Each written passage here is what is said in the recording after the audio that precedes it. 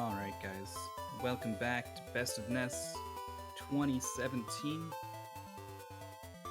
We're just about ready to go with our next game in the list. Hyrexen, gonna be doing Tiny Toon Adventures, which is a fantastic speed game. So, highly recommend that you don't go anywhere, because it's coming right up. Stay tuned.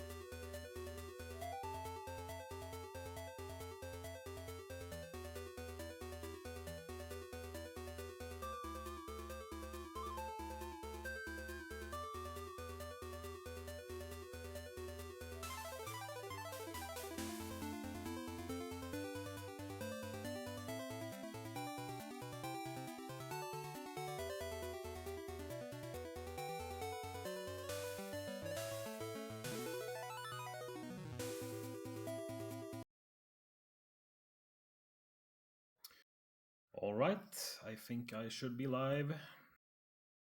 Let's see here. I'm gonna update commentary in chat. No.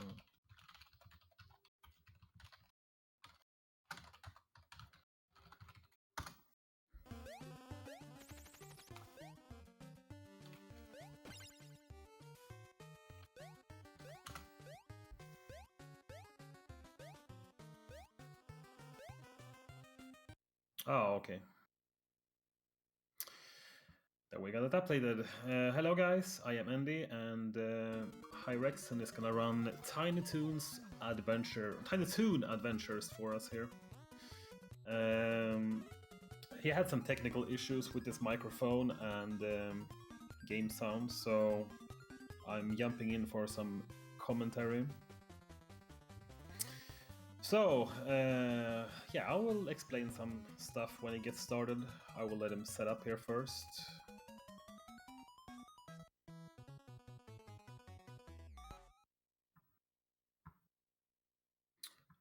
And yeah, I think we'll ready to kick off soon.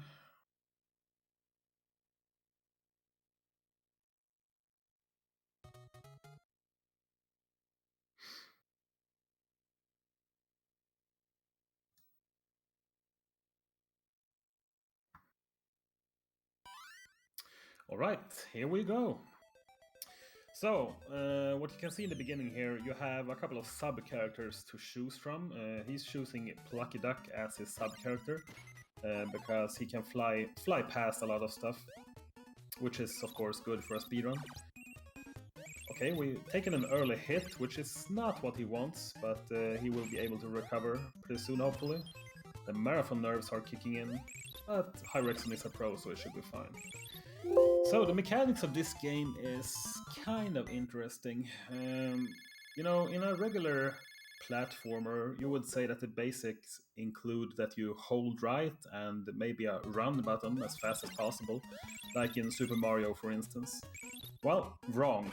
In this game, you don't want to hold right, actually. Holding right actually makes you go slower. You could see him accidentally doing that there. Actually slows him down. Instead, in this speedrun, we want to... There's a slide mechanic. So you will see him sliding to gain momentum, and then he will release the right button. And... oh! Ouch! Elmira wanted a hug, and the basic rule of this game is do not hug Elmira. It's fine though, we're just getting sent back, so you know what? Let's just pretend that did not happen, and this is actually the run getting started now. How does that sound? Yeah, that's great. Okay, warm-up phase is over. Here we go again, first stage. If Elmira gets to hug you, she sends you back to the first stage. So that's pretty terrible. But it's okay. We just pretend that did not happen. In any case, what was I saying? Yeah, you don't want to hold right in this game. You want to slide to gain maximum momentum, and release the right button and just you know, time your jumps correctly so you can get past the stage. Every time you need to adjust and hold right is actually a bad thing. Okay, we're doing this again. There's a kind of a buffer set up here to avoid to get in the door as fast as possible and to avoid her, and this time we got it right, so it's fine. There we go. Why the Japanese version? Well, it's basically... It might be a text issue, it might be slightly faster. Or no, I think actually the... Oh! He did a nice wall clip there. And a second one. Yeah, you can clip walls in this game. Every speedrun where you can clip a wall automatically makes it a great speedrun, so I'm happy he was able to show that off. You can go around, it costs maybe a few seconds extra, but it's much more swag and faster to clip the wall. So yeah, why the Japanese version in this game? It's basically because the resets are faster when doing attempts. I don't think there's any actual difference in text speed or anything. So, the first boss, not much to say. If he managed to get away, he stun locked him right away from the beginning. If he managed to get away, it gets a bit more tricky, but Hyrexen is way too pro to let the boss get away, so it's fine. Alright, we are moving on. We are choosing Plucky again as our sub-character for this. And now the kids are coming home here, so I do apologize if you hear some stuff in the background. Alright, not much to say about this stage. He just needs to time his movement, and he knows where the enemy spawns are the same every time. Oh, I'm gonna mute just for a second here, sorry.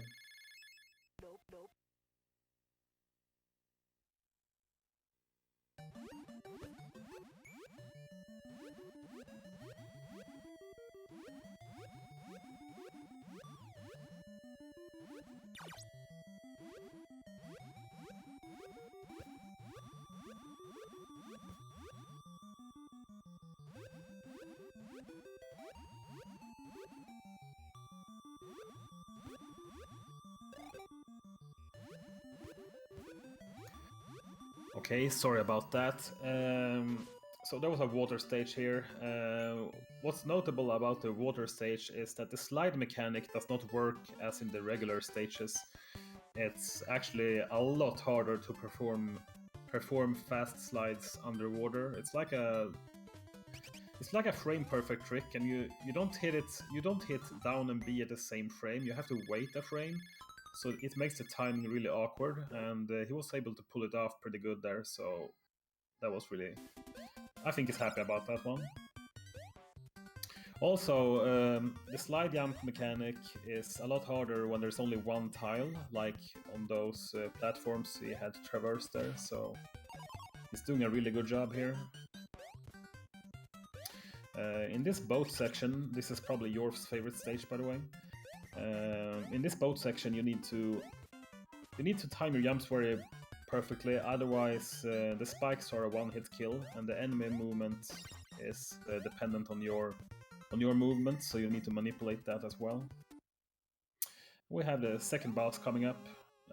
This one doesn't really pose a threat. You can almost stun lock him like the first boss. You have a good visual cue when the barrel leaves the screen. So we locked him in place. Game over, pirates.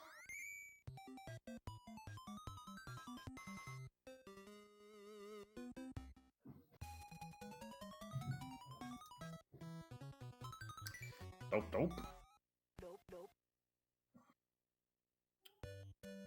So let's see okay, he's going with Furball. Nice. This is a quite new addition to the route in the game. The runner Gyarados had the record in this for quite some time after the game was featured in a Big 20 race a couple of years back. So that was, a very solid run with the strat used at the time. Then something happened. Hyrexen picked up the game, and about that time, there was a task run submitted to the speedrun.com leaderboards. Task runs are, of course, not valid, but the interesting thing in this case was that the task run used Furball, and they actually got inspiration from the task run, and they were kind of like, hey, why haven't we done this before? So the old route, you used to use Plucky in these stages, but as you're going to see in the upcoming stage here, you're gonna save a lot of time with skipping a huge part of the stage with Furball, because Furball can traverse walls, and that's gonna be very helpful in the cave section coming up.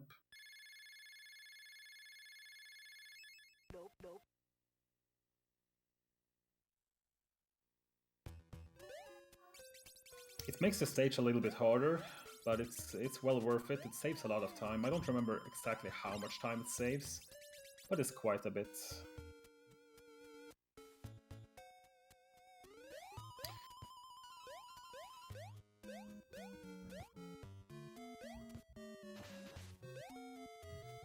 Some of the spots is faster with Plucky, but the huge time save he's gonna perform here. Look at this, he's just getting over the wall.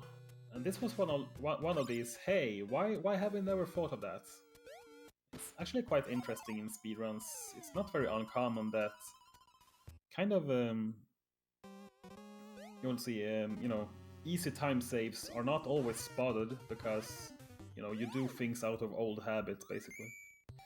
But I'm glad they found it, because that means Hyrexen has now pushed down the world record even further.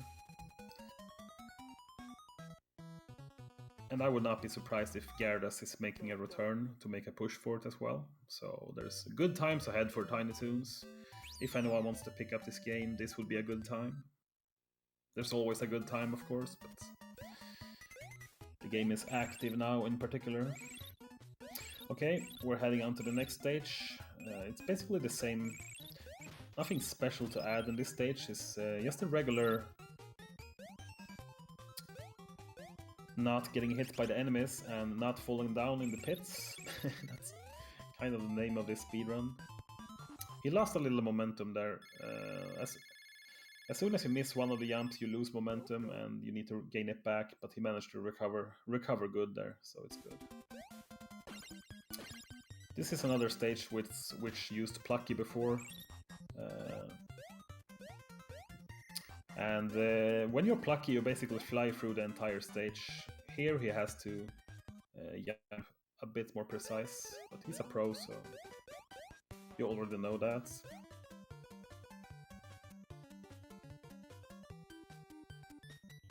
Unfortunately, the door here runs on a global timer, so there's no way to speed it up, unfortunately, but having Furball there makes it, easy. You don't have to traverse the platforms to get there in time, so it's pretty good.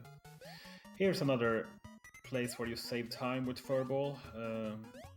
Since he can traverse the walls, you can skip a lot of these annoying platform parts.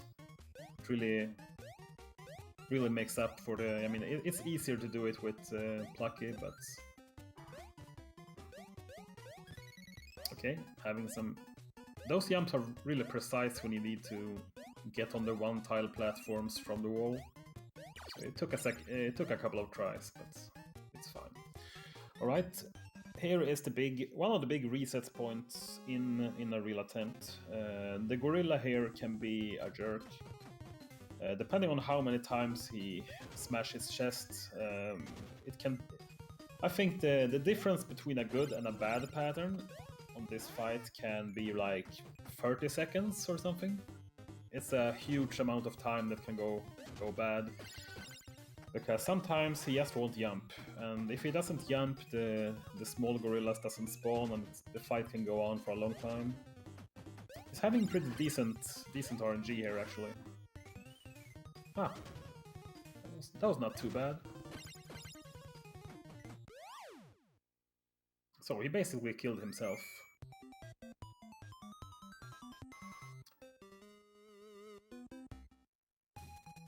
There's also the risk of a bonus stage. I don't remember why the bonus stage happens. I remember when I played this game that it happened randomly for me. Oh god. Oh, the commentator's yinks. Oh my god, I don't know what caused this, but yeah, we have a bonus stage now. Fortunately, it's pretty quick to kill yourself and just get on with the game, but oh well.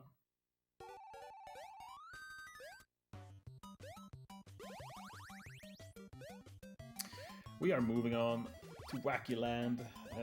So here the objective is a little bit different than the prior stages. Here you want to collect keys. I think it's keys.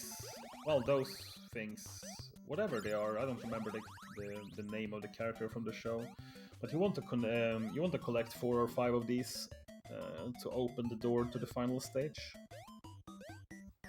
So it's actually a bit of backtracking here, back and forth, but it is fine. And when you collected all the keys, the final stage will open.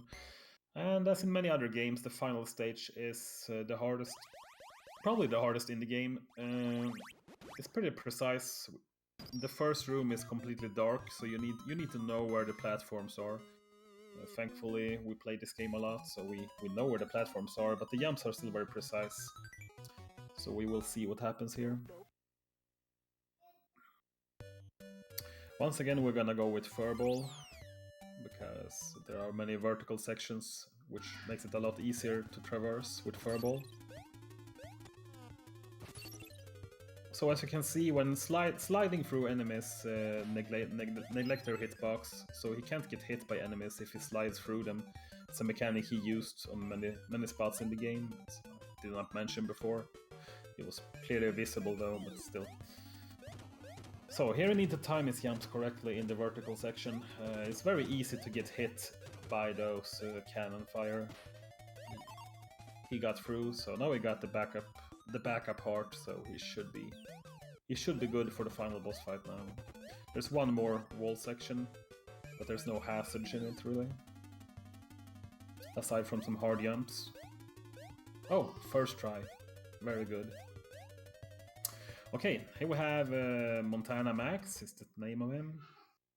And this fight is kind of random. There's some boxing gloves coming up, and they can either go short or long, and on some patterns it's impossible to hit Montana. But we got 2 good patterns there. Let's see if we can close it out. And that's time. That's time for Hyrexen. Montana Max bites the dust. The day is saved.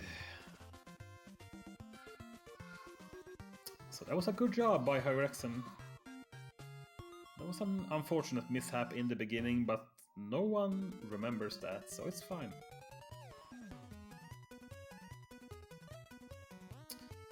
So, I know Hyrexen had some things he wanted to say. Unfortunately, his mic is not working, so hopefully it wasn't something important.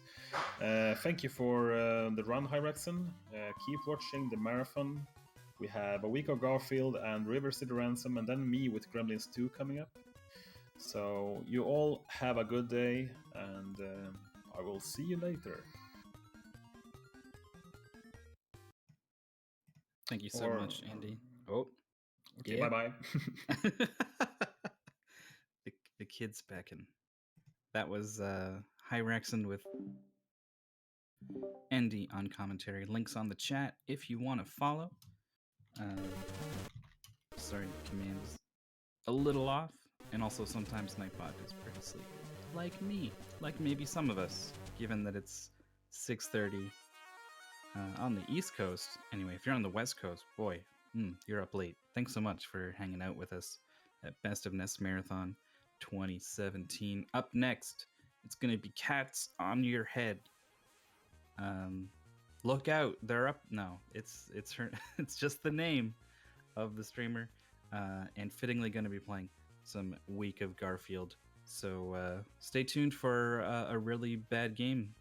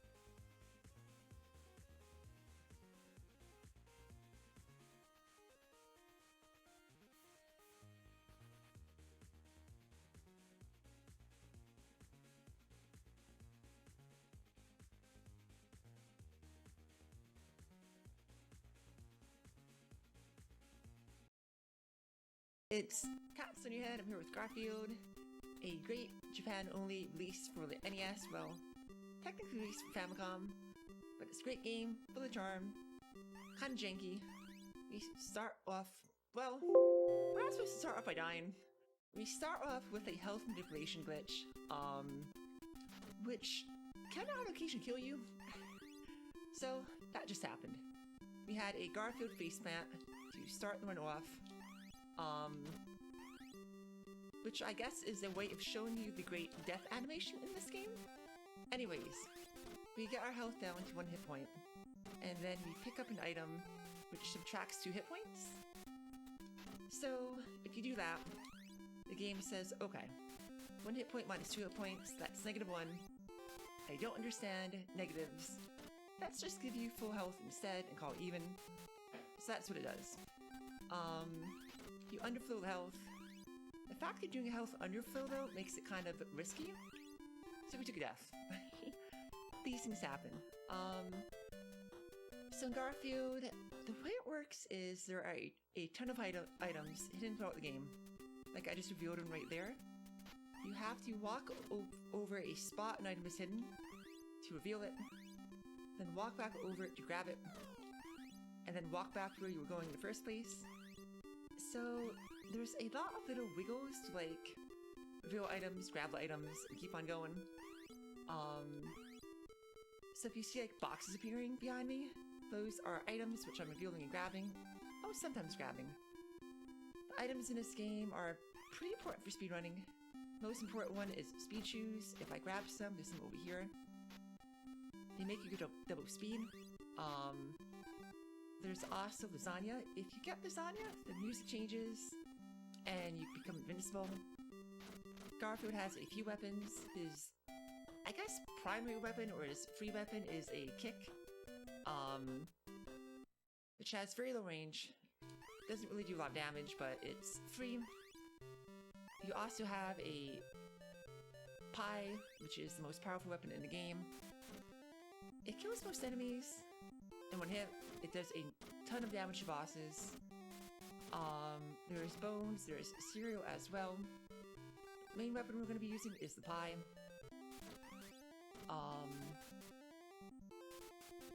So this is Wednesday. Wednesday is probably the... Ooh, fudge. That pie's not pie, that's supposed to be second pie. Wednesday's first level that can be kind of difficult. There's lots of birds in it. It has the first named area of the game, like to speedrunners, which is Bird Mountain. Bird Mountain is those hills back there, full of birds. When it comes to enemies in Garfield, the birds are by far the worst. Especially because they can fly really fast. The further on you get in the game, the more challenging the enemies become. The faster they move, the more erratic they become. And birds are the worst of these. So like all the named rooms/areas in this game among the speedrunners involve birds, just because we are afraid of them. Garfield is a cat. He should not be afraid of birds, but they are pretty darn mean.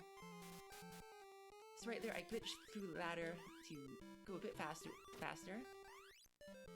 And I killed the birds outside this room. If you don't kill the birds outside and let them come inside, they are giant pains in the butt. So make sure to fight them outside. We've got the first boss coming up. Boss can throw knives at us. It's kind of weird. Boss can kill you very quickly, so this is kind of scary. Garfield doesn't get iframes. If he gets hit by a weapon or an enemy, he moves like 2 frames backwards, but is immediately vulnerable again.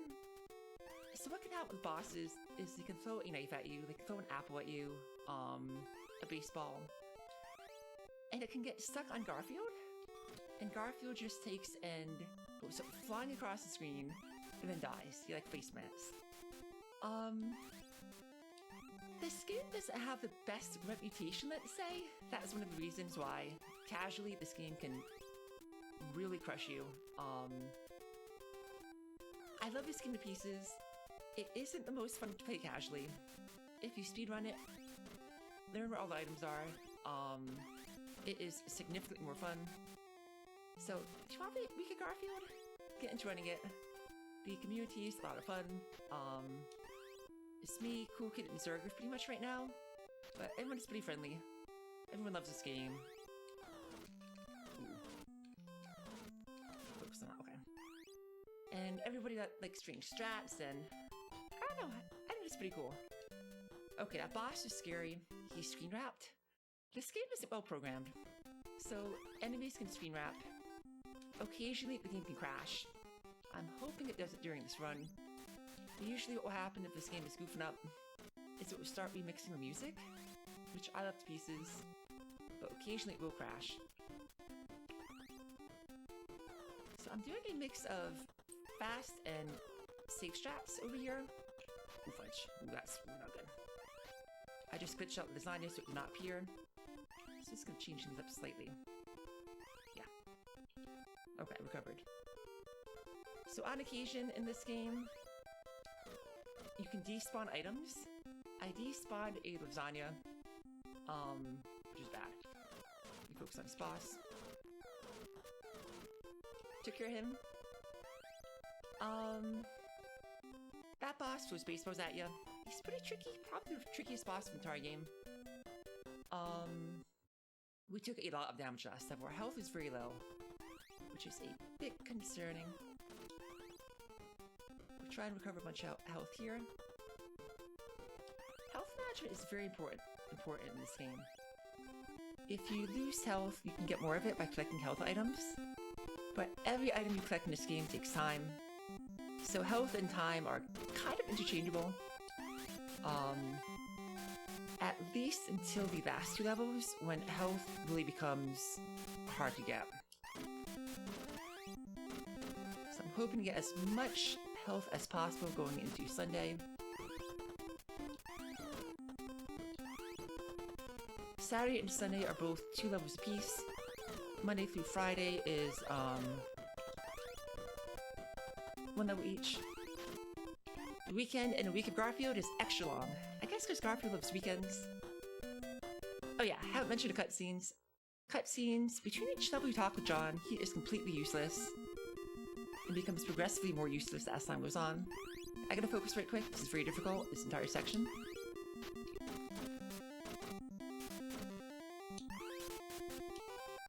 Probably the most difficult section in the entire game.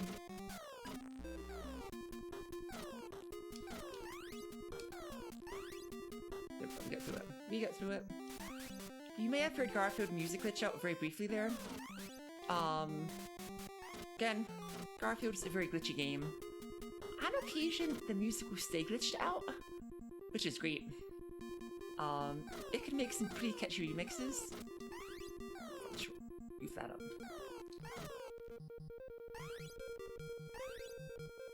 There we go. Got the shoes. We get the keys. Now we gotta get keys to go through doors. I should have said that earlier. Each of the doors in this game is locked. And if you don't find the hidden key, you can't proceed onwards. Okay, so here's Sunday evening. Has the final boss, has Odie in it. Have to rescue Odie, and he's in this level. That was a bit scary. We changed strats pretty recently. And here's a new strat. You fight the birds over here. Instead of later on. If you do that, you can grab these shoes up here, which are a great help to you. Grabbing the shoes up top instead of down below, saves a, oh dear, getting beat up, saves a huge amount of time. I'm out of pies, let's grab some extra pies. There's been a big competition for world record in this game. We've taken down almost a full minute in the last, I guess, 10 months. Let's focus over here.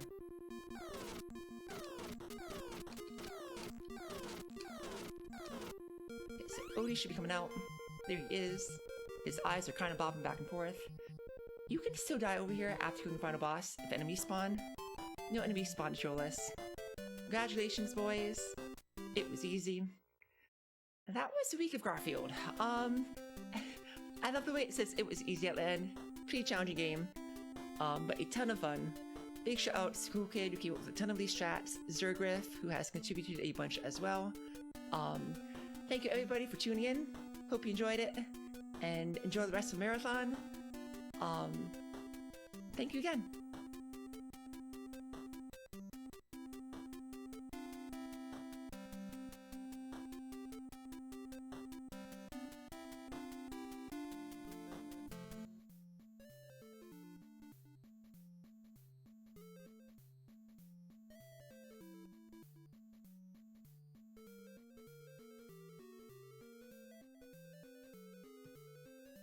An entire week of Garfield compressed into less than 10 minutes. Hats off to cats on your head. But not cats off, because the cats are on the head. That's how it works. Up next, we have River City Ransom on advanced difficulty. By pronouncing this phonetically, it's Yelsrick. But I'm going to call him Kearsley. Sort of a Dracula Alucard situation. That's right, hats off, cats on. That's our catchphrase here on twitch.tv/bestofnes. You're watching the Best of NES Marathon 2017. Top NES players playing NES speedruns for your speedrun viewing pleasure. Stay tuned while we get switched over to that next game.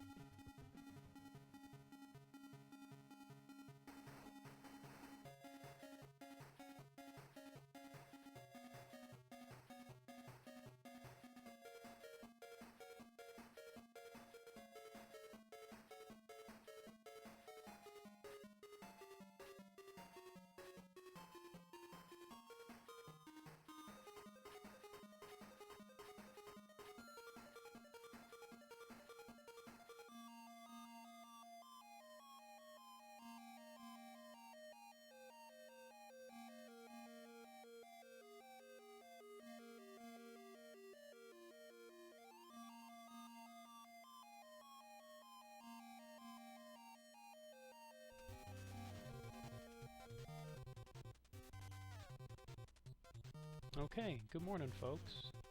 This is Yelsrake. I'm going to be running River City Ransom Advanced Difficulty. And this is going to be my last run of RCR for the foreseeable future. So let's make it a good one. So we use Ryan here to save time on some text. I'm going to run Advanced Difficulty. Not many people run Advanced just because of how obnoxiously hard everybody hits. But but yeah, we're gonna do it. We're gonna have a good time. Oreo, how's it going? Good to see you. And Liar as well. Good to see you too. As well as everybody. How we doing? So I mean, here's the story. Basically unchanged from the other difficulty. I'm just trying to rescue my girlfriend with a bunch of punching. And running. And yeah.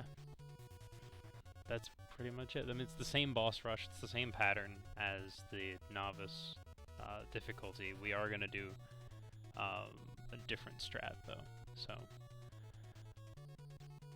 Moo, if you could give me a countdown, we'll get started.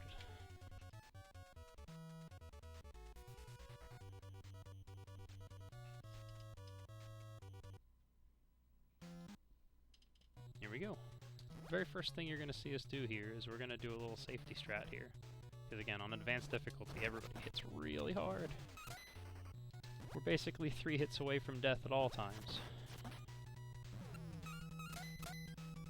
So what we're going to do is we're just going to immediately farm for stone hands. We're using a little trick here where the computer doesn't really know what to do when you have the higher ground, so it just kind of freezes, and it just waits. Oh, you are not coming? Okay. It's fine.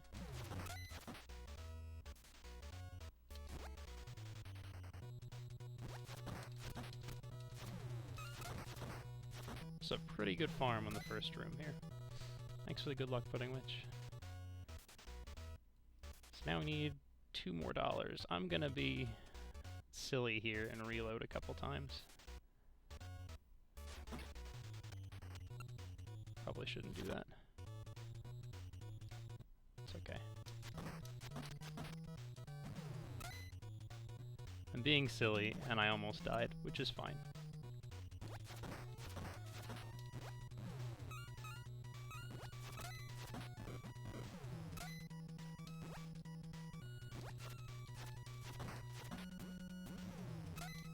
No problem, because I was insistent on doing exact change percent. I really wanted to get generic dudes on that second screen. But here we are, I have exactly 26.95. Exact change for stone hands. So we get stone hands, which is the one punch upgrade that we wanted to get. And we are good to go. Now, we probably won't take any other safety strats. We're just gonna go for everything here.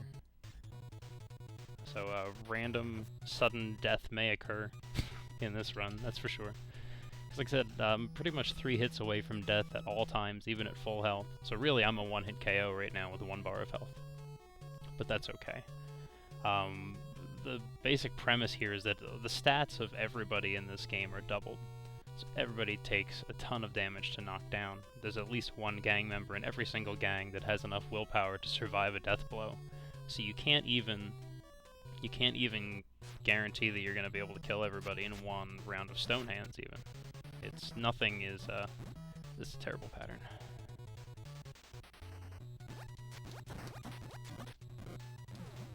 Just want that crate. We're also going to hold out here for a better homeboys pattern than that.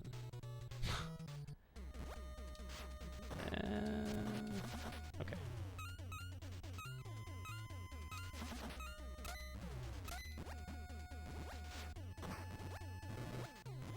It's okay. We're gonna work this to our advantage. We're gonna kill these guys through the wall. Oops, I missed that jump. It's okay, no problem. Get myself down to 0 health.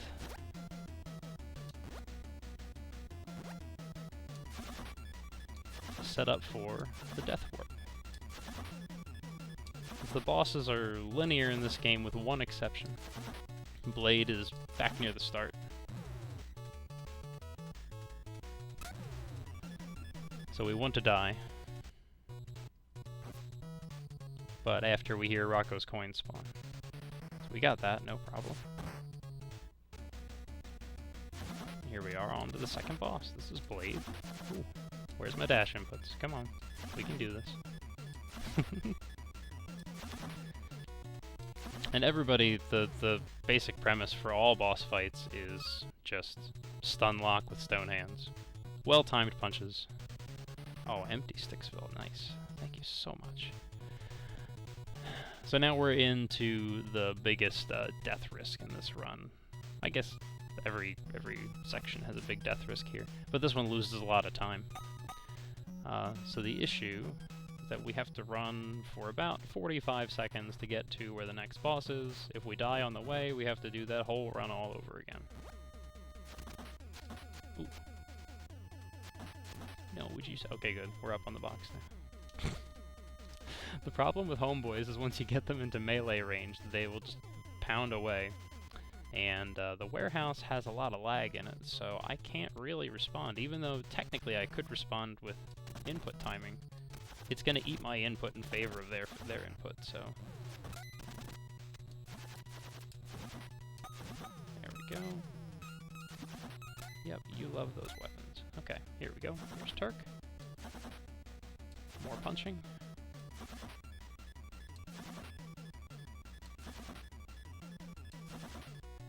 And these bosses would normally take like 3 rounds with stone hands, 3 or 4.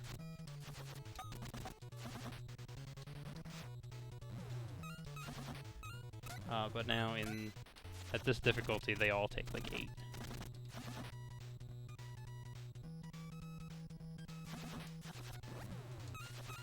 Vinny, stop it. No. Okay, good. He decided not to throw me. I think he would have killed me if he decided to throw me. 2 bars of health is not safe. Is this Mojo? Alright, we in there.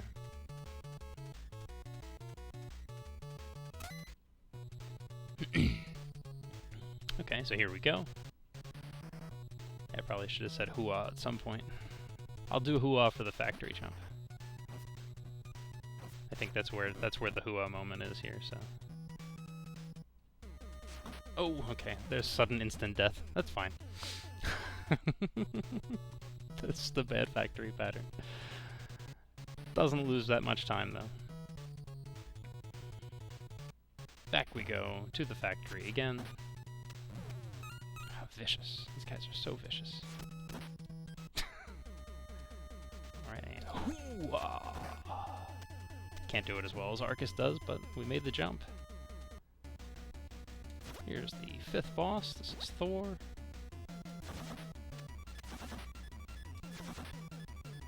This is the first one where it really starts to feel like the novice run, because the novice run, you have stone hands at this point. Except he takes 5 rounds of stone hands in novice, and he takes 7 or 8 here.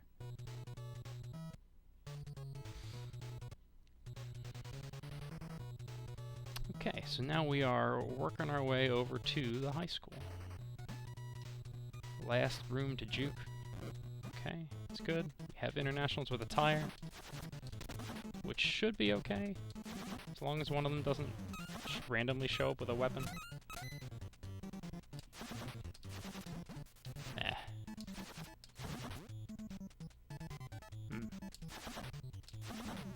Apparently I also forgot to turn off my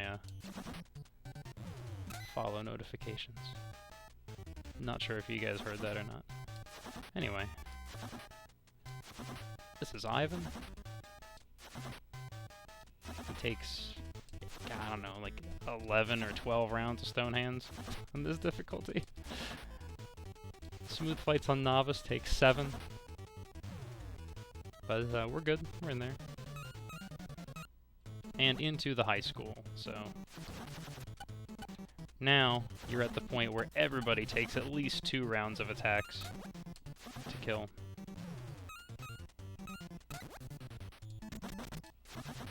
Oh, this is really favorable that they're split like this. The one guy is kind of stuck behind the bleachers because the programming is so poor. So he was trying to get over to me, he just couldn't do it.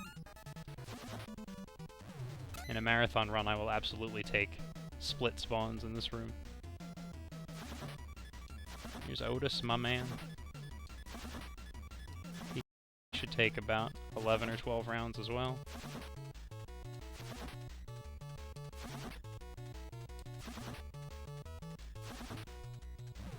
There we go.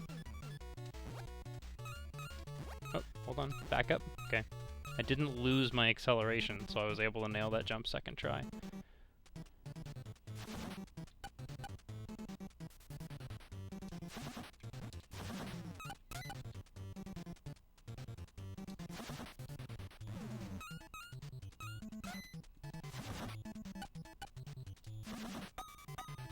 This is a really good pattern. Okay, now on to the twins. If we want to do the dialogue skip, we have to go the opposite direction. Otherwise, we layer them onto the wall.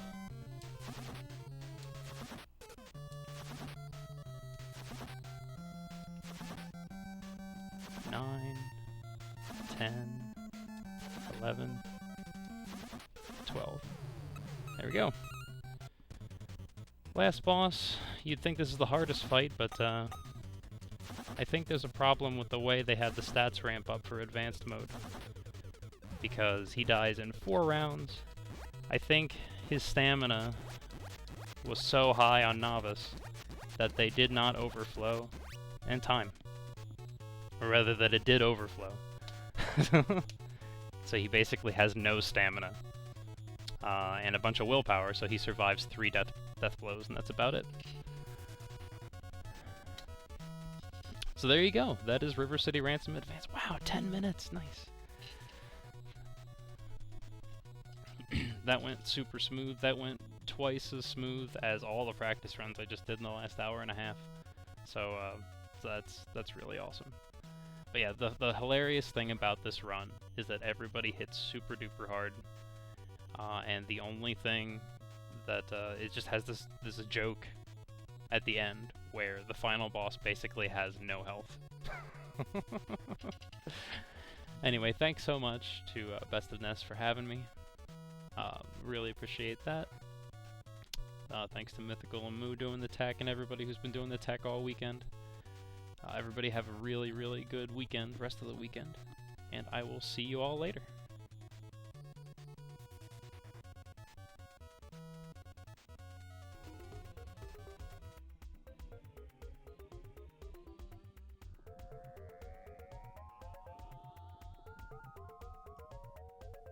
Alright, thanks so much, Yells. That was River City Ransom on a ludicrously hard difficulty. That could have fallen apart in so many ways at so many times, but a very good run. Pleasure to watch. Ladies and gentlemen, coming up next is going to be Andy Sui. He's run a couple games during the marathon already, involving various birds like ducks and penguins and squirrels. You know, my favorite bird. He's back with Gremlins. Gremlins 2, to be specific, movie tie-in game that actually came out pretty darn good with some fantastic music. It's going to be a good one. So stay tuned.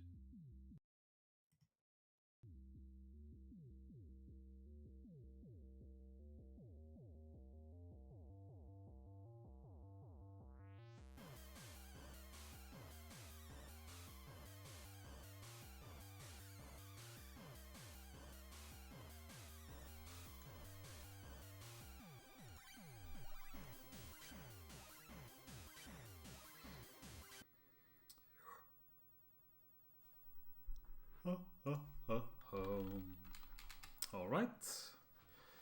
I just got the information that I am live again. We will see here. This is way from my usual streaming time. So all the kids are awake, which you could hear in the commentary I had against Hyrexen earlier. I mean. So let's see. Let's hope they keep calm so I can play Gremlins 2. It will be interesting. I have not started yet, so don't worry. We'll just reset the game here. This is Gremlins 2, also known as the incredible RNG game. There's so much RNG in this game that it's an absolutely terrible marathon run, really. Anything can go wrong at any time, basically, because a lot of the enemy patterns are random and sometimes even unavoidable. But we are gonna do it, give it our best here, and I'm gonna start. Timer starts on the character control, so I will count it down in 3, 2, 1, go. Okay, here we go. Let's see. The very first enemies in the game can troll you, but they didn't, so that was fortunate. So this is a Sunsoft platformer, top down. Really solid game overall, one of my favorites on the NES. So what I want to do here in the first stage is try to avoid the gauntlet of bats and tomatoes here. Thankfully we got through without taking a hit, which is good. I also, if I can, want to collect some crystals on the way. So we'll see what happens. And I also don't want to get knocked down in a pit, because that also happens a lot. Take that, spider. An intentional damage boost to have some iframes for that part. There are way too many enemies stacked up there, and then they can knock you back in the pit. So if you take the damage boost on the spikes before, you can actually avoid that. So that was a free crystal. I needed to wait on that platform cycle anyway, so I got a crystal while I was waiting, which is good. Crystal is like the currency in this game. You need them to buy stuff, buy upgrades in the shop.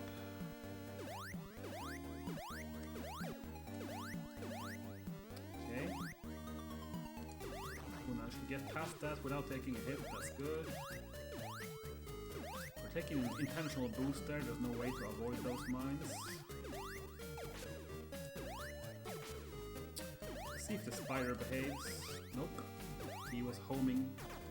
Sometimes the spider is homing, so you can't really avoid him. Here's the only safe approach I will do in the run. If you're playing a world record attempt, you skip this pogo.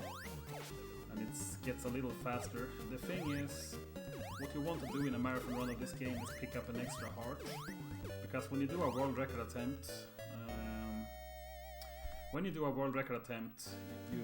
you maybe finish like 1 in 10 runs or something, and I don't like those odds for a marathon. So I am opting, because grabbing that pogo on the previous stage is the fastest way to get the crystals you need. And again, the enemy movement is random here on the helicopter dudes, so I'm getting pretty lucky here.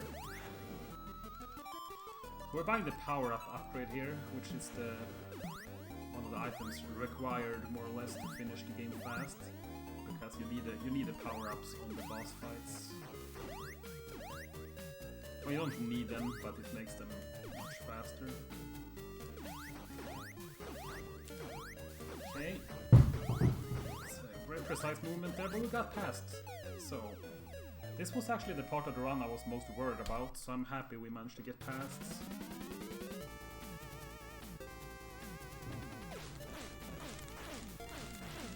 So I found a magic pixel here for this guy. So we managed to not kill him at all. I mean, he wasn't being a threat, really. Usually he jumps around, you know, it's a yerk in general, but he didn't have the chance. I picked up that stopwatch to manipulate the platform movement on those things.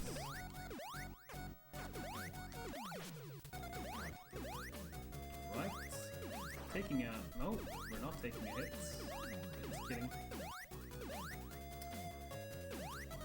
Alright. So... let's see what will happen here.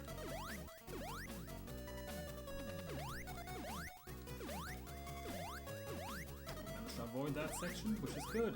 We still have our... I'm not gonna jinx it, but we still have our... we still have our balloon, which is really nice. There's a tricky platform section coming up.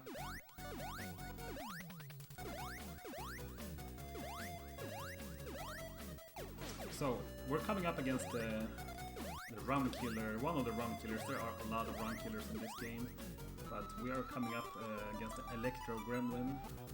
And this is mainly the reason I picked up the safety heart, because this boss can, if you're unlucky, this boss can basically drain all your health.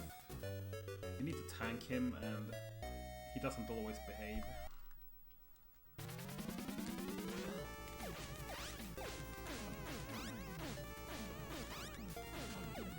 Like this, he's just moving around. That was fairly okay though. So, next part of the game, let's see here. These random hat-throwing dudes are the worst part of this stage. Otherwise, this stage is kind of a breeze compared to many of the other stages.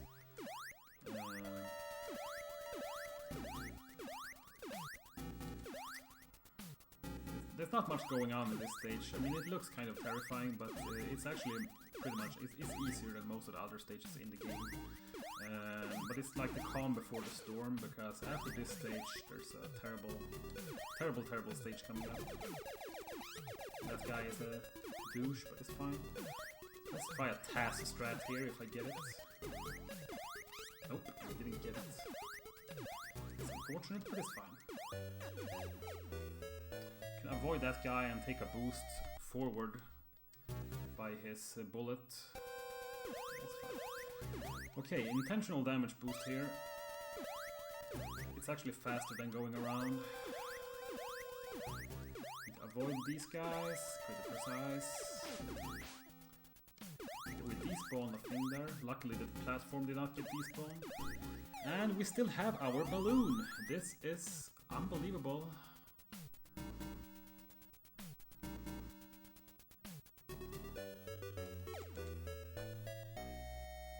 So now to get to the machine gun gremlin. He's thankfully not as annoying as the Electro Gremlin, though he gave me a bad pattern this time. It's fine though. Final stage coming up, the Crusher of Dreams. Like any other Sunsoft game, this stage is incredibly hard from a casual perspective. see if we get a good pattern. We did. Oh, we got through. Thank God. That was the hardest part of the stage, probably. Those helicopter dudes can really make a mess. Some precise movement to avoid the mines there. Nice.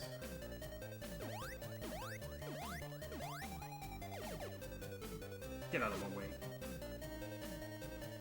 Alright, we only have the final boss coming up left now. Come on, really? That was like the first mistake in the run. Not based on RNG. Oh well. Was going too well, I guess. So can't complain. Okay, final boss coming up.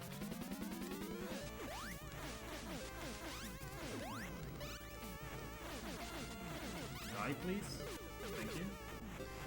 Time is coming up soon. Time. 7:56, sub 8 in a marathon. That's really good. Infested Rich and I, and on later date Mentula, have pushed down this game quite a bit. The world. Oh, watch out for epileptic seizures now. By the way, there's gonna be a flashing screen. But yeah, before Infested Rich and I started running this, the world record was 8:34, I think, by Mecha Richter, the OG runner of this game. But we found some new strats and we pushed it down quite a lot. But that was a smooth run. I had pretty decent RNG, and the world record is currently 7:32. And it took an insane grind of like 5,000 attempts to get that, so I'm pretty happy with that time. But I'm also happy with sub 8 in a marathon. So, that was my last run for this Best of NES. I'm really happy overall. Thank you so much for having me. And you keep on watching this great marathon, guys. It's one of the highlights of the year for me personally, and I hope it is for you too. So, you all have a good time watching the rest of the runs. Next we have Chambers coming up with Jaws and Who Framed Roger Rabbit, and then we have a Toad block, so there's lots of great runs still to see. So, have a good one, guys, and see you next time.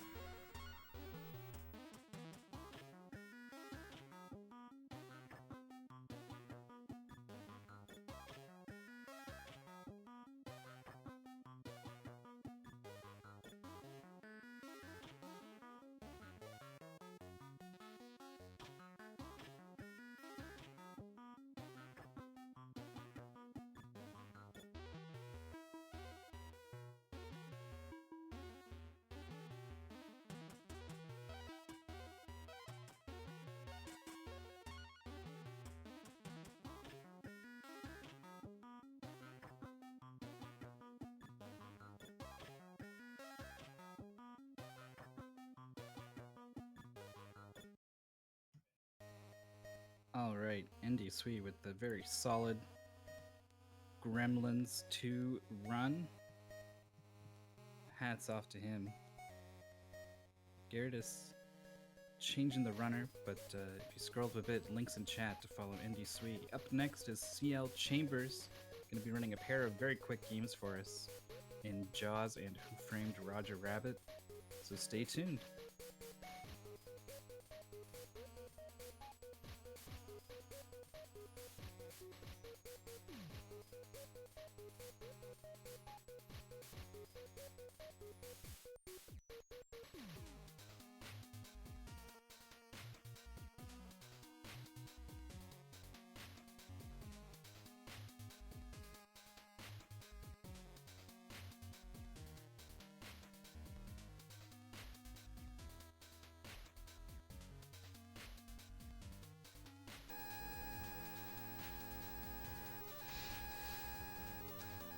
Alright, and welcome to Jaws for the Best of NES Marathon. We're just going to go ahead and get started here. The timer is going to begin in 3, 2, 1.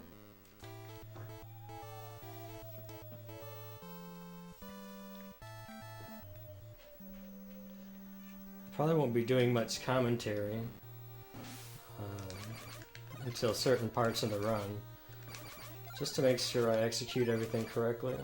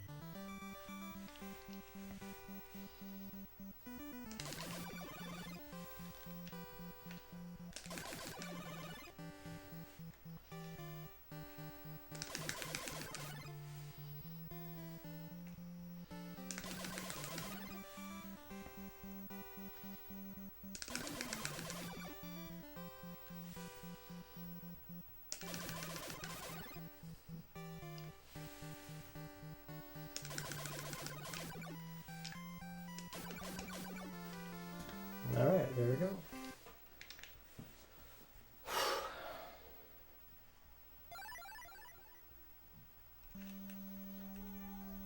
So this whole game is routed.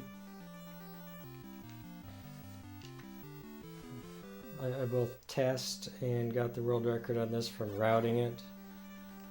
All of the RNG can be manipulated. You just have to patternize the entire game.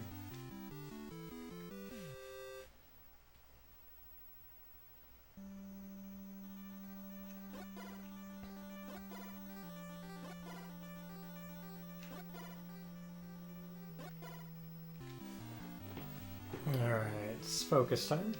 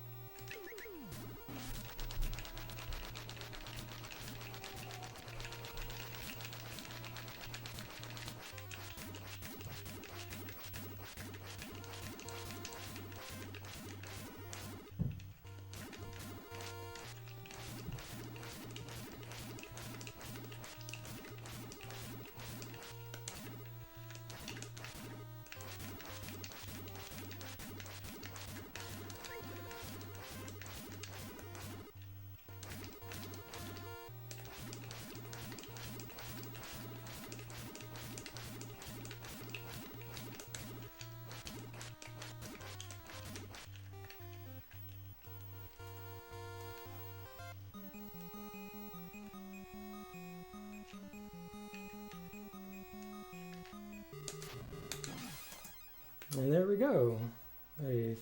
3 minutes and 34 seconds of Jaws. We'll let the victory music here go. Thanks for the GGs, everyone. Yeah, so this game is completely randomized. I got the world record on this game after having only played it for 1 week. Because I'm a creature of habit, so I started doing the first encounter the same way every single time. I realized that I could just patternize it. So I took everything that Jam Evil had done, because it was a good example of how to execute the game, made a few adjustments, carved off some more time, and then just mastered the Jaws encounter. But this is within 5 seconds of the world record here, so that kind of gives you a good idea of what the run looks like. It's pretty execution heavy, it's pretty intense.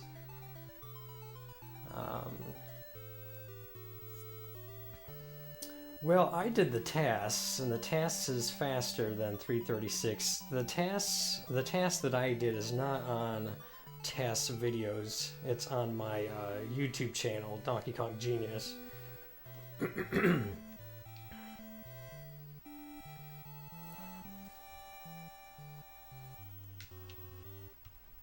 Alright, so we're going to switch over now to Who Framed Roger Rabbit. Who Framed Roger Rabbit is a very RNG heavy game. And so my world record is 4 minutes and 13 seconds. However, we're not going to see a sub 5 minute run of Roger Rabbit today. I have 10 minutes. I am basically going to take whatever RNG the game gives me, and we're going to play it out, having memorized where all the locations are in the game. I may have to reset once or twice depending on where certain items are located.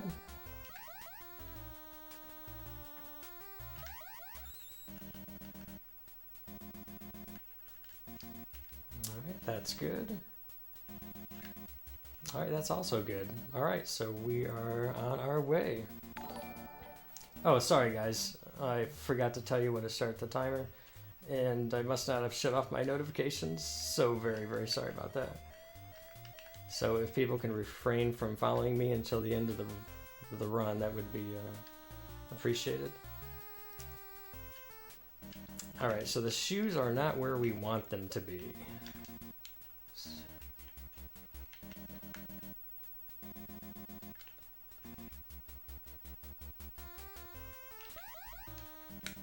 Yeah, so very sorry about the timer, guys.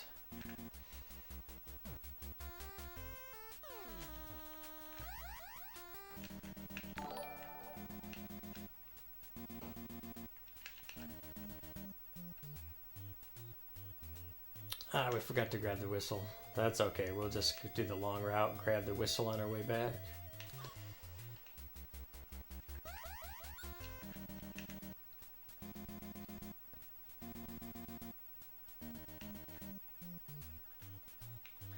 So this game's RNG is extremely complicated. I wrote a lengthy article about it on speedrun.com, kind of explaining how emulators do not properly emulate NES hardware in order to properly emulate this game. Every now and then these weasels will get you. And you just have to choose the correct punchline, and then they leave you alone and you don't die.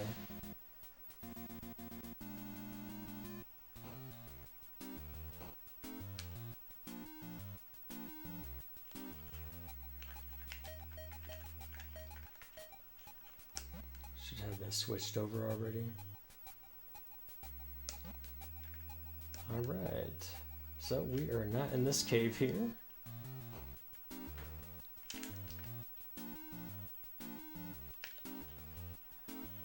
So like I said, the RNG is really bad in this game. But once you memorize where all the items can be, then you can go through the game quite quickly.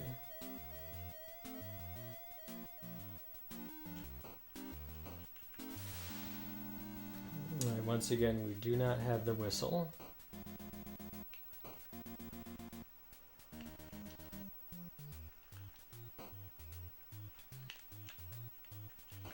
So we're going to take this long route here. The whistle enables you to bypass a lot of this because you can pretty much call Benny the cab here anywhere you want it.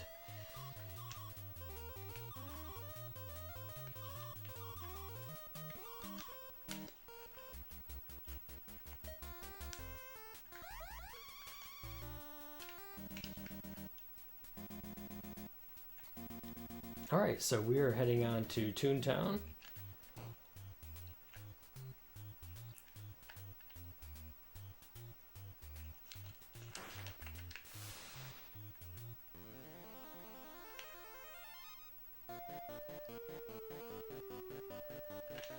And when the weasels start to pop up, you can manipulate them by being out of your car when they spawn.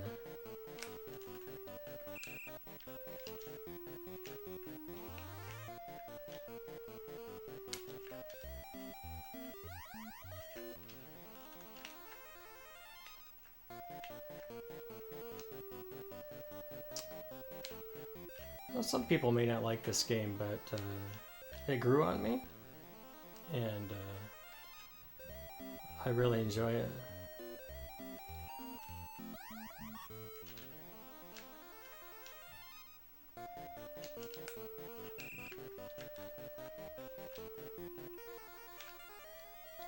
So your goal is to pick up 4 will pieces.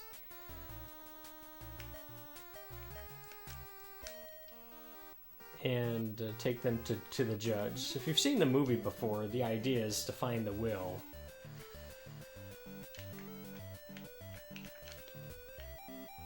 While trying to keep the weasels and everyone away from the rabbit.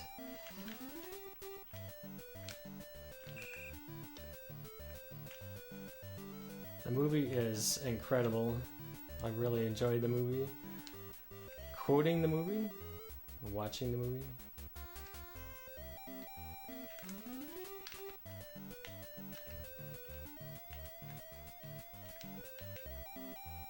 Nice. I love the fact that they had the character not blink.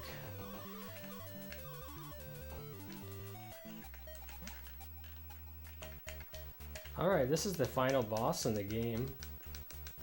And this guy is very RNG.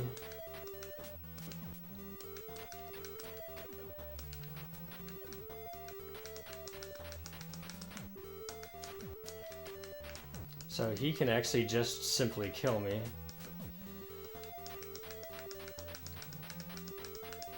But our goal is to sit here and punch him in the face and hope that he just takes it.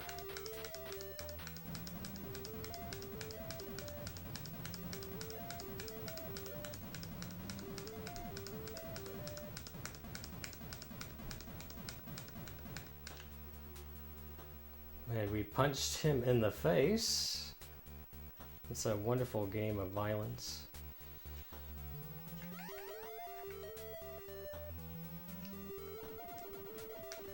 And ready and time. So that's 6 minutes and 50 seconds of Who Framed Roger Rabbit. Sorry that my 2 games weren't longer for you folks, but I hope you're able to catch them and definitely enjoy that. So with that, I'll allow Best of NES to take over and switch to somebody new. Thank you for watching and hanging out. I really appreciate it. Glad things went as well as they did today. So everybody have a good time.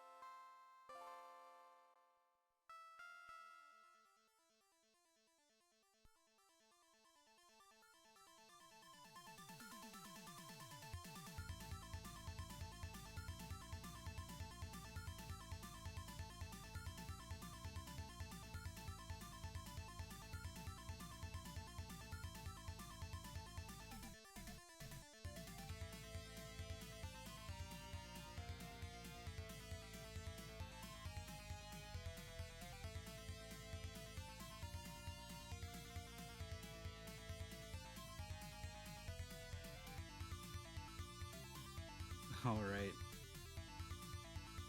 Man, that was an amazing Jaws run. Not to take away from Roger Rabbit, but Jaws was just a couple seconds off world record, a couple seconds more off of the TAS, the power of RNG manipulation. That was CL Chambers 00. Links in the chat if you want to give that runner a follow. And we're going to have a schedule change here.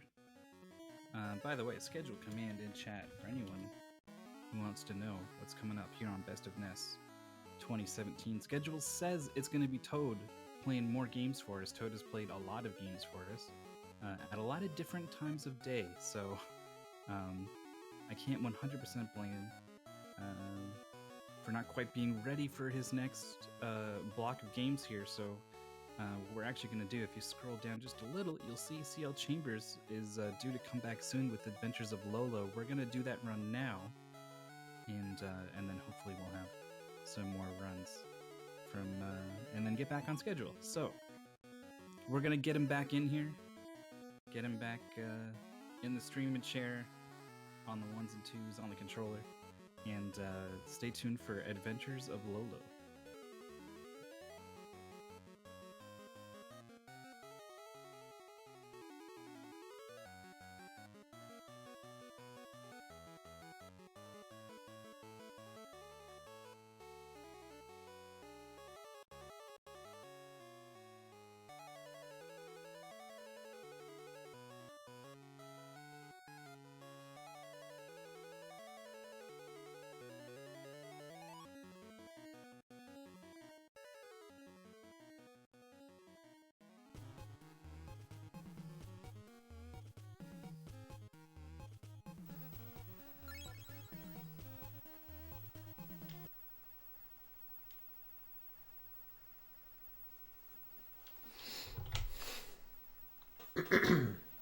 Alright, well, looks like I'm up again.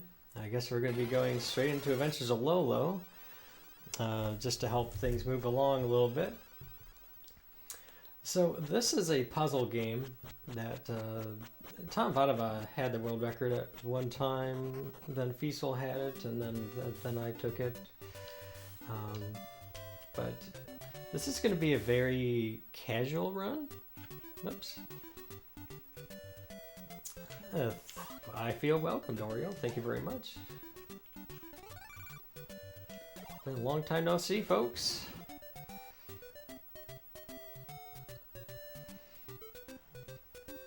So, with this game, there's a lot of task strats that I try to pull off. I decided not to go for any safe strats today, so I might die a couple times trying to execute a particular puzzle, but I would prefer you to see how that puzzle is best executed, and it doesn't take very long to do it. Also, you'll notice at the beginning of every puzzle I will be doing a slight hesitation or pause. This is for the fact that I haven't played this game in a long while. Memorizing all the puzzles in the very first movements of every puzzle is kind of hard. So what I did is I made a audio cue that actually fed me information during the run. So about 5 seconds before I would finish a puzzle, I would basically know exactly what the name of the next puzzle is and what direction I should be holding, just to kind of help out, carve off those extra seconds. Also, I did shut off my notifications for follows, so nobody needs to worry about that this time.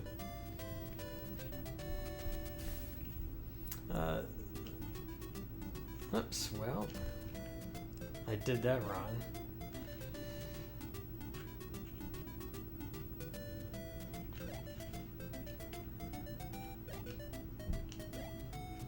As such, we'll have to just finagle that bad boy.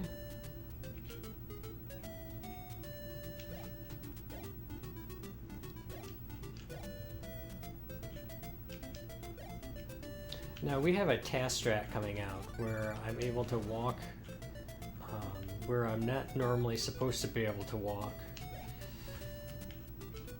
Right here, I somehow manipulated this enemy here so I can walk next to him. He kills you if you walk next to him.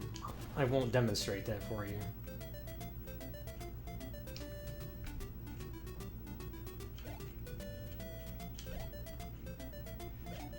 Oh, and the timer should have started. I'm so sorry. That's 2 for 3 that I didn't tell you when to start the timer. So I do apologize once again.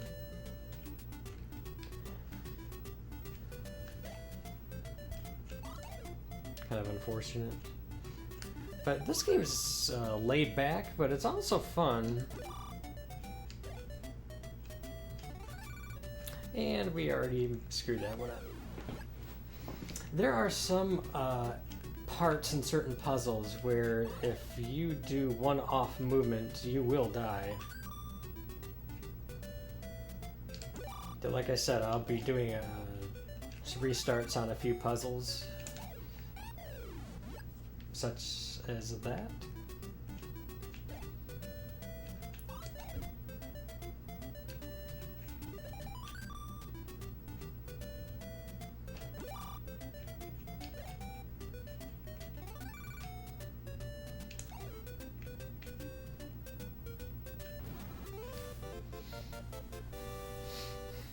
And also there'll be some good examples of how different puzzles can fail if not executed correctly.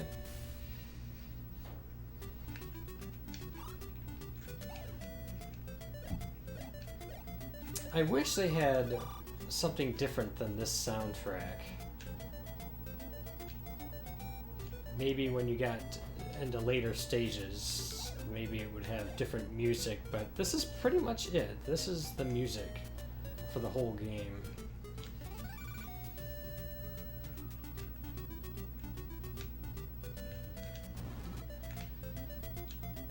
You'll see some pretty cool stuff like that where you use enemies to block attacks.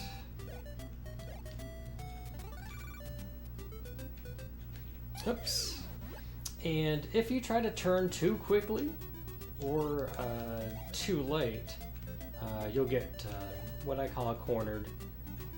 Well, you'll run into an object, you're not doing what you're supposed to be doing, and you get killed. So that's a good example of what I call cornering. You have to be on the full block. You can't half block anything.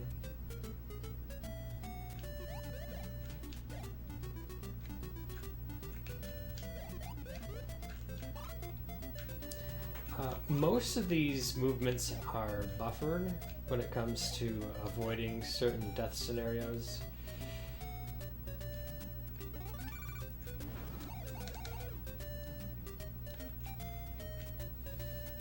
But occasionally there are slight hesitations that I do on purpose.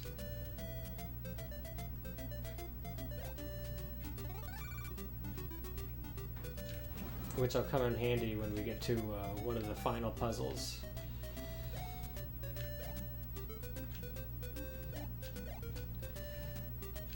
Now, the world record route that I use here for this game still isn't optimized. I still have a mistake on one of the puzzles. So a couple seconds could still be carved off. This is an example of where I'm using hearts to protect myself. If you're standing on half a heart, they won't kill you. Or if you're not fast enough trying to do a certain puzzle, they will kill you. So we'll have to do this casually now.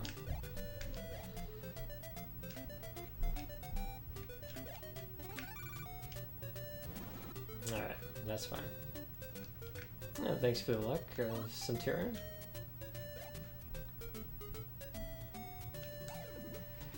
One of my favorite parts of this game is that when you die, Lolo goes into this really strange, frantic animation where his tongue sticks out and flaps about. It's kind of cute, really.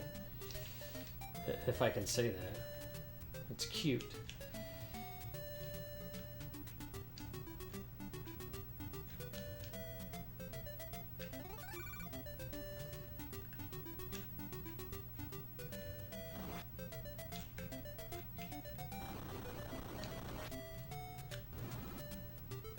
Some of these puzzles look rather neat when you do them quickly. This is a good example of looking neat.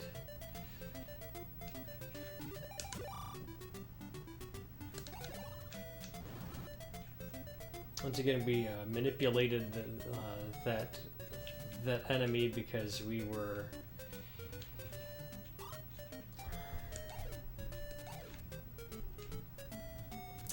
half on a heart at the time of this movement.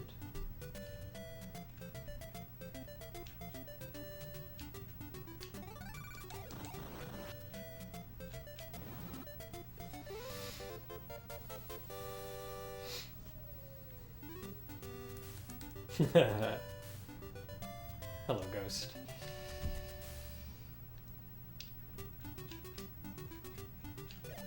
It's Lala. See, Lala is the red version of Lolo.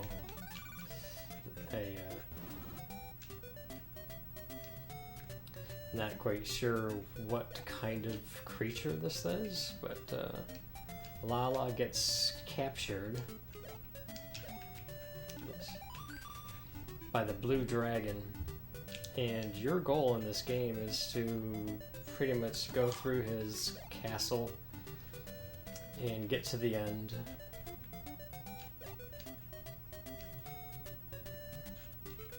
Oh, let's go ahead and grab this while we're over here. That's right. We are going to go through the labyrinth to take back that which he has stolen.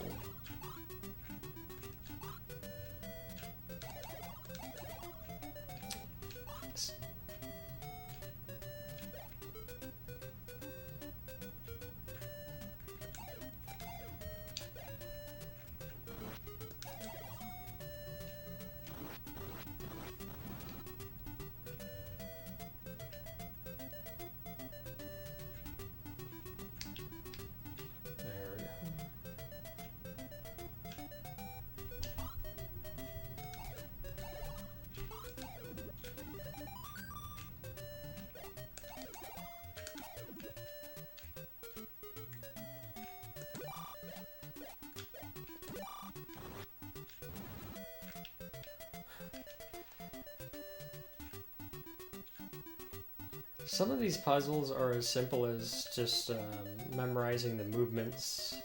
On puzzles like this, there are no moving enemies.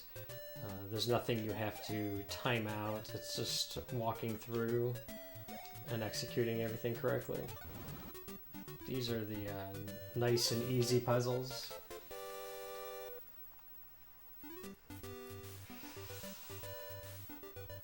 I do. I remember it.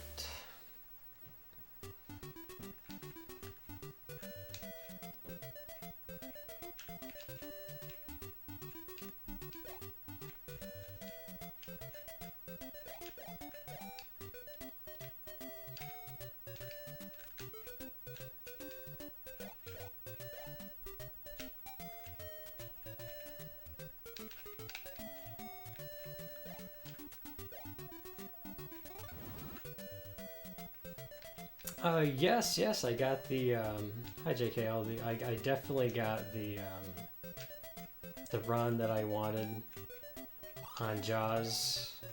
Nice clean run of Roger Rabbit. I was very pleased, very pleased.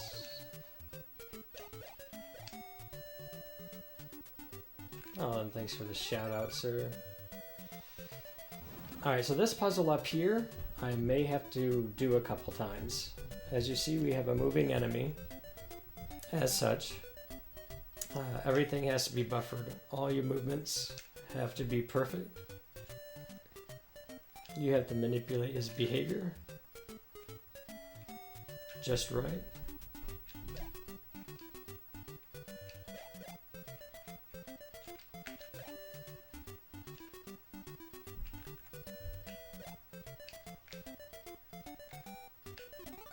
And we got it first try. There we go. Nice.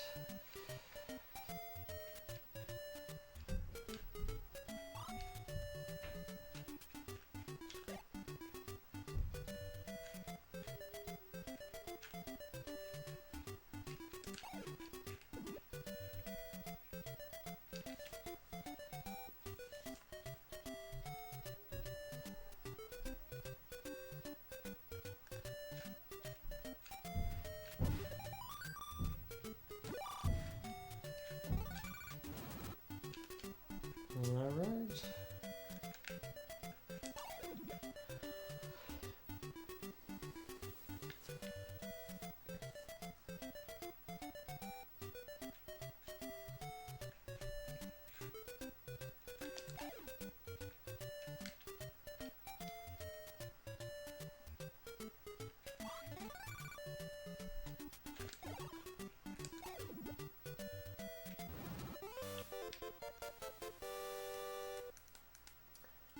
Alright, we are more than halfway through the game now.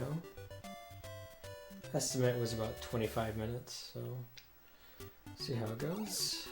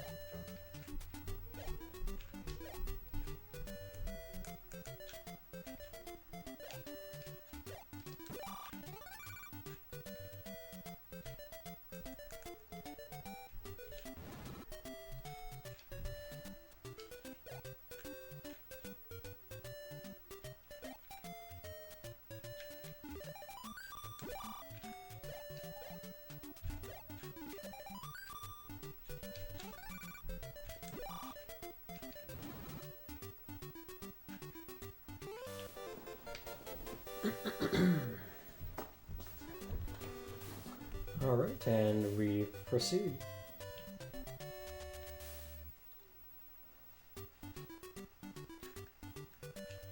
And we're on 8, so we got 15 more puzzles till we reach the end of the game.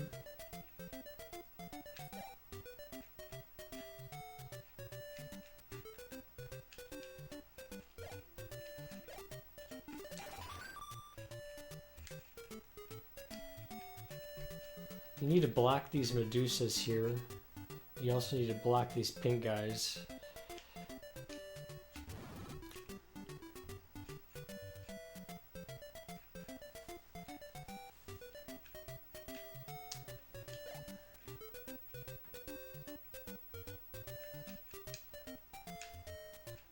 Had to pause there for a second.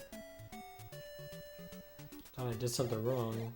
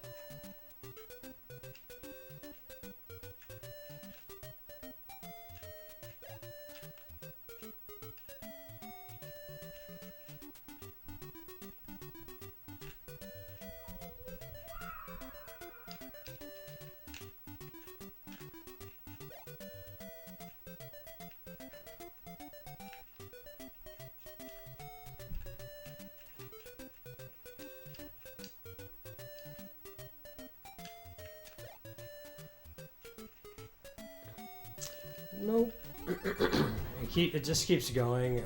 Once you, like right now, I have a little bit of a break from the music and from the game. And then we're back to it. You just have to constantly be executing stuff. You can't look away because you will die. Or you'll lose time. Either is bad.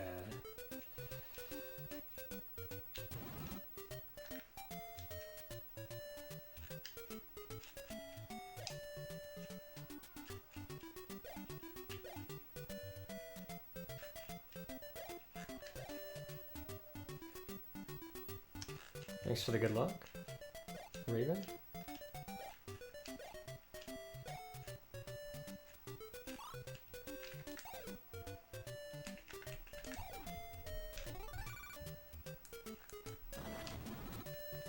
Alright, so we're going to try to pull off the task strat on this board, which requires really good timing and rhythm with my shots. I might have to restart this puzzle a couple times, but like I said, I would like to show you what it looks like. Alright, that's perfectly fine. And we can just continue right there.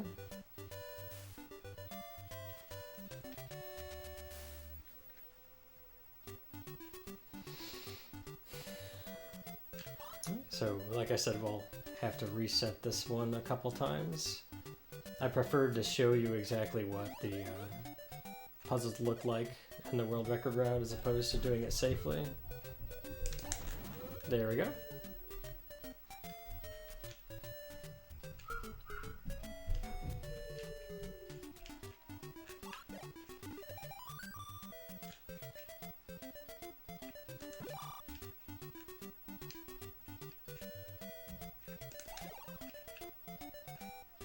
Now we're just using this as a timing buffer, saving the time to push that over during a period where you have to wait anyways. So that works out nicely. And we failed the puzzle because I didn't press up, but that's okay. You get to see it again. That is another example of how a puzzle can fail. I failed to press up. I was supposed to shoot up, but because I shot when I wasn't facing up, I lost my shot. You can't get that shot back.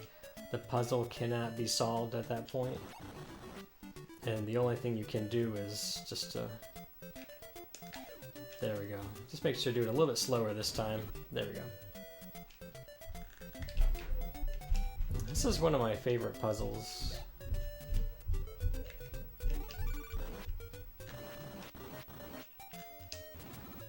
Because it looks really neat when you do it quick.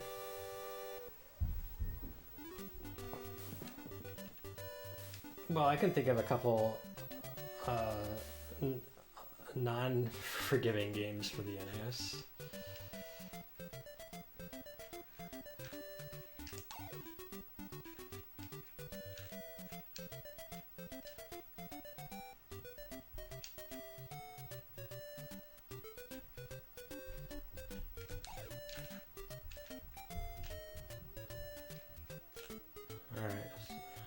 So I had to do a backup on that because I failed the movement. And now we wait.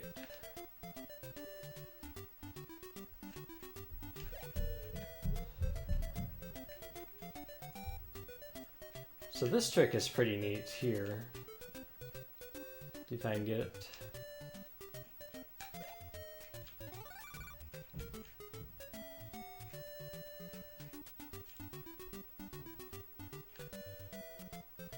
It looks like it's gonna get you, but it doesn't.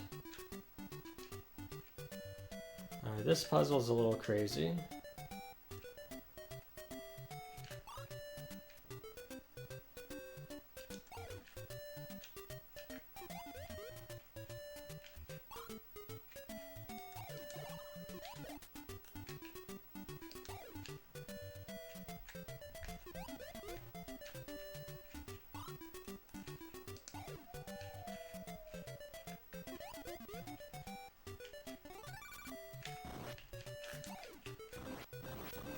Yeah, we got it first try. Very nice.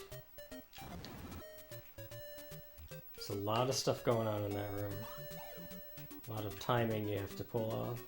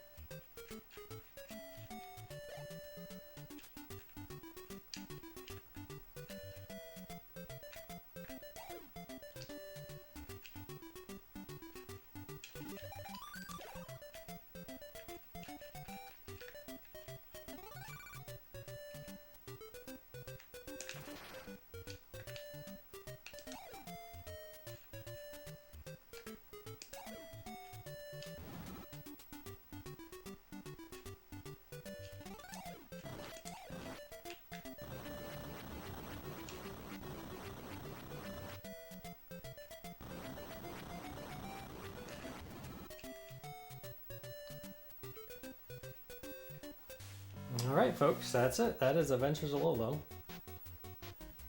I hope you enjoyed the music.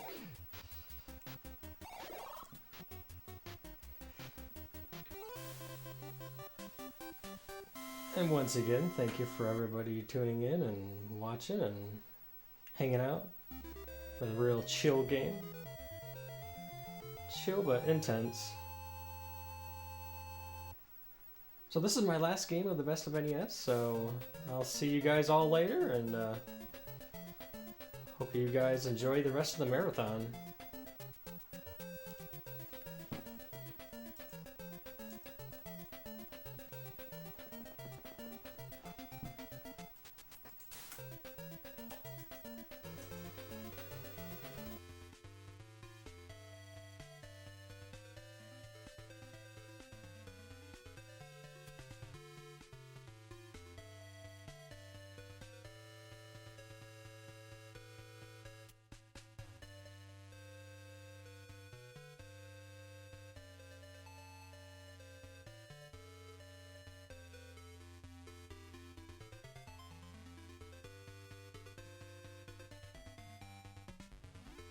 All right, thank you so much for CL Chambers. You know what? I enjoyed CL Chambers so much.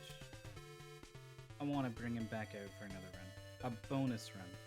We're gonna be we're doing it live here.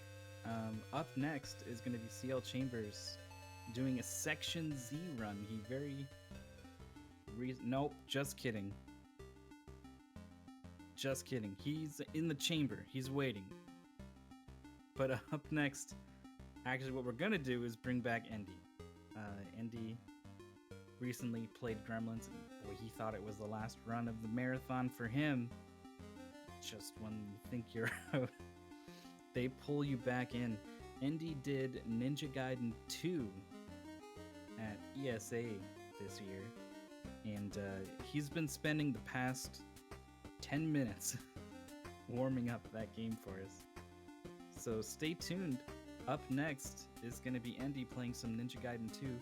It has a really long subtitle, like Dark Sword of Chaos or something. I don't know. Whatever. We'll just call it Ninja Gaiden 2, and we'll enjoy it. So stay tuned.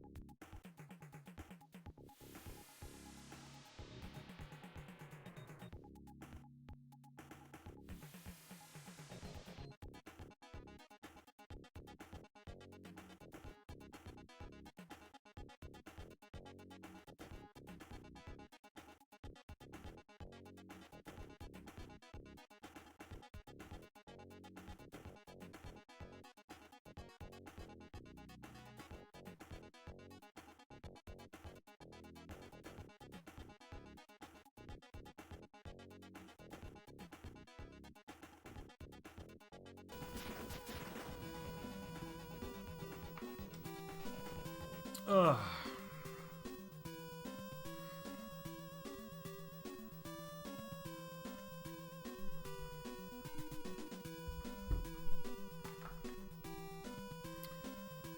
Alright, it seems like we are back live again. I did not expect this, but we have some issues.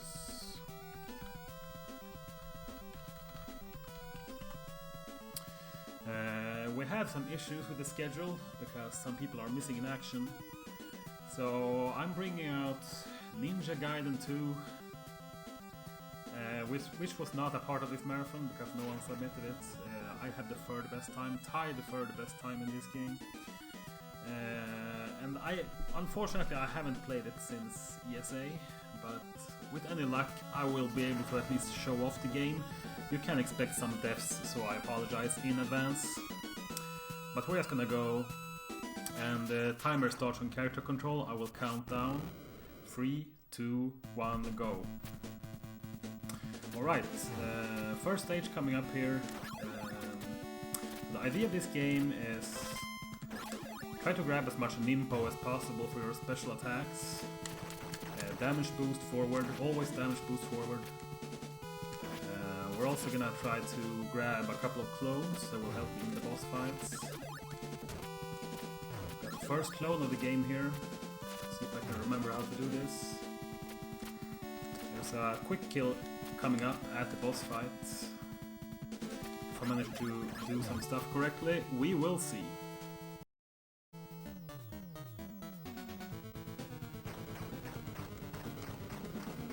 Look at this, it's like I played yesterday.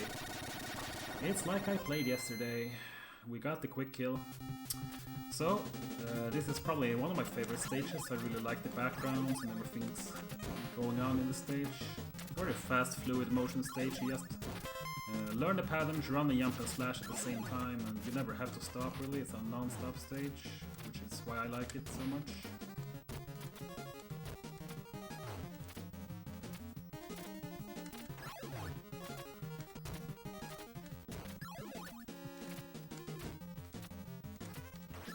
Look at this, we got through this one as well.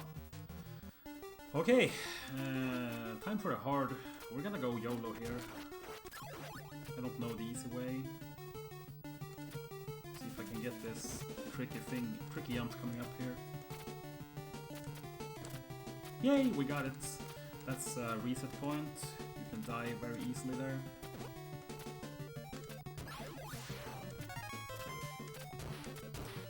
We're gonna try and catch a wind cycle here. They added elemental weather hazards in this game, so this stage is wind. But I managed to catch a very nice. Oh god, that's not good. Okay, we are low on Nimpo here, so I'm gonna have to do a backup kill on this boss fight.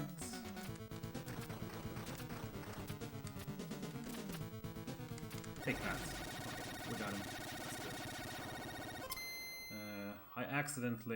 I did a mechanic called the wall slash, which makes you traverse walls faster. The problem is I accidentally pressed up B, so I threw some Nimpo. So I did not have enough Nimpo to quick kill the boss, but I managed to handle it pretty well anyway. This is Arceus' favorite stage. Little lemon trees in the background.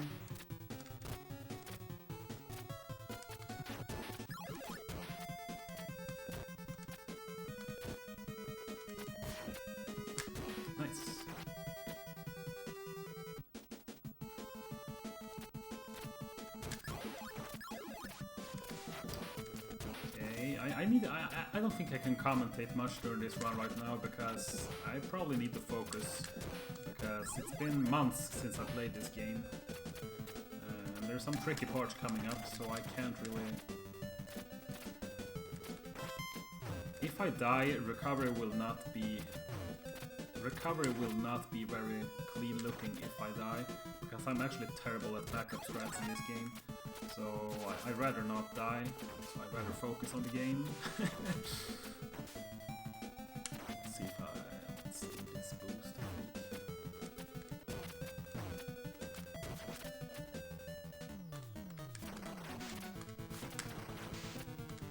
Okay, got him.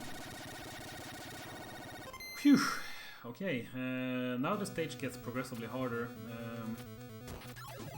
I just hope I can remember what to do. This is one of the hardest stages in the speedrun, I would say, if not the hardest. It's very easy to die, like, everywhere.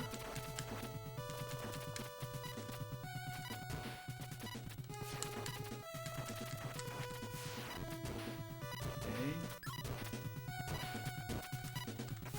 We missed the scroll, but it's fine. There's a backup scroll a little further on here.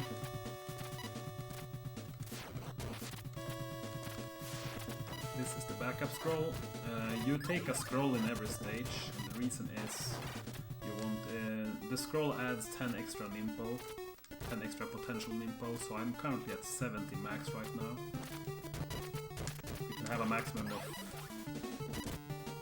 I don't remember what the maximum. I think it can actually go above 100, but 100 is what we aim for in the speedrun.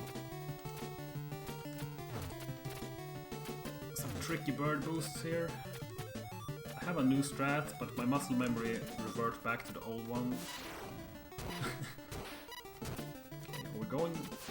I'm not sure what we're doing here. Oh, okay. No. Okay, it's fine. I kind of mixed my new and old strats there, which is not a good idea. That over the wall strat is terribly difficult, but I tried for it. We have to do some backups now, unfortunately. It's fine though.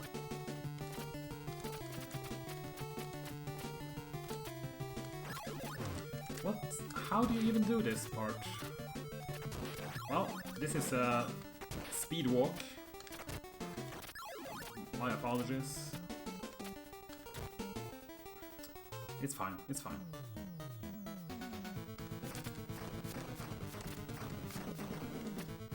We need to hit him one more time. It's fine. That was a pretty good recovery. So yeah.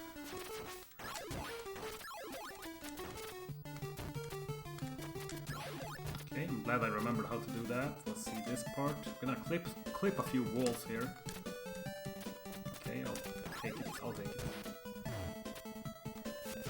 There's a next wall clip coming up that is even more important. Let's hope we can get it. Okay, that was perfect actually. Okay, so this is Yorf's favorite stage coming up here.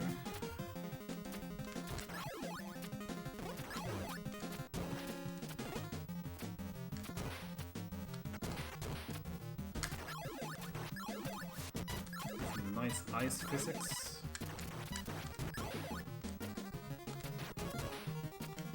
Skipping the health because we are manly men. Ninjas even. Ninjas. Okay, whew. It's a pretty scary part if you're not rusty. If you are rusty, that is scary. Okay, let's see if we can get the Ashtar quick kill. Most likely not, but never hurts to try, right? Okay, well, it wasn't that far off. You can kill him in one cycle, it's insanely hard. That was a standard 2 cycle, it's fine. Okay, stage 6 is pretty hard from a casual standpoint, I guess, but in the speedrun it's usually the easiest stage. You never know though, I might mess up somewhere, but this is a stage I shouldn't mess up too much.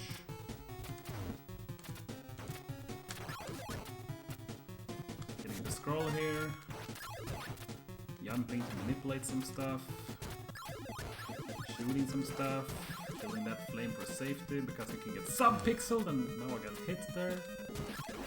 It's fine though. How do you do this? Okay, that's not how you do it. We're gonna have to back up here.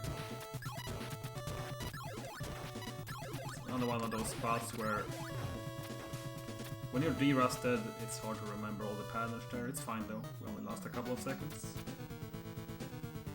Doing the easy way out on this boss fight. We got him. All right. This is the hardest stage in the game. This might turn ugly.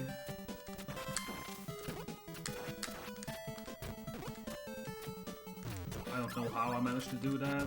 I don't even do that in my PB attempts. I do it in my PB attempts, but I fail it half of the time. Okay.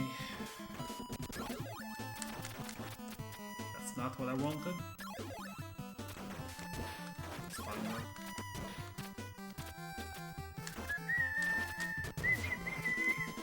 Music is very good. Okay. See if I have enough health to finish this. Hopefully I do.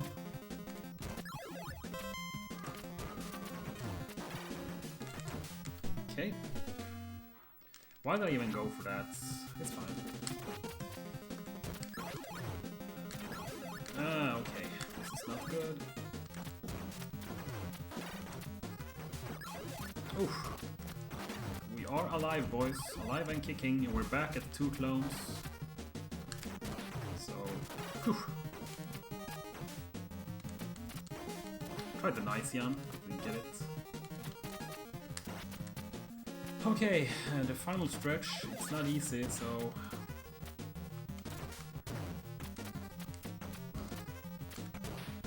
a lot of stuff can still go wrong, but I have a good feeling about this.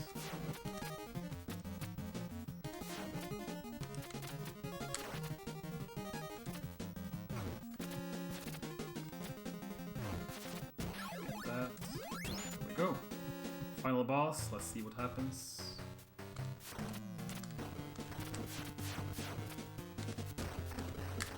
Oh wow, wow. What? Got you. Don't get away from me. Don't get away from me. Whew. Oh wow, that was a quick kill actually. Nice. So, final phase of the boss coming up.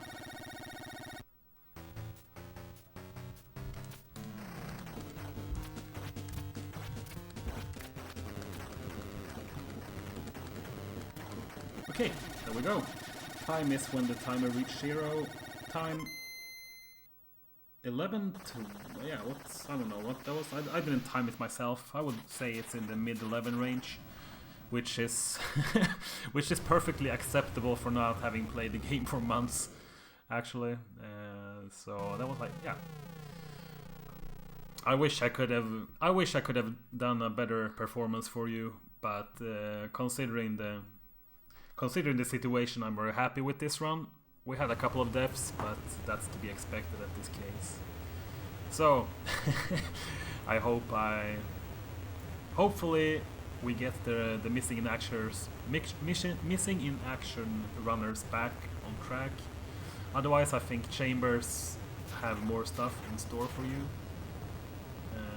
So I'm not sure who's gonna play next. It might be Chambers with some Section C. Otherwise, we will see. But thank you for having me again for the second time this this unexpected bonus run of the marathon. And yeah, I will see you guys next time, hopefully, whenever that will be.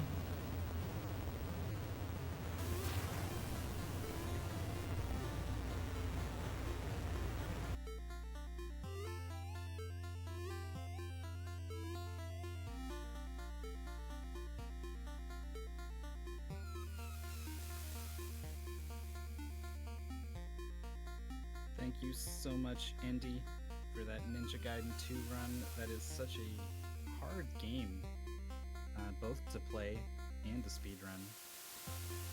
And it's so precise, so very impressive that Andy was able to pull off a pretty good run with just a couple minutes D-rest. ESA was, it wasn't yesterday, you know? It was, it was a little bit ago. So, nice job to Andy. Up next, CL Chambers is coming back, like I promised, with a bonus run of Section Z. which sounds like a level from Star Fox, but I promise it is an NES game. CL Chambers recently took the record here. And we're going to be getting some commentary by former record holder, JKL, so stay tuned.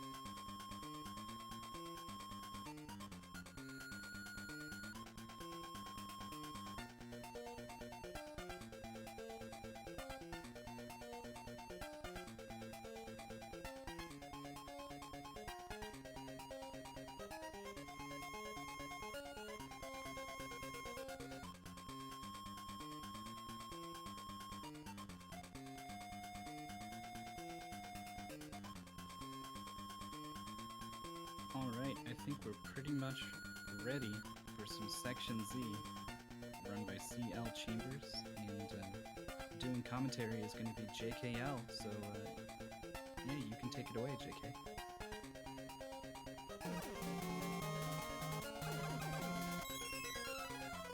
Okay, hello everyone. We are going to see Chambers run Section C here. It's an auto-scroller. And I don't know when he will start. I will check here. Oh, we can be the ones who will get him going. Okay. Should we do a countdown? Yeah, go ahead. Okay. 3, 2, 1, go.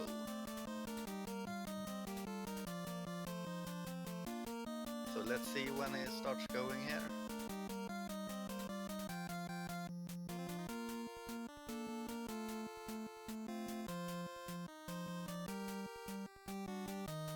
Oh boy, I typed out the countdown in the wrong chat room. He's not going. Oh, a horrible start. Oh man. Imagine if you were all lined up at the starting line for a race, and then everyone else just took off, and the gun never went off or anything, and you're just sitting there like, what happened? Yeah. All right. 5, 4, 3, 2, and he's off. Okay, let's see if he's going now. Yes, he is starting now. Oh, Nyan Ghost, I'm Swedish as well. So, in Section C, the goal of each stage is to kill two reactors and to kill the boss. So, basically the speedrun of this game is to find the quickest path through each stage. and each stage consists of 20 sections. So basically what we will see Chambers do here is that he will try and not die and try to enter the portal as soon as possible.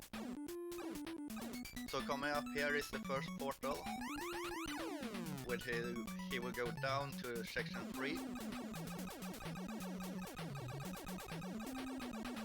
So in the first level is the only level where you can skip one of these reactors. So he will basically skip it by going through a secret warp that's coming up in a few sections there. Yeah, Chambers just beat the world record like 2 days ago. He got a 31:28, I believe. Yeah, the L stands for loser. So here's the section where he will take a secret warp, so he can skip one of the reactors. That's coming up here.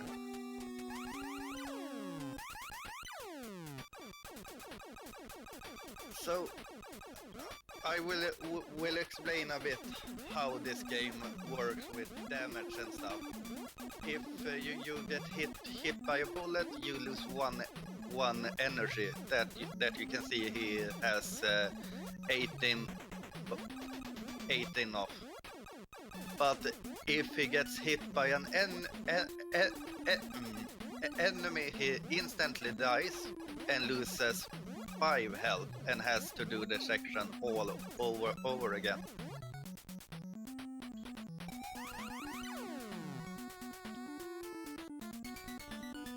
And now the first power-up in the game comes, that he will pick up from this brain-looking thing.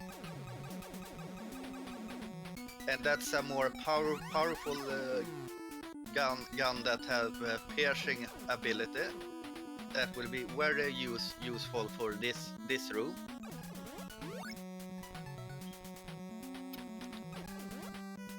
And I think we will see the second case of when he picks up a special weapon here, perhaps, or if he picks up a missile that does a lot more damage, but it costs 4 energy to use.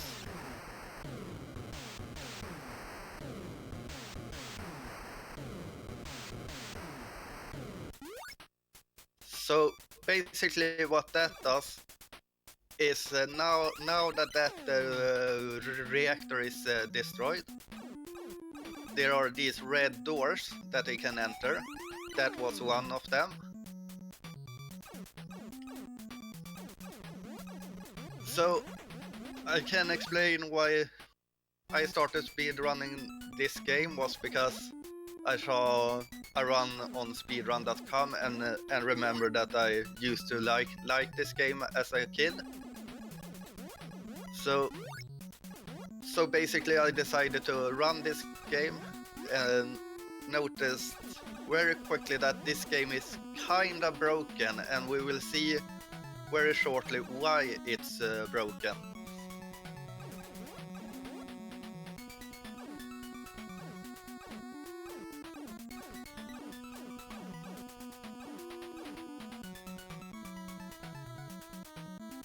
So here we're coming up to the first boss. I call him for the fish machine. So let's see if he gets the quick kill, and I will explain how it works if he does. Yeah, he got the quick kill. Basically every boss dies from 2 missiles. However, if you fire a missile and pick up another missile during the damage animation, you get double damage. So that's how he could kill the boss so fast.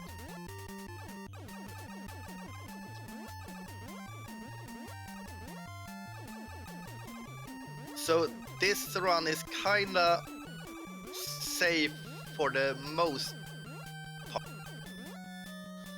Run killer is coming up around maybe 16-17 minutes into the run.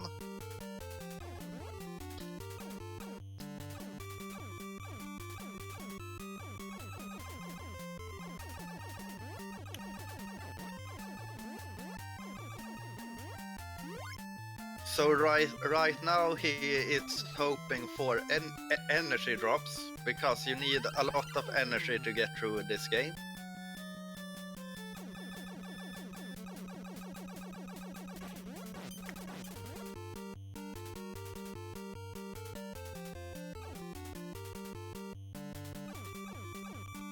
So do you guys like the music in this game?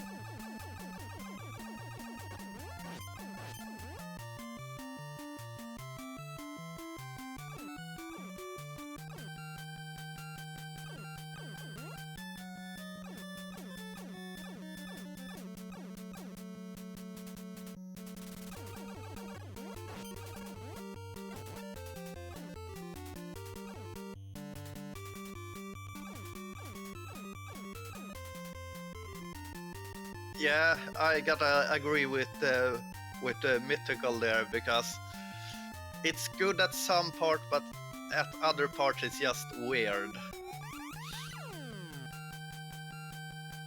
So this is kinda interesting for me as well, because I have actually managed to miss every record time that Chambers have set in this game. So I'm hoping he does a really good race here, so he is at least close to the world record or beats it. Currently he is on world record pace. And he will keep being on world record pace for at least 10 minutes. Unless something horrible happens.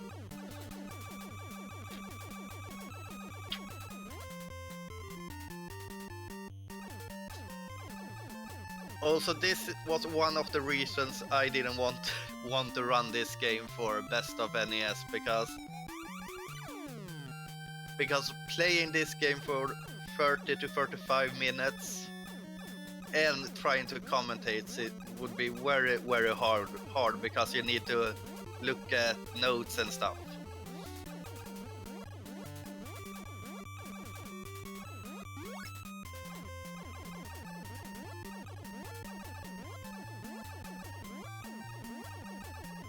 So currently he's just trying to avoid damage, and he picked up another power up for a little while ago, a B. B is a shield that has its own health. I think it can take around 20 bullets or something like that.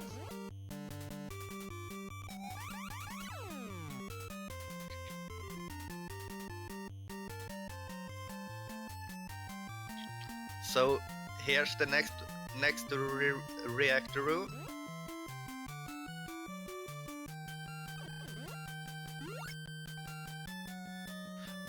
This game doesn't lag at all basically, Rocksteady. However, this game has a problem with sprite limits. So sometimes when you get way too many sprites, the sprites can flicker and disappear and still kill you. So they traded no lag for being killed by invisible things. Yeah, and we do have an FS as well. That's a spread weapon that's totally useless.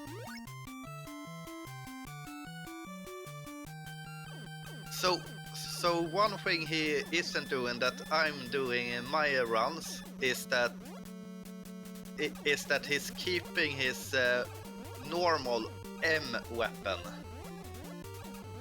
That's this weapon he is using now. Maybe he has found out that it does more damage or something, or that it's easier to use. However, if he picks up another M, he will get a combined weapon between the F and M weapon. That's a spread of this weapon. So he is still on world record pace here.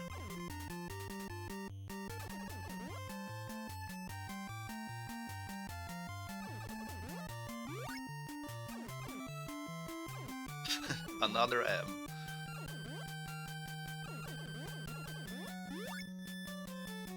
Yeah, so he is still hoping for more energy drops. Ooh. I think he forgot he wanted to kill those enemies in the front, because they drop ton of health. But he's kinda lucky with the drop still.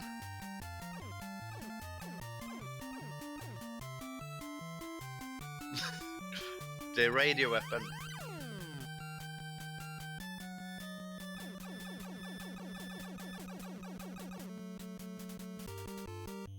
So now he gotta fight this fish boss again. This fight doesn't matter if you do fast or slow, so we don't try to quick kill him or anything.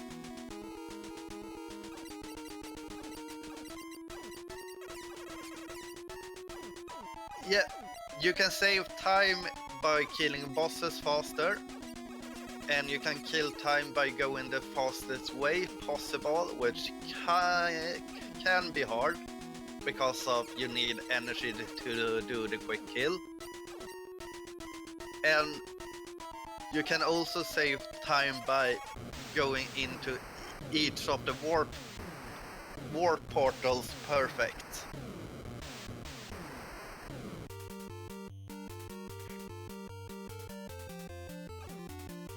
So the two hardest bosses to kill fast in this game are the two next bosses.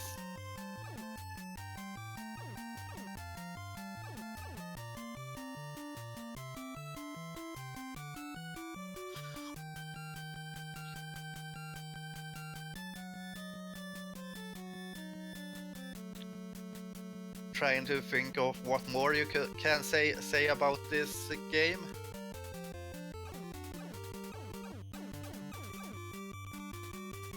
I think Scotty Mouse was the first one that speedrun this game. His time is 36:43 or something close.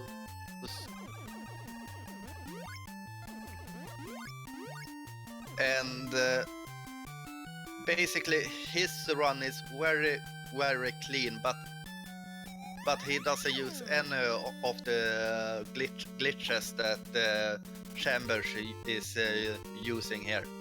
And that's how we can save up to 4 minutes compared to his run. Yeah, this game is very awesome. I can actually tell you guys the story about how I got this game as a kid. So my brothers was out and playing, and all of the sudden they came in and was hyped as crazy, because they had found 2 NES cards on the grass in the rain, and both of these cars were, the label was gone and it had been out on the grass for at least a couple of days, and we tried to get the game working, and after a few days, we got one of the games to work, and that was this game. So I kind of look at this game as my destiny to play because of that.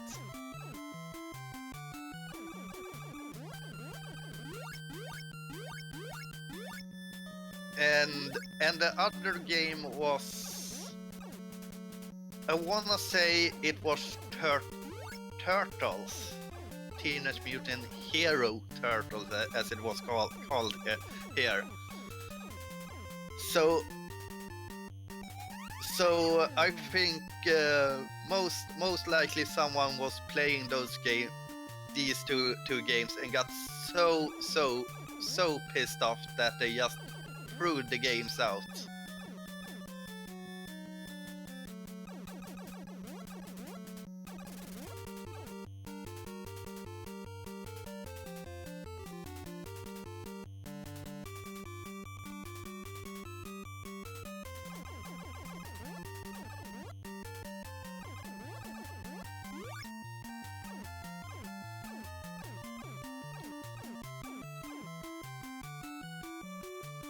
Yeah, so let's get back to Chambers here.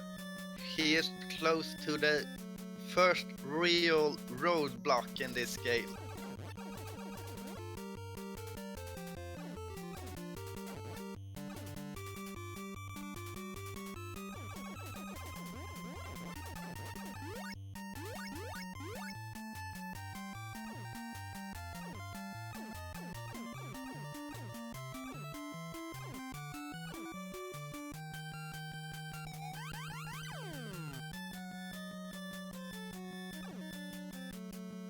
So yeah, so I need everyone to pray for Chambers Shake here, that he gets a good pardon, or at least get a good aim here, because now the first big hurdle comes. I call him the Tentacle Boss. Chambers call him the Cube. He got the first missile, can get... Ooh, he missed the second one. Will he keep going? Yeah, he will keep going. Yeah, ooh. Guys, this is world record pace still. This is an amazing run.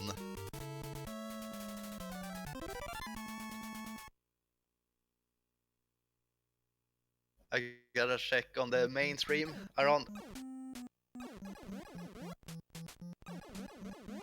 1821, the kill.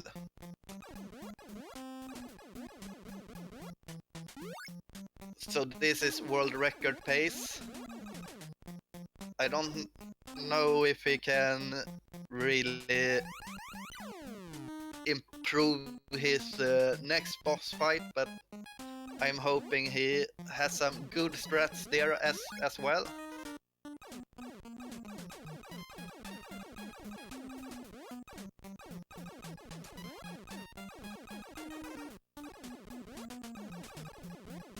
So this is the final level.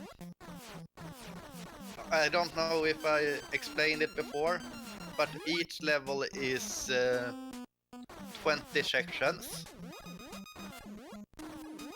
Oh, he picked up the spread gun.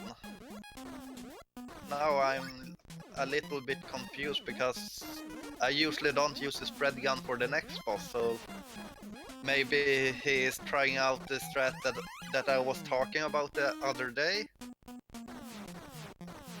Yeah, Chambers has the world record at 31:28, I believe.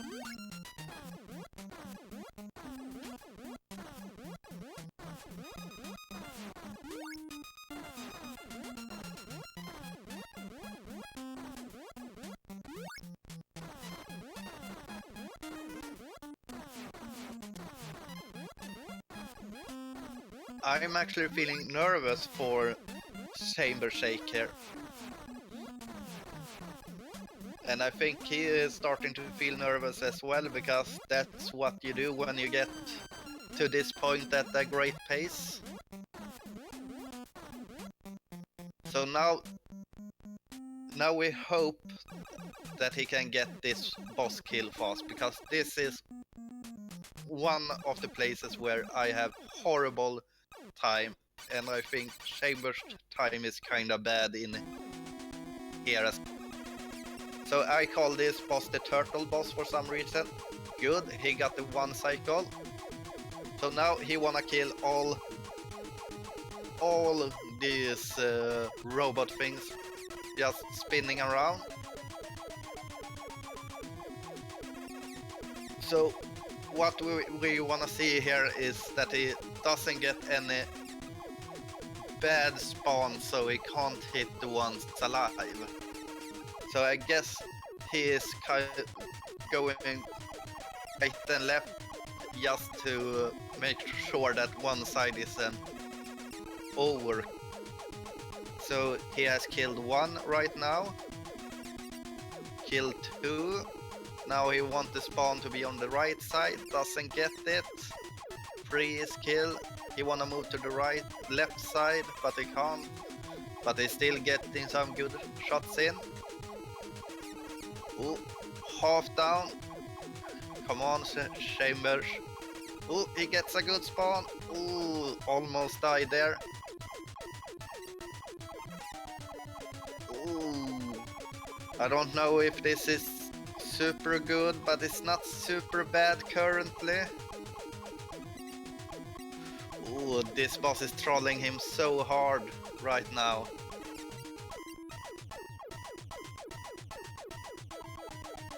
Ooh. He's trying some manipulation down there to get him to spawn where he wants. He's trying to move to the left. Oh, good spawn. Oh, only one left. I think we have lost world record pace currently. I will actually pull up nits to compare to his splits here just to be sure that I'm not lying. So he picks it up at 22:51. So let me check my split there.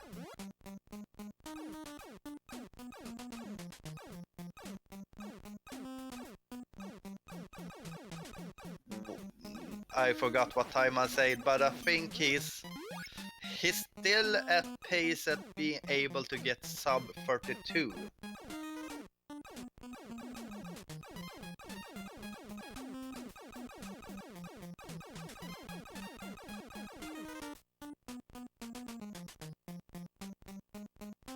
Let's see.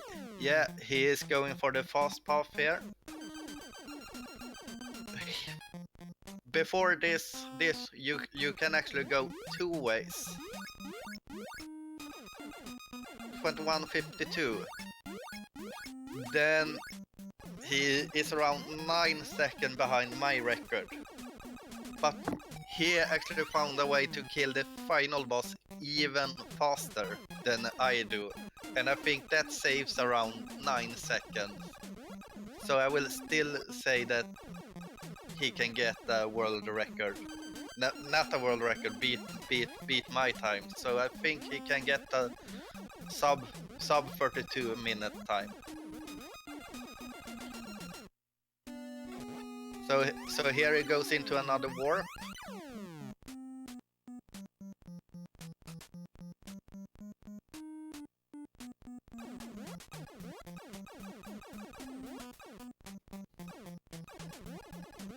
So in this stage there's using you. Don't put this. I wanna call them ping pong machines, because balls comes out of them when you shoot them.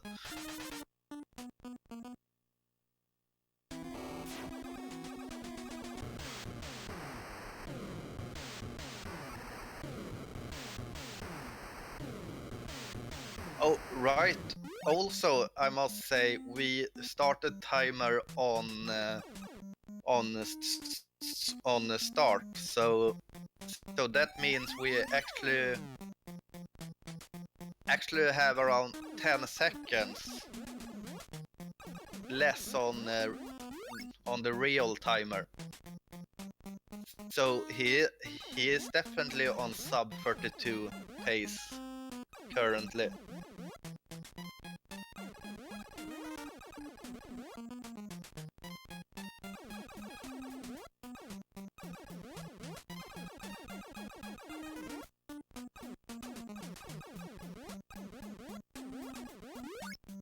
So his health is looking very good.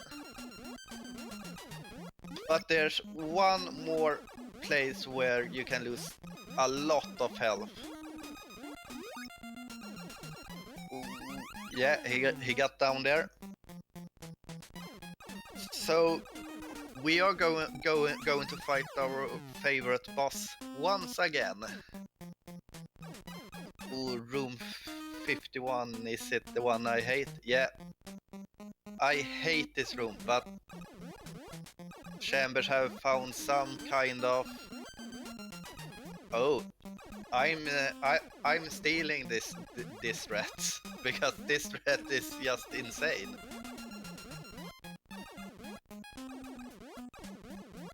This was one of my worst rooms in the game because I always died in this room.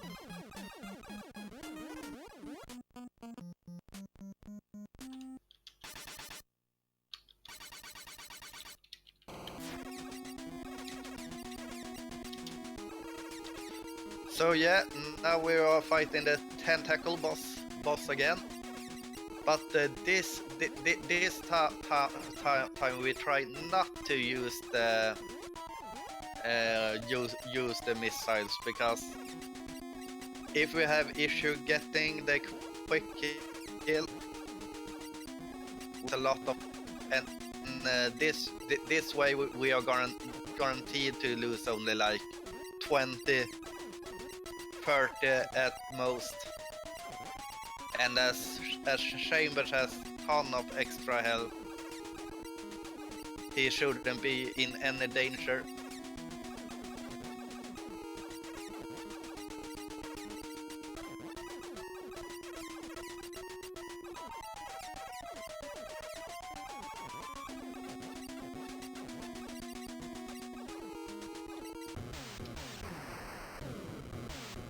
So yeah, he lost around 24 health, that's totally fine.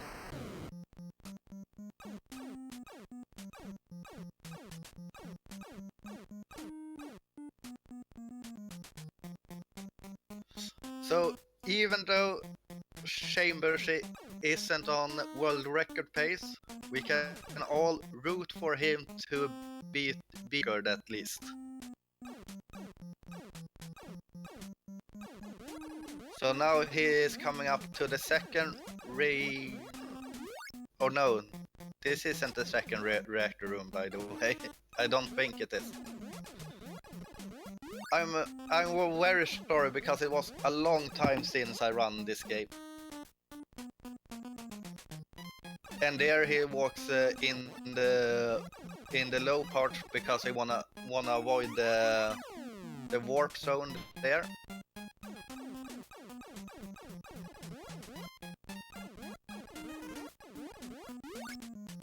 So right now there's not much to say before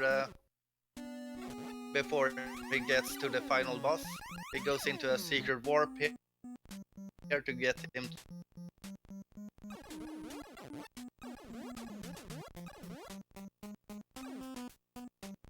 So that's one of the things that might have messed a lot of kids up running this game, because to beat this out of fine, that's I know that when I beat this game as a kid, I never found that one for the longest time.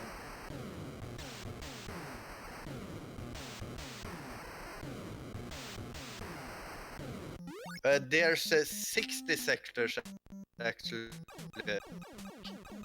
With optimal pathing, you go through like 41 or 42, but that's that's including that you go through twice and so on.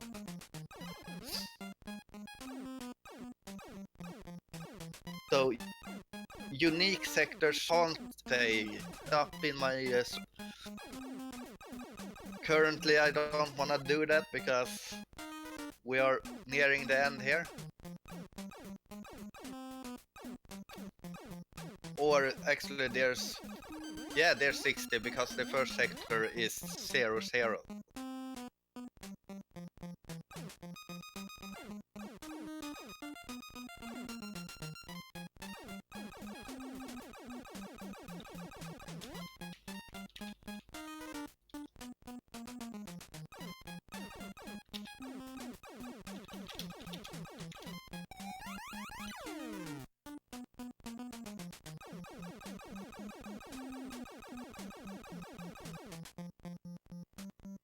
Okay, here comes the final boss.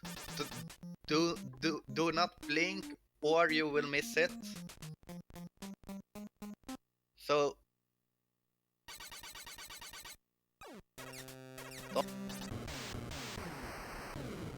is dead, and time is coming up when he loses movement. So 3, 2, 1, time. And what? Ooh, just a bit over 32, I see.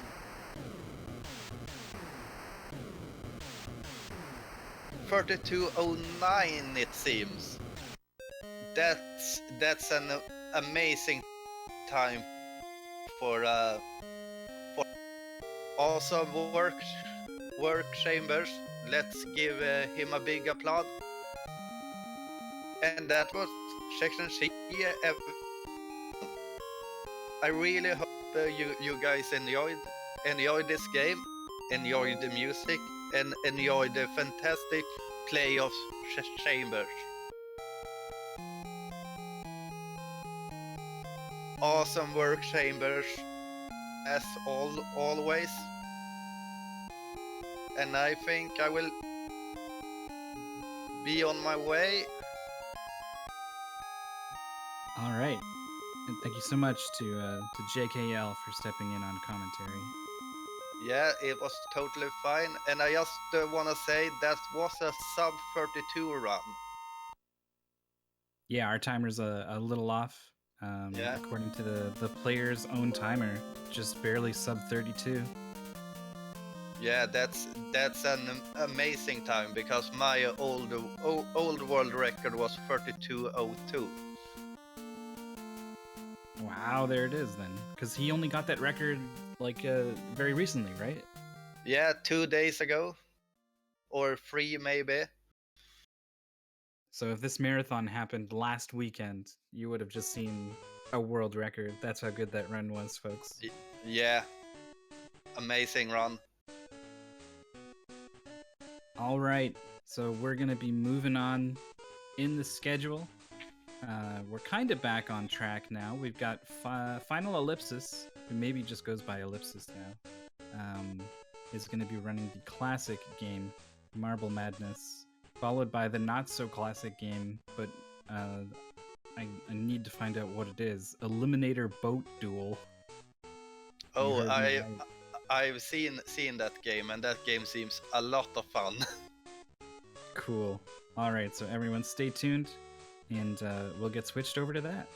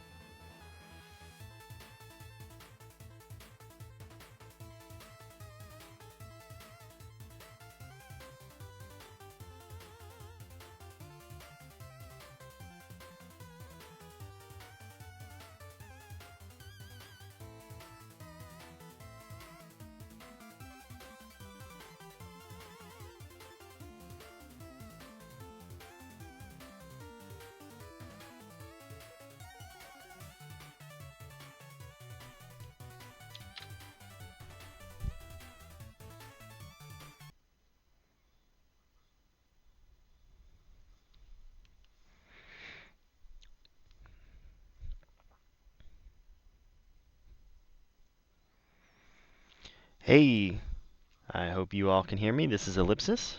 How are you guys? Getting ready for some Marble Madness action. And so, looks like all the setup is pretty much done, so I'm going to talk about this real fast. There's been a lot of activity with Marble Madness, actually as recently as this week. So, I got a 243 earlier this year, and that was the world record right up until a few days ago. So now, a runner named Speff got a 242. So we have world record changed hands just a few days ago. Very exciting stuff. I'm going to do the any percent run for you guys. So I am about 6 seconds after I hit 90 here. So I'll tell you when to start timer. Everybody get ready. And 6 seconds from now.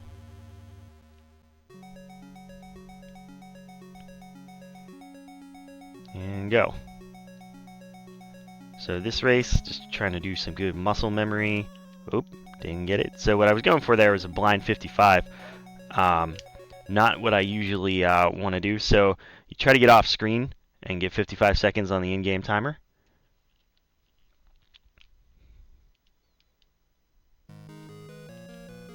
This race here is good time, so what I'm trying to do is get down here. Got to wait for the drawbridge. And like that. That was pretty well timed, because you want to hit that just as it gets out of your way. A couple frames earlier, I would have bounced off it and lost time. So, and then this weird thing at the bottom. That's probably the easiest race for the speedrun. Intermediate race, there's a bounce coming up I'm going to be going for. All the runners are putting that in the game. All the top runners are doing this. Let's see. Just like that. All right, cool. So that's up to a 1 second time save over the old way. And then down here can be very difficult. That looks pretty elegant if you can get it right. As you go sort of off screen there, and back on. Halfway through the game, by the way. So here we go. The vacuums aren't so bad. Pegs can be rough, so we'll see. Don't want to get pegged on stream here. We'll see. Alright, we're through there. And we're good. So, these hammers run a global timer, so let's see what pattern I get. That's a reasonable one. Pretty solid. And then Silly Race has the hardest skip, or the hardest trick in the game for the speedrun. I'm going to go for it, of course. Hopefully we'll be able to show it off to you guys. Called the Silly Skip. This section's pretty rough. Everything's backwards here as far as gravity, so you roll uphill. These birds are jerks, by the way, if you know anything about speedrunning. Let's see. Oh yeah, they screwed up my pattern, but that's okay. We're going to go for this trick anyway. Didn't get it the fast way, but that's a 1 pixel wide clip on exactly that third grid line. So ideally you hit that at speed. That can save up to 2 seconds. And then the ultimate race. So I call this the choke race. You know, not a big deal. Unless you're on world record pace or something, and then like you're freaking out, hands are shaking, die right to this stupid acid. But trying to have a clean ultimate race. Don't let the balls touch there. For those who were watching my SGDQ speedrun. And get ready on time. Time. So I don't know what that was, but it felt pretty good.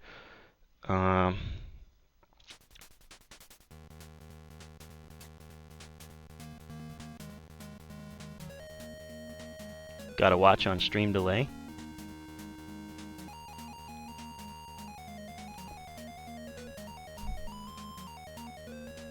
I'm pretty happy with that. Very happy with that. Thank you for the GGs, everyone.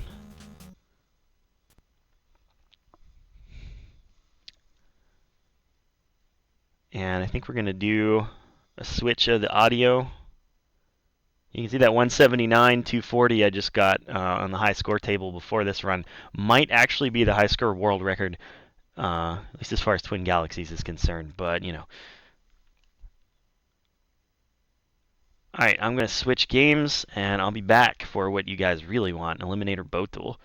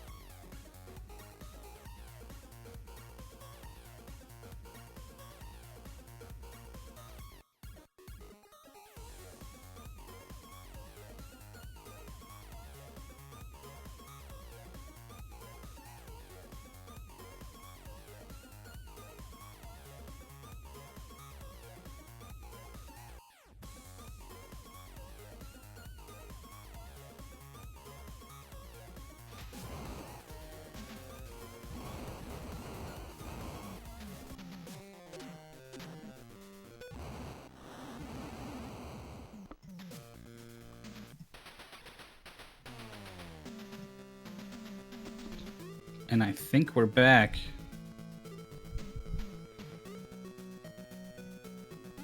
I'm Mythical 9. I'm going to be on commentary.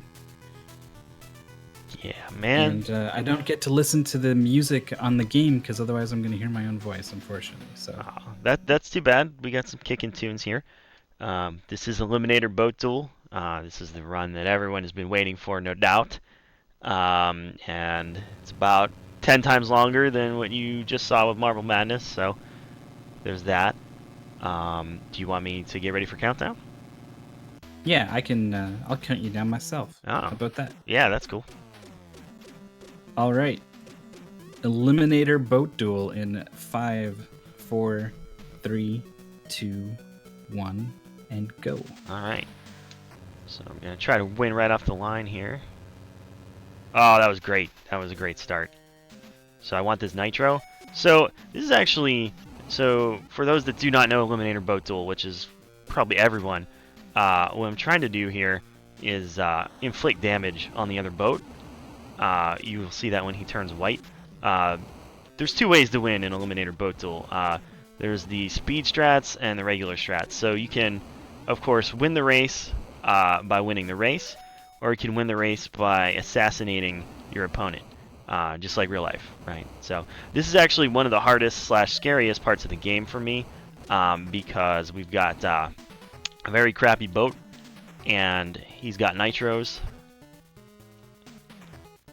and my boat is not, you can't upgrade until you get past the first race, so I'm going to try not to lose here, but it could happen. It has happened to me occasionally. Oh my god. Alright, so I lose 8 seconds thanks to slow-mo, but I clutched that out, so otherwise we'd be functionally on a reset. So we avoided that. Now I can upgrade, so now things are going to get a lot better. So the first thing I'm going to do is go into steering, and then put the rest of it into Excel. So you're going to go against each opponent 3 times, and your objective is to murder him with the boat. So you'll see that those are frame girls. They show up randomly and waste 2 seconds. Really? Yeah. You can make them not show up by losing off the line, and there are times that you do that on purpose. Interesting. I call them the frame girls. Because you lose the frames. You lose them frames. So this is the same course we just saw. This is an overhead section. I call the overhead section and the chase cam section. The overhead sections are way, way better for applying damage. And I'm going to talk about some RNG stuff. The chase cam section, the nitros that appear are completely random. The overhead section, like I have now, is much better because the nitros are all in the same place. And you can see I just committed a felony there and won the race.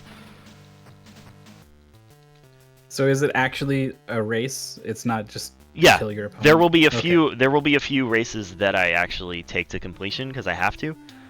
Notice that he comes back with 2 pips in every stat after I kill him. So there are times when I want him to actually. So if I'm about to kill him at the very end of the race, it's faster not to kill him because I can get a quick kill in the next race. Otherwise, each pip that he has is like a time I have to bounce on his head to cause that stat to go away. Only when you've taken all of his stats away does he sink, is basically how this works. So if I'm about to, finish the race normally, but I can save 3 seconds by killing him, I might not want to do that because that's 10 more hits I have to get in the next race, which is a much better time save. So now... I can't believe Go ahead. the NES has 2 boat combat games. Yeah. The most common game that I hear this compared to is Cobra Triangle, which I believe is next on the schedule. So shout out to whoever masterminded that. Alright, so I'm still going for the quick kill here.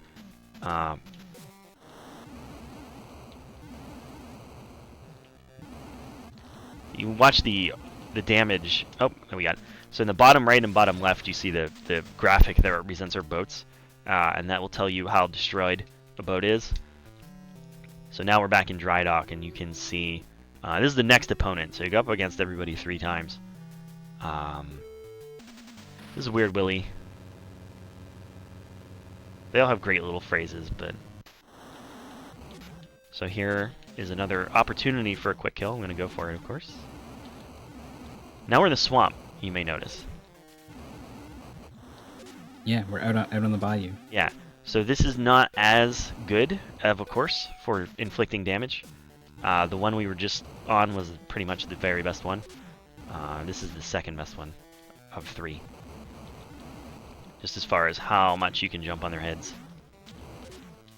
No fan boats, though. Not a lot of boat variety so far. No, not so much. You're going to see the red boat and the green boat. And the person in the green boat may change, but there I just sort of did an empty nitro to try to pop myself up, even though I'm ahead of him. Trying to... And he gets slower as you put damage on him, so the more you go, the easier it gets. Now he goes in. If I were to pick this up and start trying to hit this guy with these jumps, like, is it going to be an easy time for me the way you're making it look? You could probably learn it in a day or so. Like, it's not outrageously hard.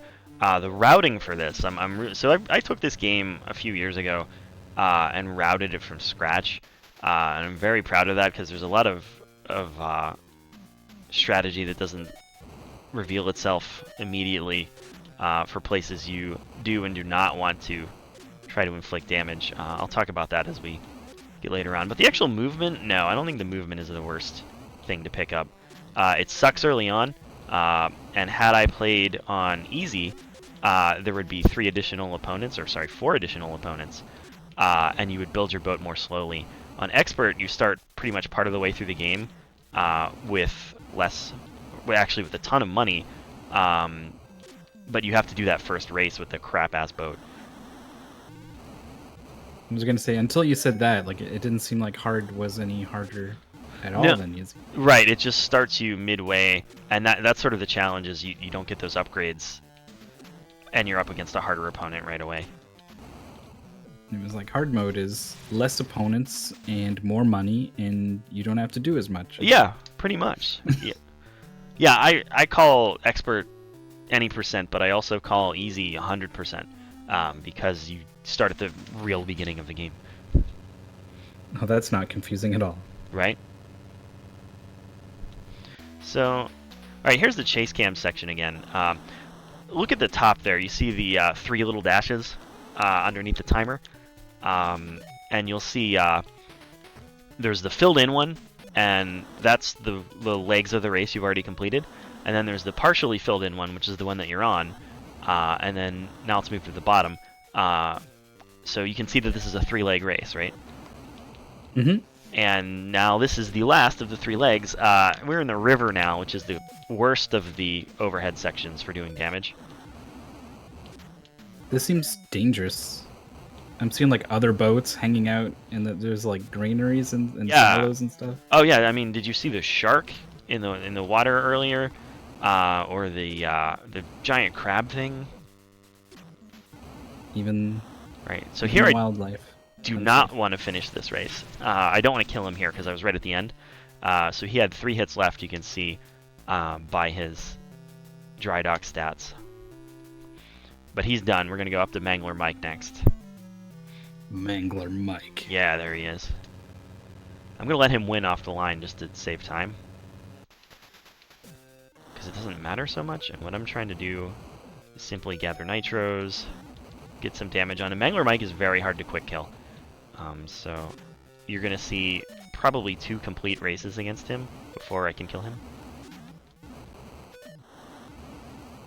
I have killed him on the first race, but does not often happen.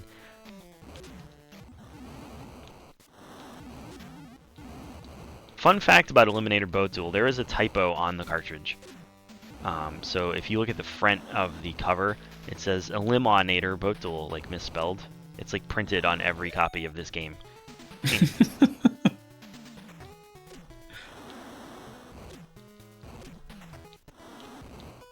It's pretty fantastic. So yeah, I'm working on a task for this. I may never actually finish it, but I've got a script here that does RNG manipulation. So you're seeing these logs show up and the nitros. And basically, what I need to do in a real-time run is just pray for good RNG. But on the task that I'm working on, I'm RNG manipulating logs over and over again to just hit him in the boat. I want him to run out of nitros. I would be more calm about this when he uses the last of his nitros. There we go. So because the nitros are random, they could just generate with him up front and give him more nitros. On the next opponent, you're going to see some scary nitro usage. Kind of reminds me of the Chrono Trigger jet bike race, where like you kind of just want to boost at the end to get in front of him. Yeah. I hate this race. So this is Bangler Mike 2, and I'm going to let him win off the line. It's going to start with this long chase cam section where you can't really do much damage. I can sort of try to scoop up the nitros to make sure he doesn't get them, but that's about it. Watch for logs, but... One thing that I point out as far as the boat build order, the first thing I took was steering. That's very important because if we get side by side here in the chase cam section, I can actually push him by having more steering ability. So I can push him into like flags, logs, or push him away from nitros.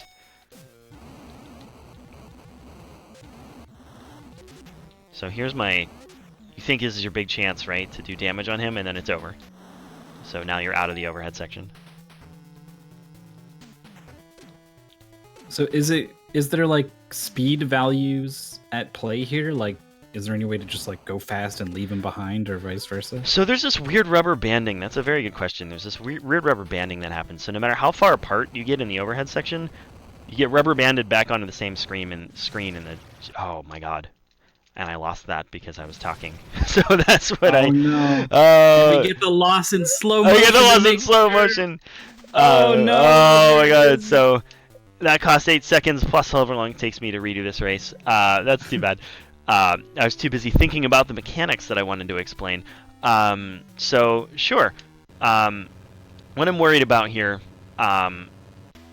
is really trying to like control the board, control the spacing, and keep us both moving, because that rubber banding, I could like, there's places where I can fly ahead against the AI on the overhead section, but it's not going to help me because the next time we get to the next chase cam, it's just like this again, no matter how far apart you get. Right. Remind me, by the way, when we get to the final leg of this race, to use a nitro or two on the line. And I should have pointed this out because maybe I would have thought of it. When all those little buoys or flags or whatever they are turn white in the chase cam, that means you are at the end of the race. So that is my cue to shut my mouth and press B and make sure I'm in front. Mangler Mike will catch you sleeping otherwise. Yeah, he caught me popping off, basically. Oh, he looked so smug holding that trophy, too. Oh, I know. I'm going to slap his face, so... Alright, so now we got our trophy back. We're back on course.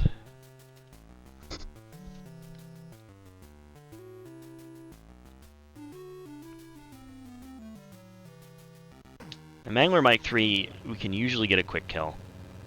So I'm going to go for that. Not on this screen, but on the next one. On the third leg of this race.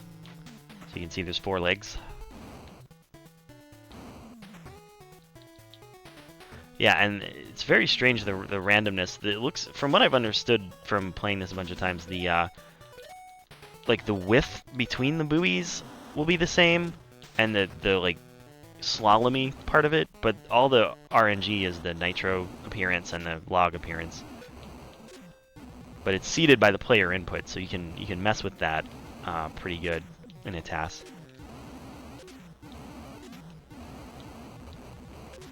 But we've seen player input RNG completely manipulated for a couple runs so far. Yeah. In the marathon, including another boat game. We had Jaws earlier.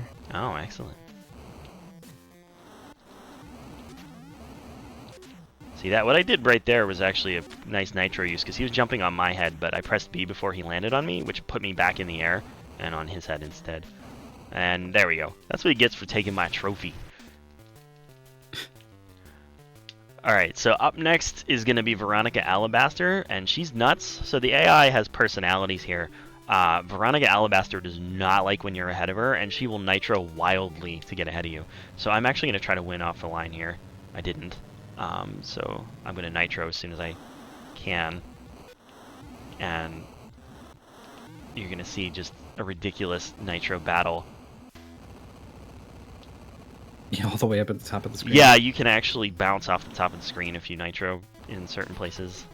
But I just gotta hope for good RNG. Try to keep her away from them.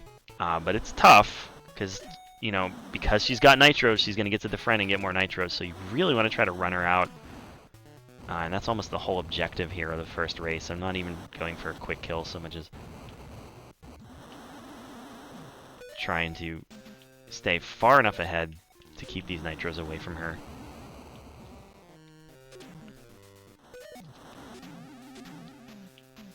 And she will nitro herself out, and I sort of just have to nitro back. And this is the only AI that behaves this way. It's really interesting. Somebody took the time to code this.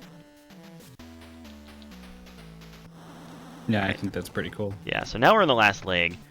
This is long and scary, and just like Mangler Mike, I need to remember what I'm doing. She's out of nitros, so I'm just going to try to stay up front, and we're okay. So we're in the clear. And she's rich, so no matter what you do to her in the first race, she's going to have the money to repair it fully, which means I need to get 25 hits of stat removal after I clear her out. So you don't want to do that. That's a 2-second time loss, but I'm trying to win here because of her behavior. Just to get out front, start doing damage, make sure she doesn't get those first nitros. So that's one of the cases where it's a little faster to lose off the line just because it transitions to the next screen. But I'm trying to play it a little bit safe here so I can get her under control. Also, there's the chance as you go against harder enemies that you get a clean hit where you land on their head and it makes the noise, but they don't turn white and spin, which means they just don't take damage. And that's actually an RNG thing as well. I saw a couple of those and I was like, what's going on here? Yeah, so it's possible that a clean hit will just not work through no fault of my own. That's just the game deciding, oh no, you're playing against one of the harder opponents, so deal with it. I mean, it was such a shame when an Eliminator Boat Duel went pay to win. Yeah. And the rich people could just come in with the upgraded boats. Yeah. There's those white flags. Yeah. But because, and you can see how many legs this race is, right? So a quick kill here, if I can get it early, saves me a ton of time. At some point, there's a backup strat where it's faster to not kill her because there's a quick kill in the next race as well that becomes even quicker if she's about to die from this race, depending on how she uses her money. But here I think we're doing okay. Oh, I wish she didn't get that, but we'll see what it takes to put her down. If I get to the end of this race, then it's potentially faster to just finish the next leg, because I don't want to get the quote-unquote quick kill in the final leg of the race. You can see how slow her boat is. Yeah, and she will. Health. And she'll occasionally just randomly like steer off course. This also just makes the whole race take longer. But so in this case, what I'm going to do is just go out on my own here, try to finish this quickly, and hope for a quick kill in Veronica Alabaster 3, and take all of those so she won't have them. So this is a rare instance of actually finishing the race and ditching. So that wavy arms person that I just ran over, that also is the overhead version of your white flags. So that means you're at the end of that race. So look at her stats now. Much crappier than had I killed her at the end of the race.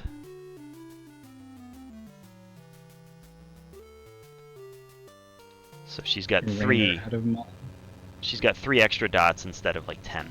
So now we're in the swamp, but we're in the swamp in the chase cam. which is super seizure-inducing. And oh my god, alligators! Yeah, it sure is. I have a viewer that's not quite as high resolution, so that's good for me because it's It's not quite so eye destroying. Yeah, it's this real nice green-blue strobe. But this is a long chase cam section here in the swamp. The swamp generates a ton of alligators. I think they're larger than logs, and she'll run into them, potentially sink here. Look how long this race is, so a quick kill on the first or second leg can be very nice. Those poor alligators. They're just speed bumps. Yeah, they are really just... There we go. And I didn't do much there other than set it up in the previous race.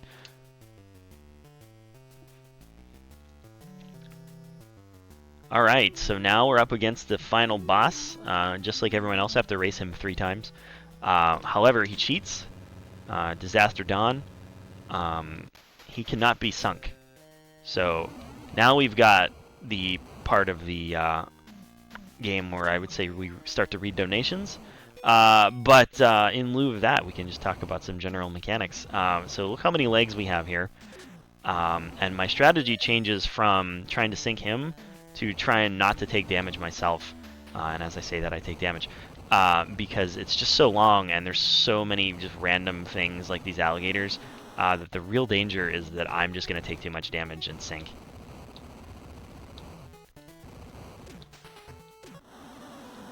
So I'm just trying to play it relatively safe, avoid damage myself, and make sure I win the race at the end.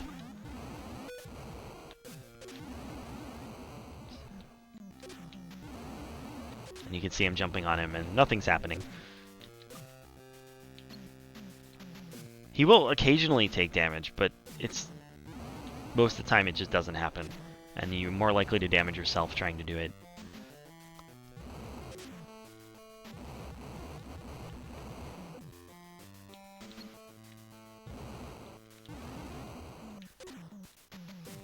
It's almost like a good old-fashioned racing game. Yeah, at this point it's like we're playing a racing game instead of just, you know, assassination boat time. But yeah, I routed this game a long time ago. I wrote this huge write-up on it. Some of the strats that I put on the SDA forum are a little outdated now, but there's a ton of information if you're interested in running this game. And someone, by God, please, someone in chat, decide to run this game so that there's more than just me and Lack Attack out there in the world running this game. You may have seen the Eliminator Boat Duel community meetup photos that were out on Twitter at SGDQ. It was pretty fantastic. It's this wide-angle shot of me and Lack Attack in this huge space, looking like we're having a conversation. I rolled up to Cosmic and I'm like, "Will you take a photo of us?" And he's like, "What's happening?" And he's like, "What are you guys doing?" I'm like, "Just take a photo of us in this, you know, large area." Can't you tell it's the meetup of the Eliminator Boat Duel community? Yeah. All the stars are here. Yeah, you know, all the big names of Eliminator Boat Duel, like Lack Attack and Ellipsis. And Lack Attack. Yeah. Ellipsis. They're all here. Yeah. Yeah, for sure. So this is the long, just take damage area. Here's that noise. I hope you enjoy that noise. That's when you slam your boats together. Alright, so now we're in the final leg of the race. This is the one I actually need to win. These green things, they look like they're bad for you, but they're actually power-ups. They just boost you forward. Even though they have the biohazard symbol on them and are clearly like some kind of toxic barrel, they're fine. They're totally fine. Just sitting out in the swamp. Yeah, like they do. This didn't used to be a swamp. This used to be a meadow. Yeah. Until the barrels got done. Absolutely.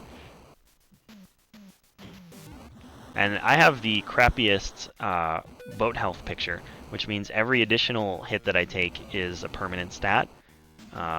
So I'm trying really hard to avoid further damage. I can buy those back, but it's not like buying those back for 2,000, like the boat health.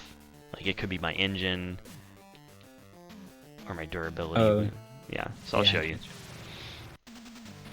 Yeah, so it looks like I took one additional hit, so that's a $75,000 repair versus this one, which is 2,000. So though you lose those first, but then you start losing more important things that are much more expensiver.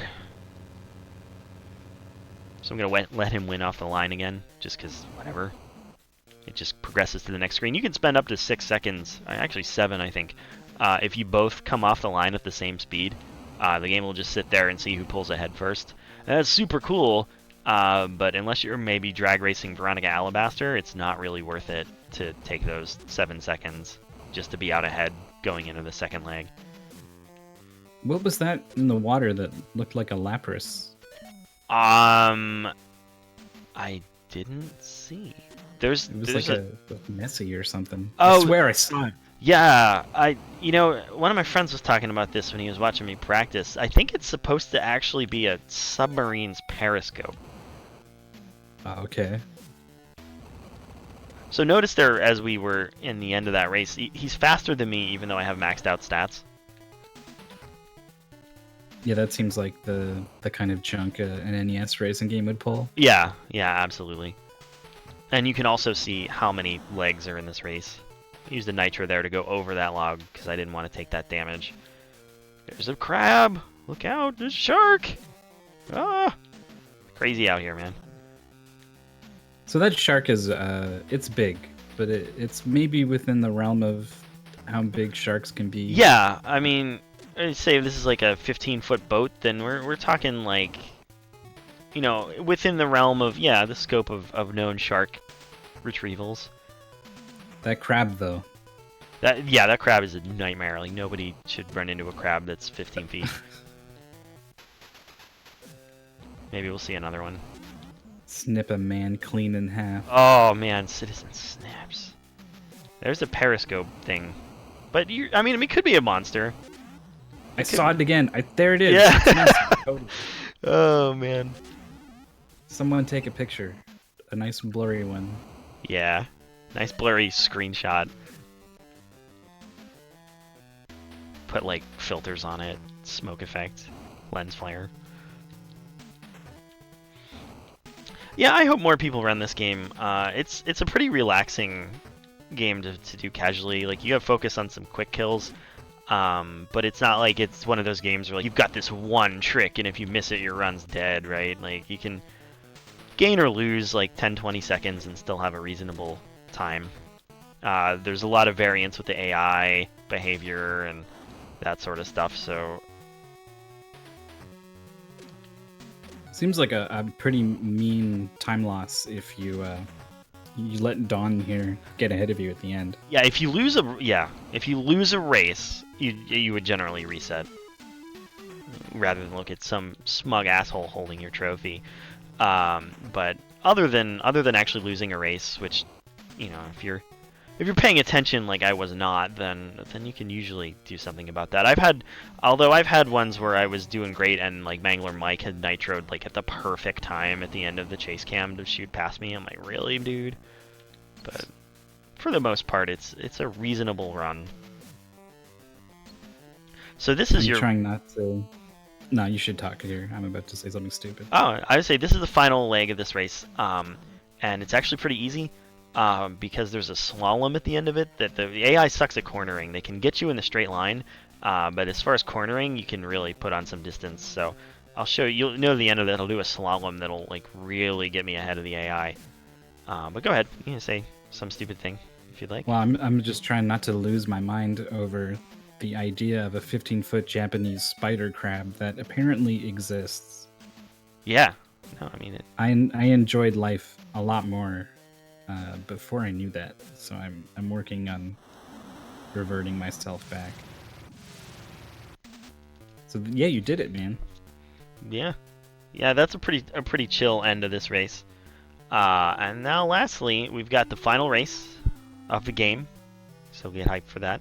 And you'll notice there's a pattern here, right? So every race goes from chase cam to overhead and back, and it always just alternates. So you can kind of predict what the next thing's going to be all the way through. The hardest part of memorization is probably where the nitros are going to be in the overhead sections. That's probably like the one thing that is worth learning, is learning the tracks and learning where the nitro pickups are. And then the rest You of it. definitely don't have a lot of time to react to them. No, not at all. In the chase cam, it's a little different because you just swerve back and forth wildly and hope you get good RNG. But here, there's some definite lines where you want to take, especially in some of the early races where you're about the same speed. There is a nice thing to there not being any nitros. So the final races, the chase cam does not generate any nitros at all, which, if you don't have any, can be frightening, but is nice because you don't have to worry about Disaster Dawn picking up nitros. The other thing that's random, I don't know if I mentioned that, the concrete buoys at the end, you'll notice sometimes there'll just be a random concrete one just in the middle of the track. That's an RNG thing. Like that one there.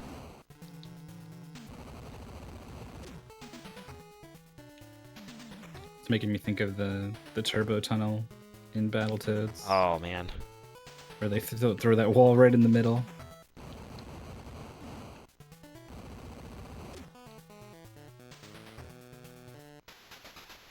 Alright, so here we are, we're in the ocean for the last time.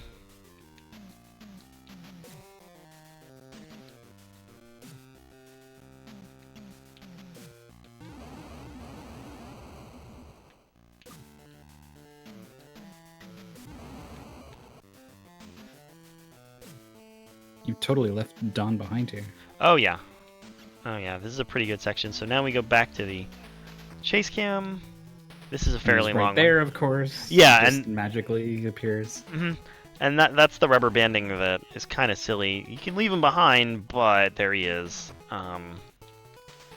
It can still help you finish those sections earlier and save a little bit of time, but it's not like this huge time save because you still have to deal with him here.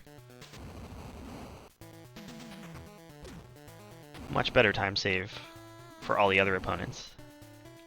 Boat homicide. If I could rename this game, it might be something like that. Like homicidal boat bloodbath. We can workshop it. Yeah.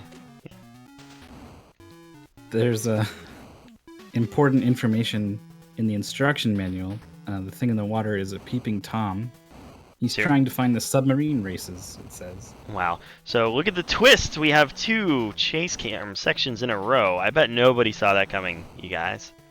I did not. Yeah. Absolutely not. This game was made by M. Night Shyamalan. So that's it. That's time. GG. Yeah. Not bad, given that I lost the race there.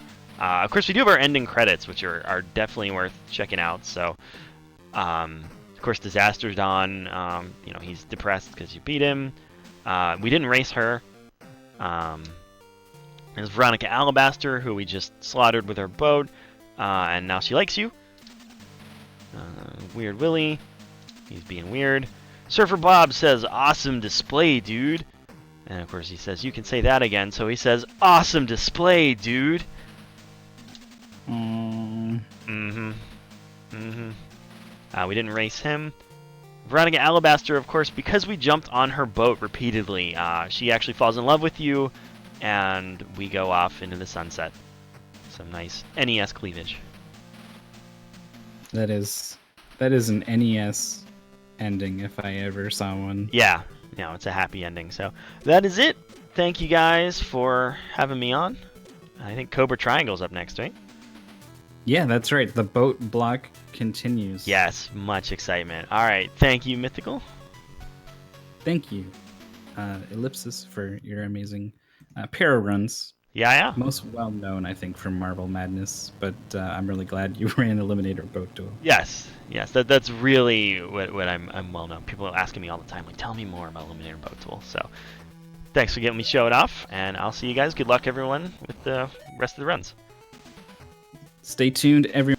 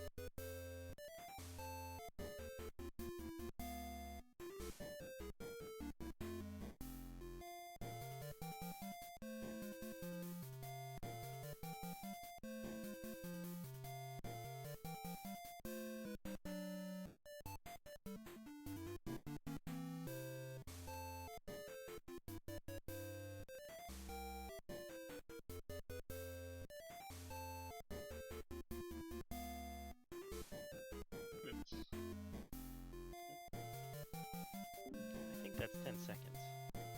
That would make a lot more sense. You can see I add a nice color background to make cropping easy. Oh. Alright. Looks like we're live. Looks like... Alright, so this is Eliminator Boat Duel 2. And... we got a couple of boating enthusiasts with us. You might know them. Yeah, I stuck around as a boat expert. My commentary will be needed here. This is Ellipsis once again. I like boats. That sounds good. Alright, we're gonna get this going. Alright, here I go. 3, 2, 1, go.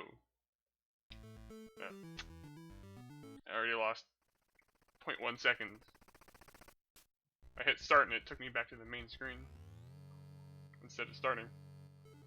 I mean, you might as well just quit the marathon at this point then. Yeah, so I use turbo in this game, and by that I mean the turbo power-up. I know that's been like a contentious issue, but I was gonna set up the joke, but I forgot. Man, my whole marathon is ruined. Yeah. Maybe next year. So this game is known for being quite hard, especially blind. TMR could probably tell you that. That's basically why that code exists. I mean, if someone has a TMR shark, go ahead and throw it up. I'm gonna put this out there. Your boat has a gun on it. It looks easier if you can just shoot people down. It's easier to eliminate, but you're against like a lot more boats at once. And also sometimes there are no boats, and then what do you do? Just race? Also, I've played this once in like... Ever. Last time I played it, I think, was for Best in NES, and it wasn't even last year. I mean, that's game on how you lock. get on Best of NES. For those who did not know, if you play a game once, you're in. Alright, so we avoided the disaster of not getting the power-ups I needed here, so... So you got a spread shot on your boat. So it turns out, like, if you shoot 4 at once, it does a lot more damage than 1. Yeah. It does Would 4 you times say as 4 much. times as much damage, okay. Yeah. We're on the same boat. That's good. Ooh. So you just flew away. You just left. You decided to leave. You're gonna have to just ignore that little fact. Yeah. The fact that the boat can fly whenever it wants and can just leave everyone else behind. So there are these mines we have to dispose. It's a quite varied game, and also it's quite obvious what you're doing because there's a giant screen that tells you at the start of each stage. I didn't read it, so I wouldn't know what to do. I do see that you have I got a the screen fancy, that says... got the fancy stage end there. That was cool. So if you go in at a weird angle, you just die. But in this game, like other rare games, if you die at the end of the stage, it doesn't matter. So my goal is to die at the end of basically every stage. Just for the swag, or is it a time save of any sort? That specific one was a time save, but It's a pretty in general, no. reason to do it. Yeah. Otherwise. Well, there's people shooting back at you. You're just in the water, and the crowd is taking shots at you. Yeah, I call those turrets, but I don't know what they actually are. I don't know.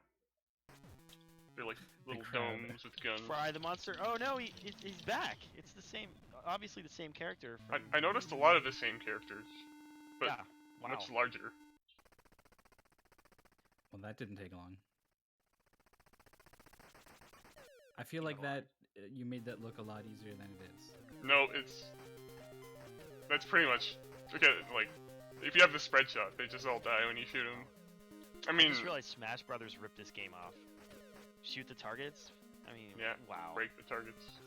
Imagine targets, having a target to aim at and then shoot it. It started with this game, and this is only probably the repeated first in game. Smash Brothers. It's the first game that ever had targets. I'm sure of it. So to get that one up, I had to shoot everything there, but I only shot the ones that gave me points, because getting the one up wastes like a second. You're not interested in that safety? So this stage... Wavy arms people, wow. This is real. This is the same game. Yeah. So UFOs. they're drowning, and my goal is to stop people from saving them. That makes sense. These are my captives. How dare you try to take them away from me? Look at them screaming for help, and you're just raining gunfire down upon them. Yeah. So at the end of the stage, they like count down 4, 3, 2, 1. So the goal would generally be to like have exactly 1 left. But like for a marathon, like I couldn't possibly care. So Yeah. Very minor time difference compared to. here's a good the stage. I team. can die at the end here. Yeah, I got 1 left anyway. My favorite strat is just And grabbing so the the last guy one's round. and running around with them yourself. But yeah, making sure everyone. Like that's what Jump people usually off. do, but it can just if you get hit by a tornado, then they can steal it from you and torpedo. This tornado. is a straight up Battletoads level. It really is. A lot of this game is just straight up Battletoads. Well, this was first, but or wait, was it? Actually, I don't know now. I'm tempted to look it up. I did the but wussy strat for that. Oh well. So that boat there's got like something on the back of it. Those are pods. Those are like the power-ups, Oh, okay. like from the collect the pods level. That's the Ah. Gradius thing. Yeah, if you look at the bottom, you've got a very Gradius style looking power up system. So when you hit, I'm collecting pods to collect a force, which will make me invincible for a bit, and also change my Seems good. weapon. That doesn't really matter. so when you hit those jumps that jump over the stage, could you like screw that up and steer into the ground and explode, or You can, is it? Wow. and if your speed isn't upgraded all the way, then there's a good chance that will happen. And you'll jump into these cactus, these delightful cacti. So there's another character from Eliminator Boat Duel. He's all grown up. Oh my goodness. You Yeah, weren't we kidding. saw this guy, actually named Jack the Gripper, apparently in the boat duel. Did you actually Yeah. find a manual for that? Oh my god. Someone else did, and I really appreciated it so much. That Oh, I please send shared that to with me you after guys. this. I'm excited. That's a pretty good pattern he gave me. Nice job. It wasn't like Jack the fast, Ripper. but I don't know. That's like the most resets are there, I would say, or most resets are level 1. When I was really going for records, I would make sure I got 2 random pods in the first level, which that was like 10% frequency. So my record for this is real good. I think it's like my Yeah. least beatable one. I like the confidence. Huh? I think most of the speedrun community is pretty modest about things, and they'll be Yeah. like, they'll point out like, oh well, you know, the record it's improvable. There are some things I missed and I didn't quite, and there's needs. But to just confidently be like, no, you know what, my run is really good. I like it. Yeah, any percent is dead. I have. Triangle, obviously. That's what I'm saying. It is. Yeah. I have a lot of most of my other runs not dead. Monopoly, I lost it because NES Cardinality decided to kill it, and I'm okay with that because he murdered it. It was pretty good. That sounds like Everyone right up should, his alley. everyone should go Sounds like watch that. an RNG situation. I thought that was my alley, but you showed Well, me there. RNG manipulations. No, it was just random. You actually, it's so hard to. Oh, It's all frame yeah, based. that sounds like the stupid thing you would do. You're right. Uh-oh, that guy's. Oh no, he didn't get trapped. Where'd he go? Anyway. So Canonphone's making it look really easy, avoiding the guys who chase after you. You have to snake back and forth, otherwise they will absolutely catch up and grab this mine from you. Yeah, this the third stage of this is the hardest level in the game, pretty easily. So what do they do if they get a hold of it? Do they? They take the mine and bring it back. Uh, They're like I way don't know why faster than they're- me. Why they're babysitting the And- mines? And yeah, what they exactly act- you're doing with them by bringing them to the end. They act in a very specific way that you have to really get used to. Yeah, if Hard to you're describe. just a little bit off in what you're doing, It'll change the way they approach you, and they build up so much speed that they can just like, if you don't take away their speed by moving in a certain way, they'll just fly right up to you and screw you over. Yeah, they're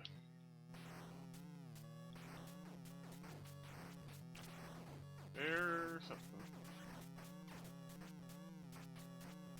I really should talk more about that icicle stage. It's pretty notorious for murdering everyone. The icicles looked very unfair to Actually, to dodge. I did that stage without getting hit, and I like didn't say anything. That's not usual. I mean, you're on fire here. Yeah. In the zone.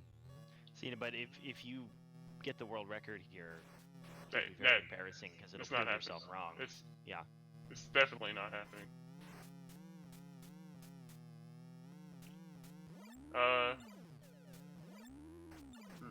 Did you lose control of the boat at all while it's bouncing up and down? No. I mean, marginally.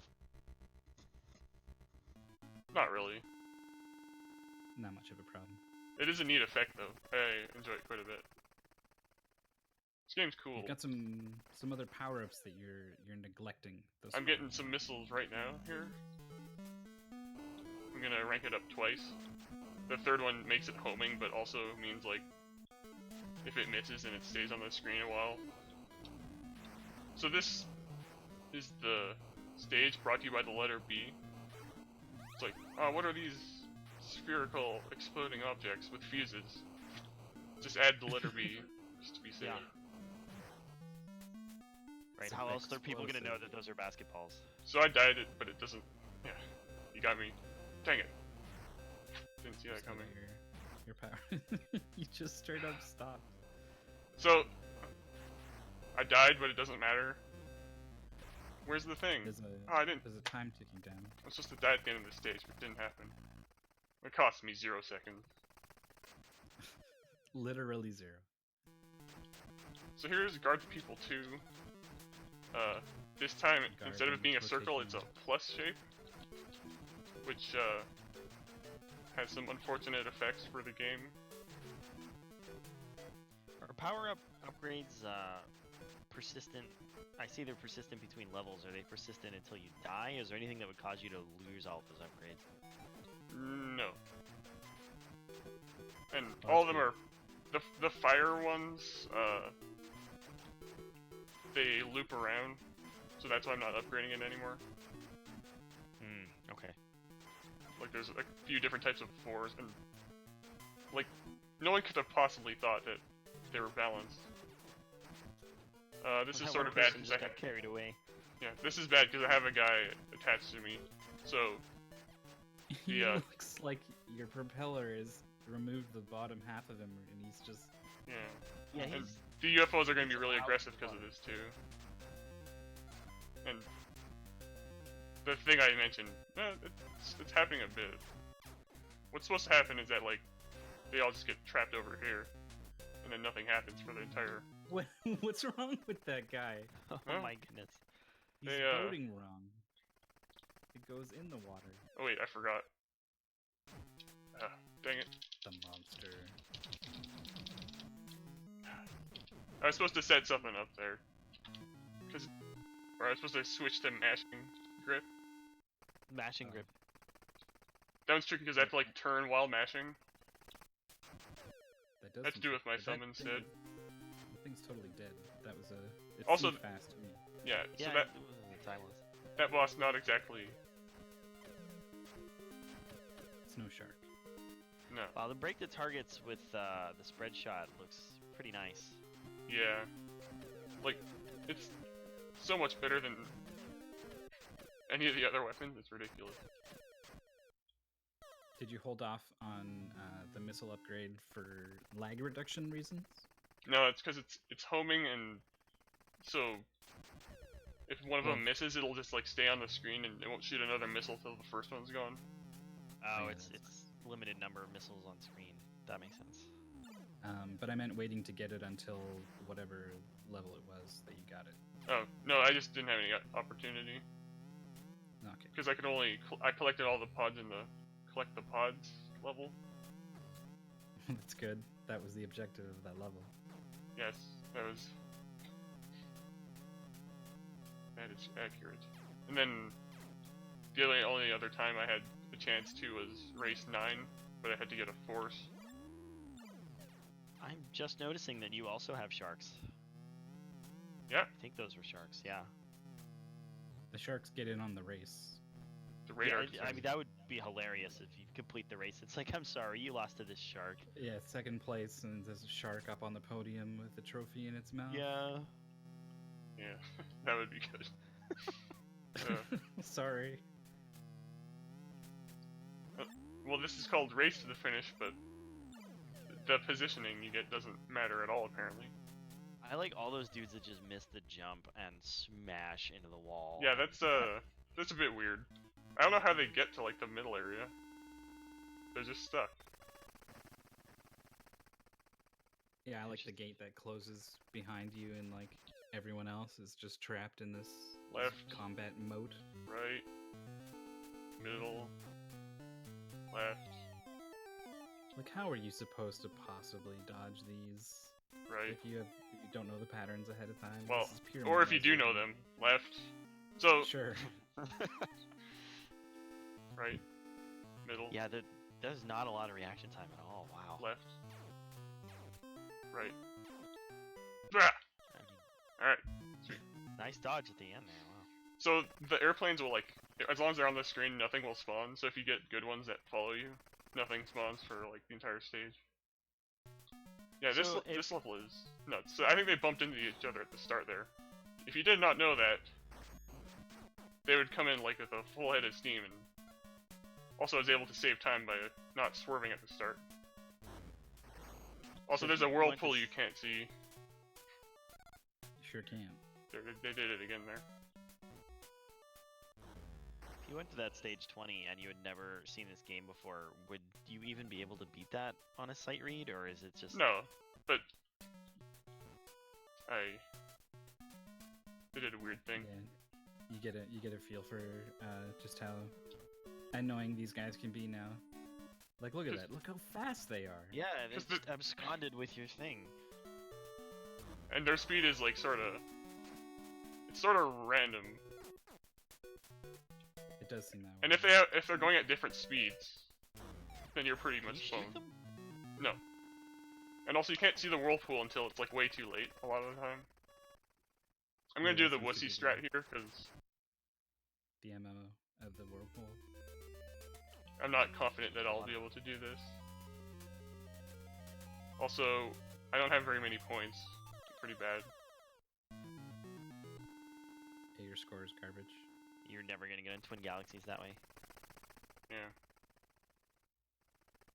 So, this boss, the goal to beat him, you do nothing, because if you shoot at all, his health goes to max, and then he one-shot kills you like this. Though you can actually just shoot him while respawning. But yeah, that's the gimmick of the boss. So that's pretty funny. Huh. It looks like you were shooting him, like, between... Oh, when his you hitbox dropped it. is completely wrong. It's not even close. So there's the shark. He didn't come up at the right time, so... The shark. Just fry the monster. Hit the shark! So I don't know. He just took you under, wow. He has one Well, good great pattern, and if he animation. doesn't give it to me, like... all bets are off. Actually, that went really well. You know, Wow. the level Alright. title is Fry the Monster, but that's just a nice time. mark. That's mean. Time. Sorry for Final the sneak boss. time. I was annoyed... or, I know the pain of that now. That run was really good. That was good. Yeah, we were yucking it up a little bit, but some pretty quality gameplay was happening. Yeah, Mo- well done. most of the time lost in this game is just the last boss. Wow. The monster, which is just a cute shark. It's mean. He is pretty adorable. I mean, he does, you know, bite your boat in half and drag you down to the depths, but otherwise, I love him. I like this ending. It looks like a bunch of people just dogpile into your boat here. hmm Boat party. Also, they look different than the other people. Yeah, they were. Speaking of dogs, here's the security. Thanks, Joel Hepburg, and all the dogs for keeping a lookout. Alright, The that's a end pretty good run, period. right? I got 8th place.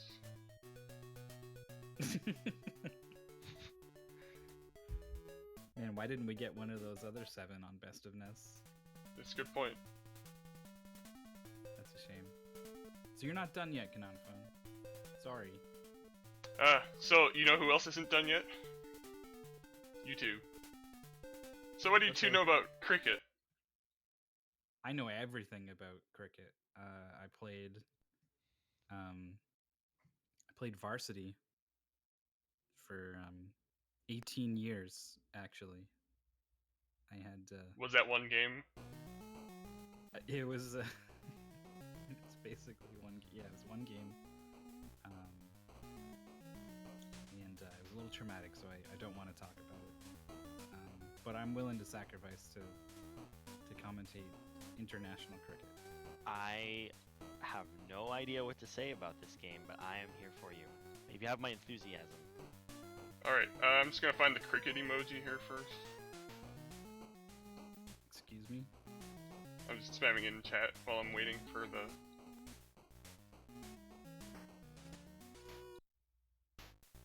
There it is. Wow. It exists. Who knew that was a thing?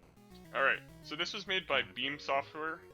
They're like an Australian company. Oh, okay. This is one of... That makes I heard that sound you made. That's... You know what's up. So this is one of 2 Australia exclusive NES games that were released. So we're just gonna do fast game because It's faster. yes. So it's gonna give me a random team, and based on that, like I might lose or something impossible may happen, but whatever. Awesome. Anyway, let's get going. And I am South Africa. Alright.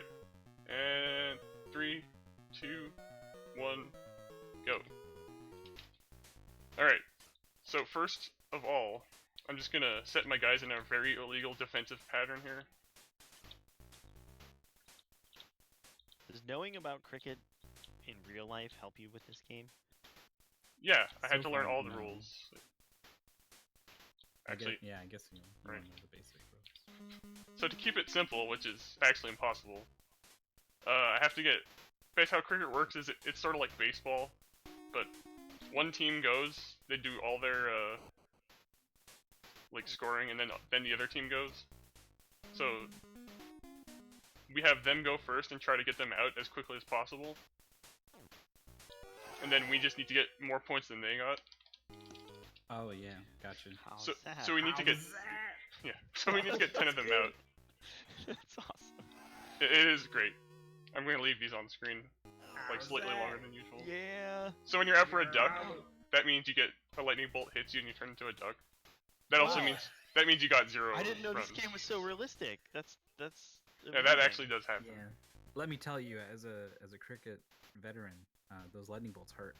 Yeah. hmm What about the duck transformation though? You'd be surprised. You get used to it. And having webbed feet is cumbersome on land, but you get in a lake, boy, it's awesome. That's why you wanted to commentate these boat games, because you're naturally in the water. hmm Yep. Actually, I played so much cricket that now twice a day I turn into a duck for a little bit. It makes hosting problematic sometimes, but those are the challenges that you deal with. It's going pretty well. 4 outs already. That And one animation looked like yeah, it's sort of dumb. Yeah. I like that one. Dejected future man. There's a lot of dejected men. This is going actually insanely well. They're hitting it right to me each time. They have no reason to actually do this. I guess New Zealand? I think they made New Zealand really weak because they're Australian.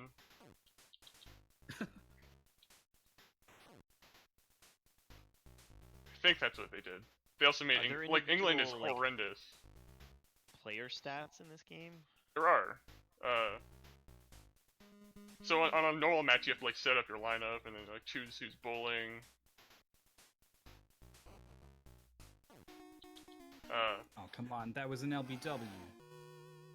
I appreciate you using an actual cricket term. It doesn't program those told well you. at all, or Oh yeah. so you can just stand in front of the wicket and not swing, and it will never. It looks like his never legs be are out. just totally all over them. Yeah. I don't know if did you just look that up, or do you actually know what that means? I'm a fan of the Giant Bomb quick looks of cricket games where they bring in Danny O'Dwyer, who is Irish and actually. Yeah, I know. Just a little. The horrible one you're talking about. They're done, and they got 2 runs. So this is like maybe world. It's not even world record. My world record's stupid. It's really good. I just need 2. So a boundary. I just got one. All right. Time. Time. What? He's got it. Holy crap. Boundary, 4 points, better than 2. So What's my average your run of this record? was like 6 minutes or so. My He's record's better like than that. What was world record? it's like sub 3, I think. Oh, okay. The problem is wow. that like I wasted a bunch of time like showing animations. Yeah. That's true. Yeah, wait, when you factor that in, that would have been pretty close. Yep, yeah, it definitely would have been. That was ridiculous. How's that? How's that for an international cricket run, ladies and gentlemen? Wow. Somebody spent a lot of time on the lightning bolt duck, and I'm glad we got to see it. I think it was a fair trade. It was worth it. I mean, I don't know what to say. That's great. Not many cricket games end 4-2, but there it is. Is this Alright. 2-player? It looks like it could be 2-player. Oh yeah. I mean, it's really 0-player if you think about it, because when you choose a pitch, I'm not actually like controlling the. I don't control like anything that is actually happening, including the fielding. I literally just turn the console on and then wait. The batting you control, but not the fielding. Or you sort of control it, but whatever. All right, moving on. You don't move very fast, so like you go towards the X and then that's it. How's that? I'm just gonna ask quickly if Yogi was gonna commentate, but he's also next, so he might not want to. For the, We can find out. Yeah, I'll we'll load find out real the quick. game up. Because up next, I'll fill time is Quarth. It's a puzzle game, and it was featured in Big 20 number 5, maybe I want to say. And 6. I think it was This 6, is the all non-North America one. right. All right, so we got Yogi, which means you don't need us. So I think us. That's right. us Yeah, this clowns is are a gonna bit. duck out. Yeah, thank you for having us and showing off. Thank you for those being good luck games. charms, because Yeah, holy Man. crap! Keep it up. I Stay will. tuned, everybody, for Quarth. This is a big RNG game. Take care.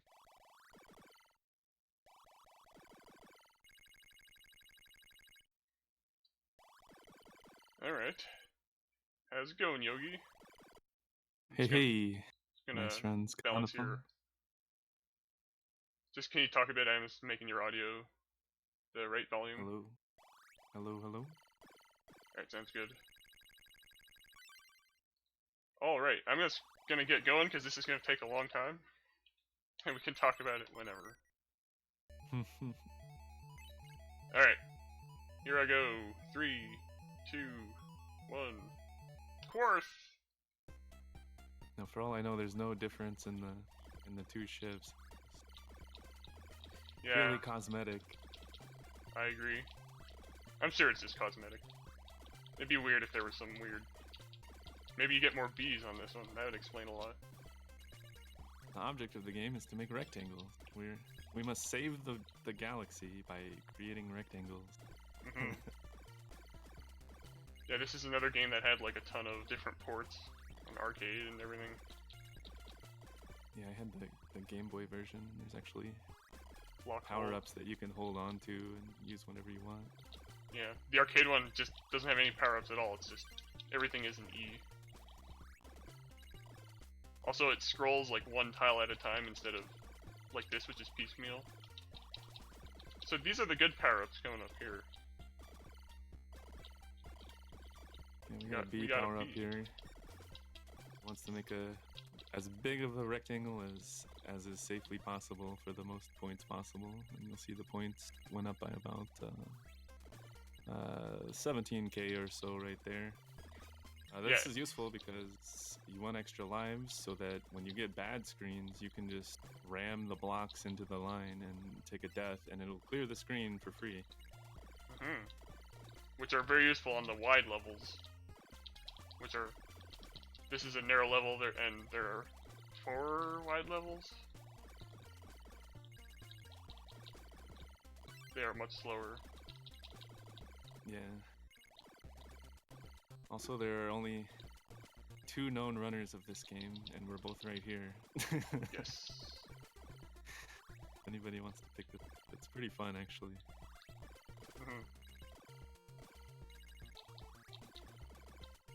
But yeah, the points balance is not exactly great. Like, you can do like the craziest giant combo thing. It'll give you like 1,000. Then the V, it's like, oh, 16,000, here you go. You can max out your score like pretty fast. Well, not max out, it actually calculates it on the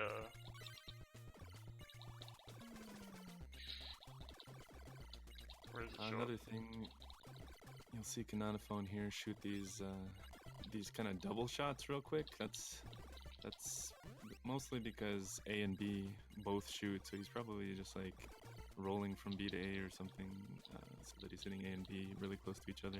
Yeah, that makes this game like way more enjoyable. I doubt I would even play it if you couldn't do that. Maybe, I don't know. We don't have to worry about these zany, hypothetical, whatever. Sometimes, yeah. So I'm still a bit tired because I did I was doing the tech session until about 4 hours ago. So I slept for a bit, but now I'm sort of... Mostly it's fine, but the combination of like focusing on this plus having to think of what words are, I'm gonna slip up a bit. And there was a nice E power up to clear the screen. There's level 1. Oops. So that's about all there is to talk about. So I thought maybe we would discuss. Maybe we could like belt out some of our favorite songs from musicals. Did you want to start? What's your favorite song from a musical? How about I knew I should have gotten Toad instead. Jeez. Wait, something from West Side Story.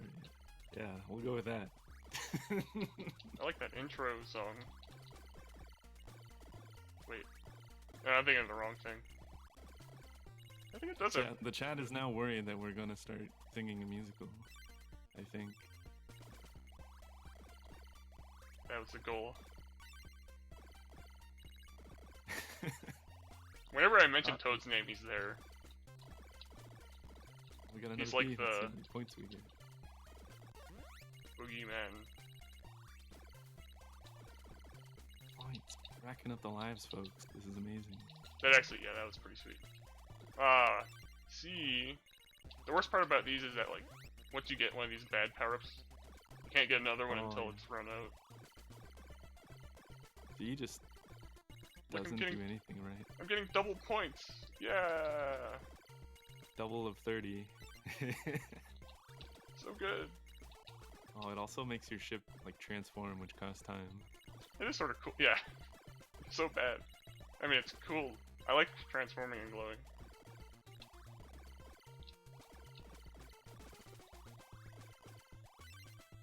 The aim the chat asked, what is the aim of Korth? I think it's to beat. You have to beat. How many levels are there? Like 9? There are 10. 10.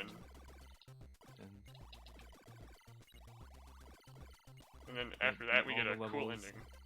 And you get a sweet ending at the end. You guys So- will like it, I think. Unless I game over. In which case, they won't see it. But the goal at the end is to use like as much lives as possible. Yeah. Because you can You could- cash in a life for a good amount of time. You could always be like me and do a 40-minute run and then die on the very last block in the game. Oh, I've done that. If you're not playing Korth if you don't do that. Like, that's the whole point. Oh, we got a B. Yes. We wouldn't speedrun it if it was like sensible. Give me a break. Another B. Not a very good B, but a B nonetheless. But yeah, the game's like quite hard in the last few stages. To the point yeah, that if you make like any mistake at all, you're taking a death. The last level is crazy. Yeah. It's very hard to even beat it like by itself with 2 lives at the start. Here's the first wide level. Oh boy. A good time for donations.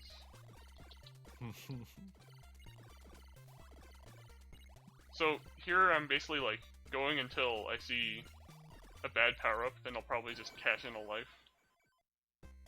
That's generally what I'm doing. Or if like the pattern is extremely bad, I'll cash in a life. It sort of depends. Like this one's sort of bad, but I don't know. Yeah, the patterns are kind of fixed, but at the same time they come at random times. Now manipulating all that would be sweet. Alright, this next one looks pretty horrible. Oh, there's a B though. Alright, well we're in for the long haul here. Do I like this better than Toki? I don't know. So what do you feel about the progression of the Toki world records? Oh man, it's crazy. It's like I'm the only one that ran it, and then all of a sudden, one day I look on speedrun.com, and all of a sudden there's like three new submissions per day, and there's this crazy rivalry going on. X-Ray and Neural, and then all of a sudden my time is beaten by like 20 seconds or so, and I thought my was strong. It's kind of cool that sort of rivalry can really bring down the time. I always said that rivalries bring out the best in people. Do you think you're gonna give them the old what for though? Take it back? I don't know, I might be retired at this point. Every time I do a run, it's like, how am I ever gonna save 20 seconds? Yeah, it looked like they got a really good one. Grister asks, what do the power-ups actually do? Well, there's one that the B gives you bonus points, so you want to make a big of a rectangle as possible, which is important to get extra lives. That is correct. The E clears the screen, which is kind of nice. Definitely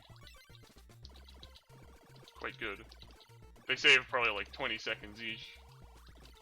Isn't there or more. 4? What are the other ones? The one is the transformation that doesn't really do anything. C is that it? Yeah, it doubles all the points that you get, but that's you still can't it get doesn't B at add the up. same time, It so doesn't it add up. doesn't Another matter. B, that's pretty good. And then S stops the screen from scrolling. Oh yeah. Which I mean that one's could okay be, on the yeah. last level, but Yeah, not really useful in any other level. it lasts for a few, or 20 seconds or so. And that's for power-ups. And it's weird how it, like, how they present themselves. It like, it's not like it doesn't appear on the power-up that what type it is. It like changes your cursor.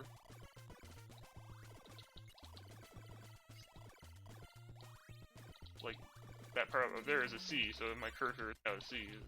It's sort of weird. How wacky. Well, you gotta know which power up the pink thing is somehow.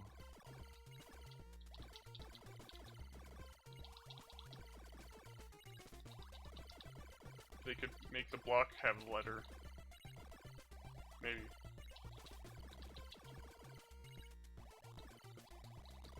Wow.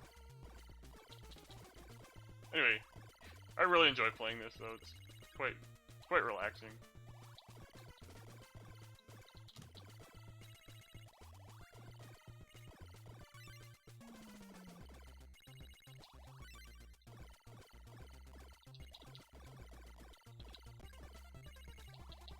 It's like fishing.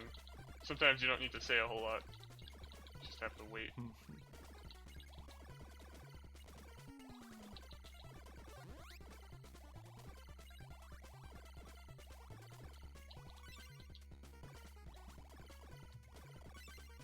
Don't want to scare away the bees.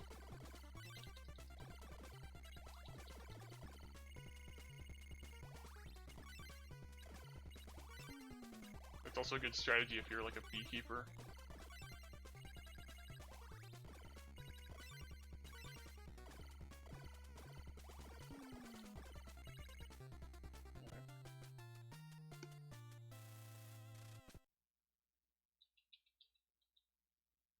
Seeing if I could pull up the instruction manual to see if there's any cool lore about this game, but I couldn't find one. Yeah, I'm glad you're here just because I can't like read the chat at all. I'm sure it's got a ton of questions. They're out there saying bravo. That's good.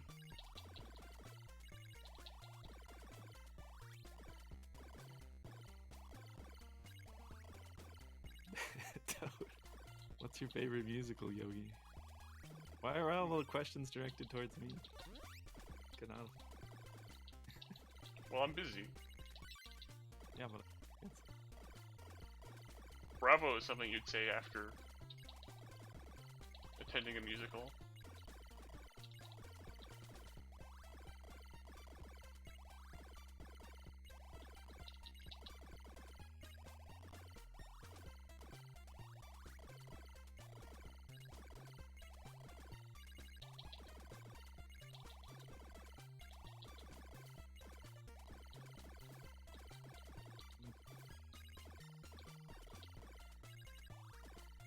This is it. We're just making rectangles. This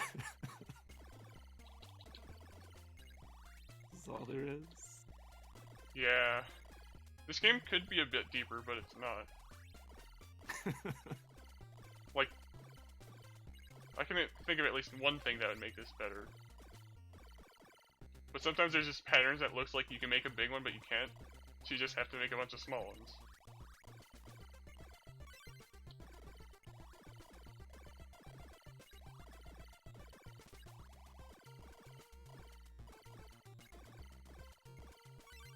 Manipulating the power-ups? I wish. Maybe with the first one, that'd be a good thing to... I mean, maybe... Did you try that at all? Maybe like a frame-perfect start push or something, but... No. Yeah, I think the scrolling might ruin it. To play the same way each time.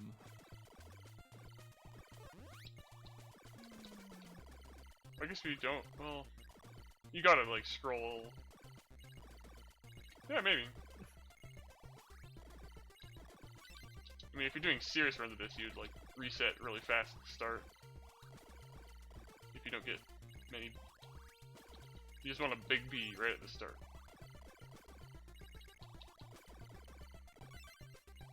Yep, he's up to 8 lives, but... I don't think you really... take deaths on the narrow levels. The wide level can just Good amount of have lives. some really slow pattern.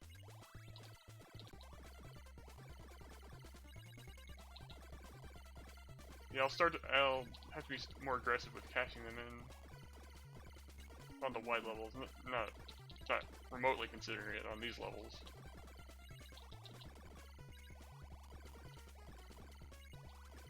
That's good E.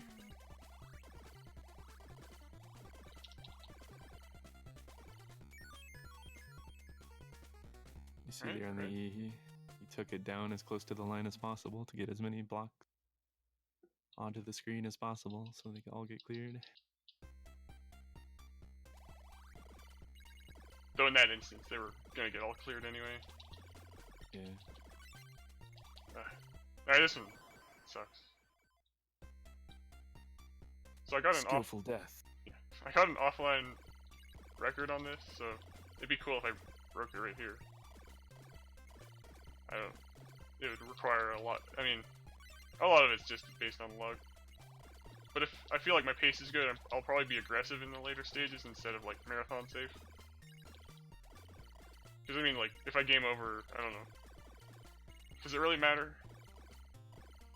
Who cares? I don't know. The ending is pretty good, man. I think the people want to. It is. Dang it. We'll make it a game time decision.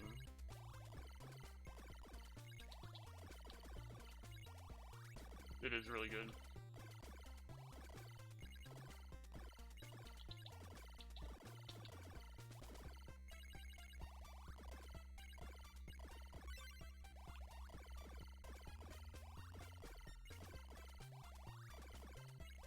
So these patterns weren't really that bad, so that's why I didn't take a death.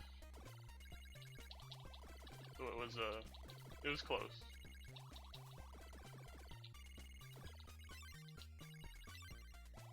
Gotta ask, is Quarth better on NES or Game Boy? Well, they're different for sure.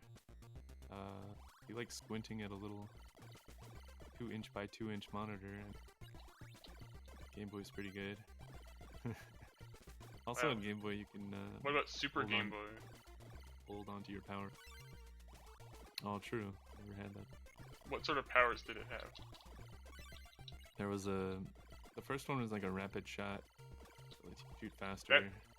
That seems not very useful. And there was a screen clear and like a time stop. I think it's like the same power-ups pretty much. But you could just get to choose when you use them. If they are the same, I mean, it doesn't really sound that useful. I mean, the screen clear one would be... I guess that one's probably pretty good.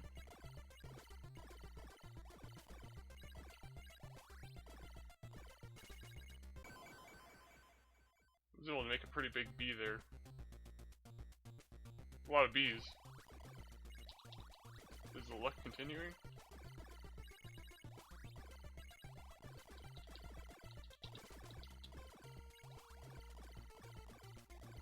Alright, where there's a bunch of flat ones like this, it's like... just eats so much time.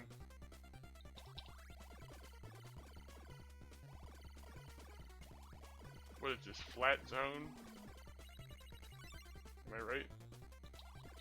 Nah.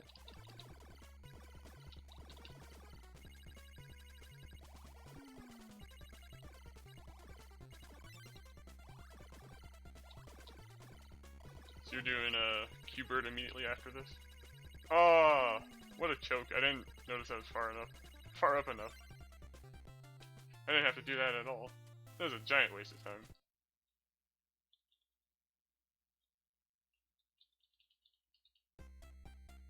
Oh, it'll just disappear, right? At the end?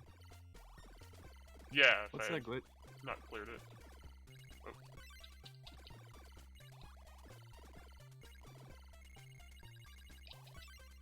Yeah, if you reach the end of a level, sometimes the blocks that are remaining just disappear if you get up high enough, so you don't actually have to clear them.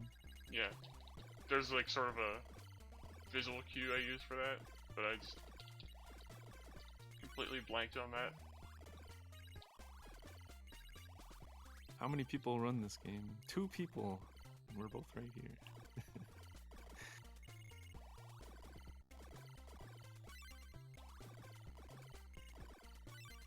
The Quarth community is recruiting. Just do a game trade. trade course, and I'll run whatever game you want.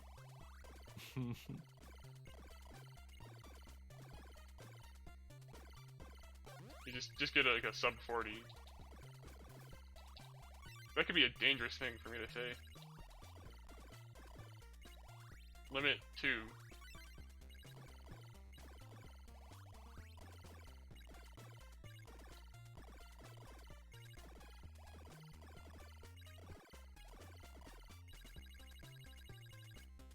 Alright, so that's a lot of blocks. Let's just not do that. Whoa. That one's bad. This one also. So if I'd actually cleared those, we'd be here all day. I mean, we will be anyway, but even more so.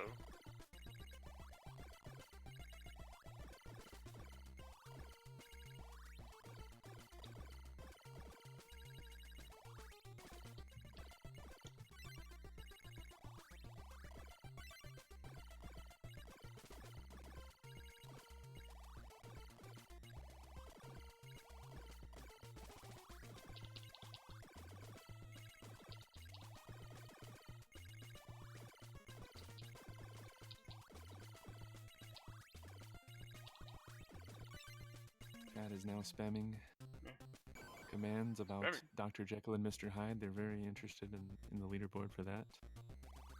Is that contentious? No, it is not. Or, I mean, I'm looking at it, and 4th is 30 minutes behind 3rd. So I would classify that as, well, I mean, I don't know. Oh, I assume that's the game I'm going to be playing. Yep, they're gonna trade 4th for Dr. Jekyll and Mr. Hyde. Like, I just played international cricket, so you have to do a little better than that.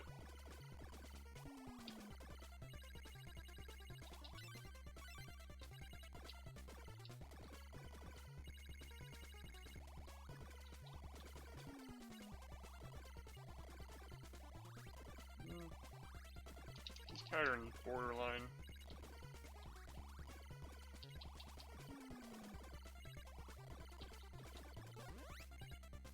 Ew.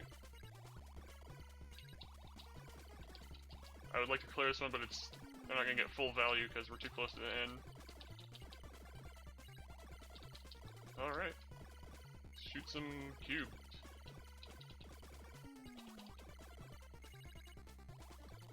What other games do you shoot cubes?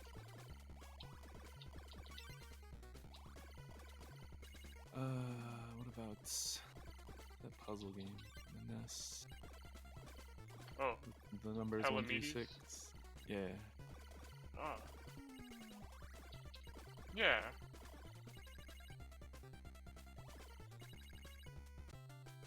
That game's sweet. Kickle Cubicle. Or, yeah. Well, Sort of.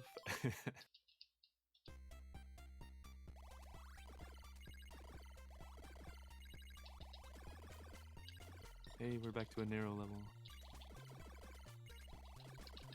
there's only one more wide level left, and the plan is to just use... I wish I had used my splits for this so I could tell what the pace was like. I'll go down to like 2 lives.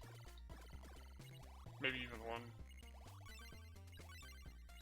I don't know, what do you think? Go for it. On the final level? Yeah, I mean... I will blame you if something happens, so... I'd probably play a little safe just to ensure that we see the ending. Alright, I'll play a little safe. I mean, I can still cash them in at the end of 9. So it's not a total.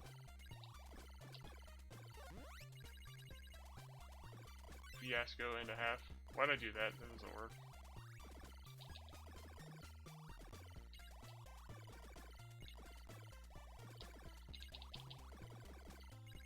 It's a queso fresco fiasco.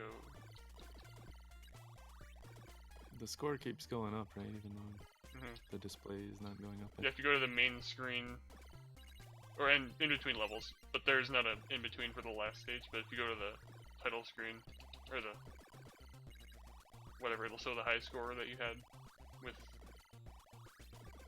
extra digit. Which makes me wonder why they bothered. They could have another 9, there's room.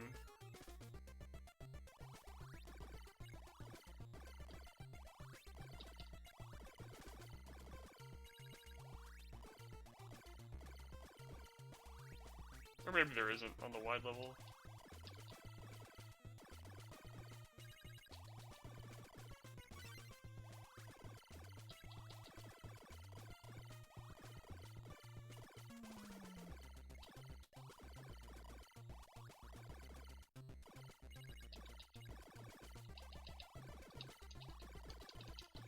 Holy. The protected bee here. Probably won't get too much out of it. Still, that's like a lot of bees. There's so many bees. I can think of one actor that would not appreciate that.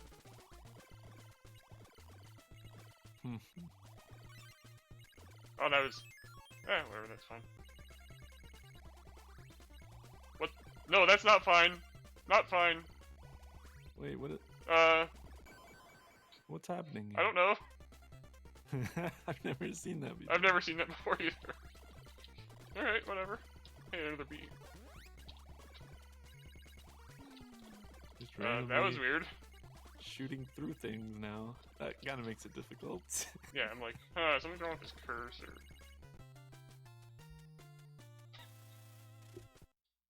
I'm glad it looked like it fixed itself.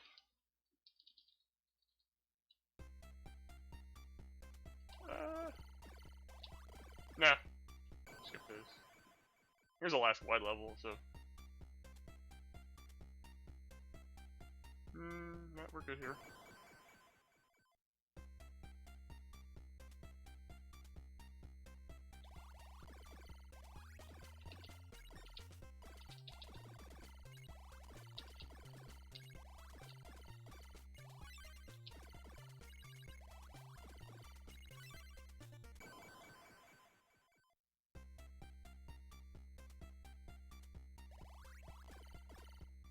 Meh.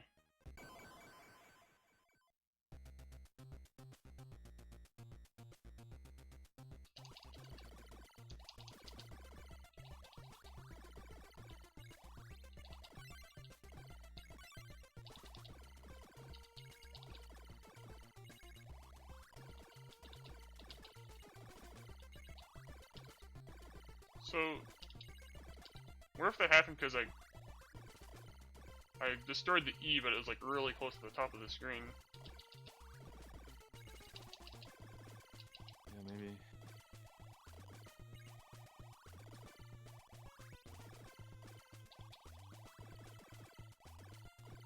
I don't have to worry about the sides here because there was that S.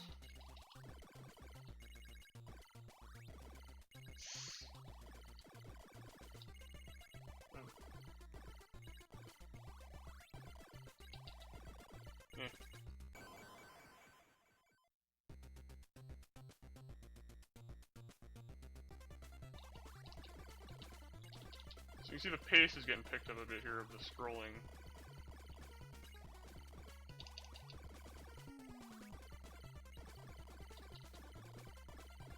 It only took 30 minutes.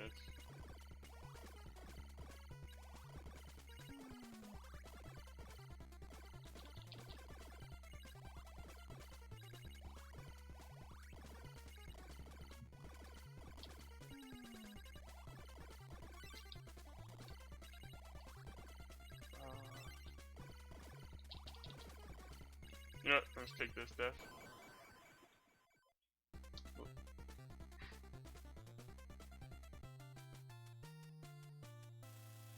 Went down to 1.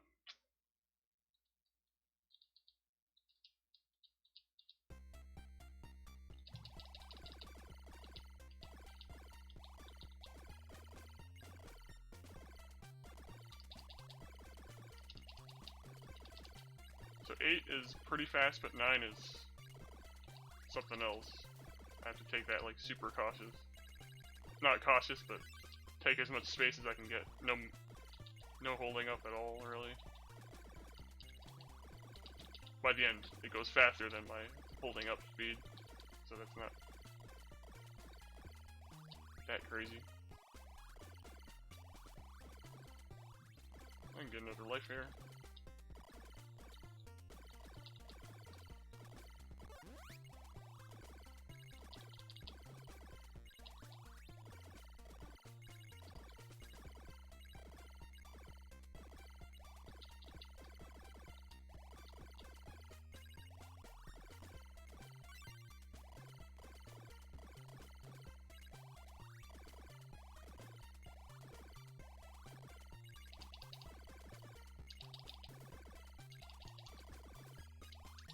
Also, have fun finding out or determining which one is. Oh, that's bad. Uh-oh. One extra shot. Yeah, it's close. Fortunately, when the blocks are clearing, the screen stops. Yeah, that would make the. You know, it would be nice if you could just fly through blocks that are clearing. That would help a lot. Mompleton, I think it's 10,000 points per line. Seems like something I should know. I feel like it's probably a little less than that. Or, not less. The other, like 10 and a bit or something.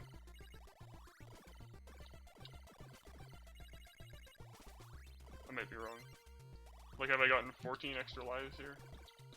I might have.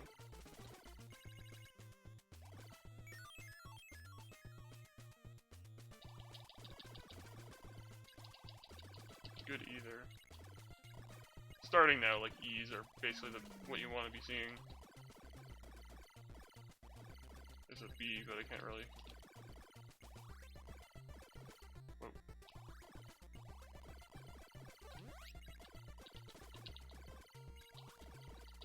Whenever you see a B when you're playing this game, you have to say B. Yeah. And especially on this level, like, the colors. It's so impossible to tell.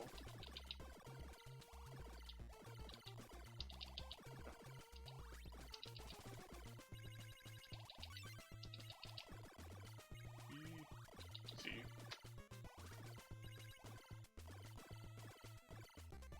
Come on, B one time. You have to say one time. Every time. You get more of them.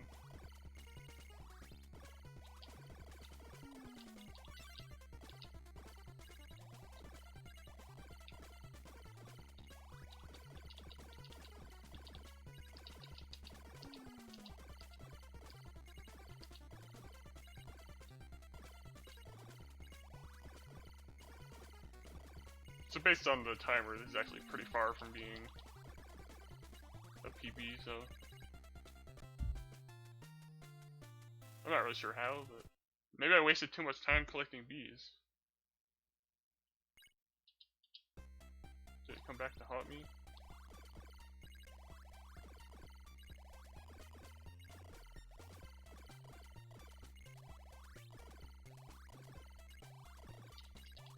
Wait, is this final level or yeah?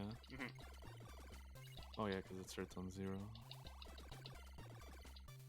Yeah, it's a weird numbering system. It should be like if the not like the 90 on top, not the 1. This level is crazy fast. Like, if you make any mistakes, a lot of times it's just an unrecoverable death. Yeah, more so You can't right go at the fast end. enough. It sort of accelerates and decelerates throughout the stage.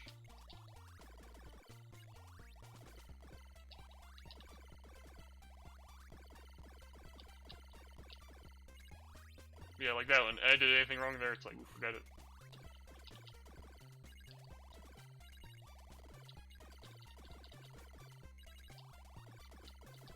I don't know if this one's possible. A little dicey. Yeah, it's still like That is just not gonna happen.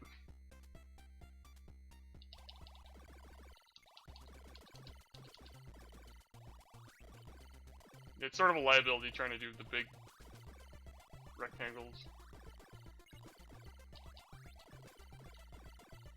Just because the smaller ones will eat up more time.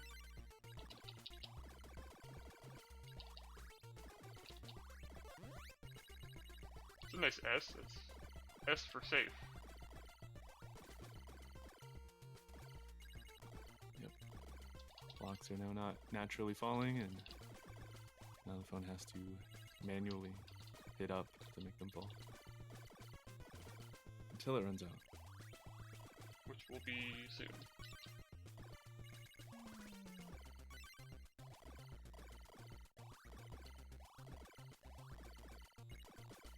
Getting close.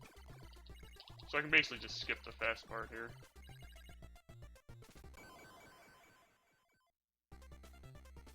Unless I did it too early and then I die on the last block. I think I'll be fine. Time's coming up right about now. Or now. Nice. Nice. GG. Alright. No unfortunate accident at the end. Yeah. Great.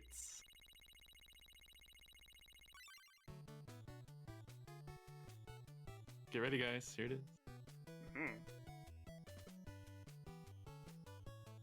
Guys going on the phone with such an awesome spaceship. The old hip hip hooray Yay!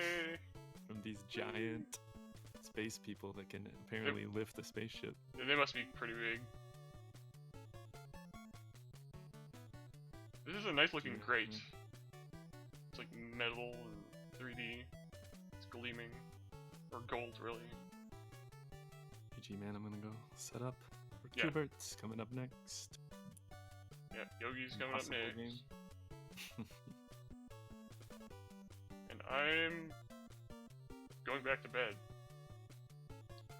Yeah, alright. Thanks for hanging out, guys. And Q-Bert's up next, and it's really hard, and Dad.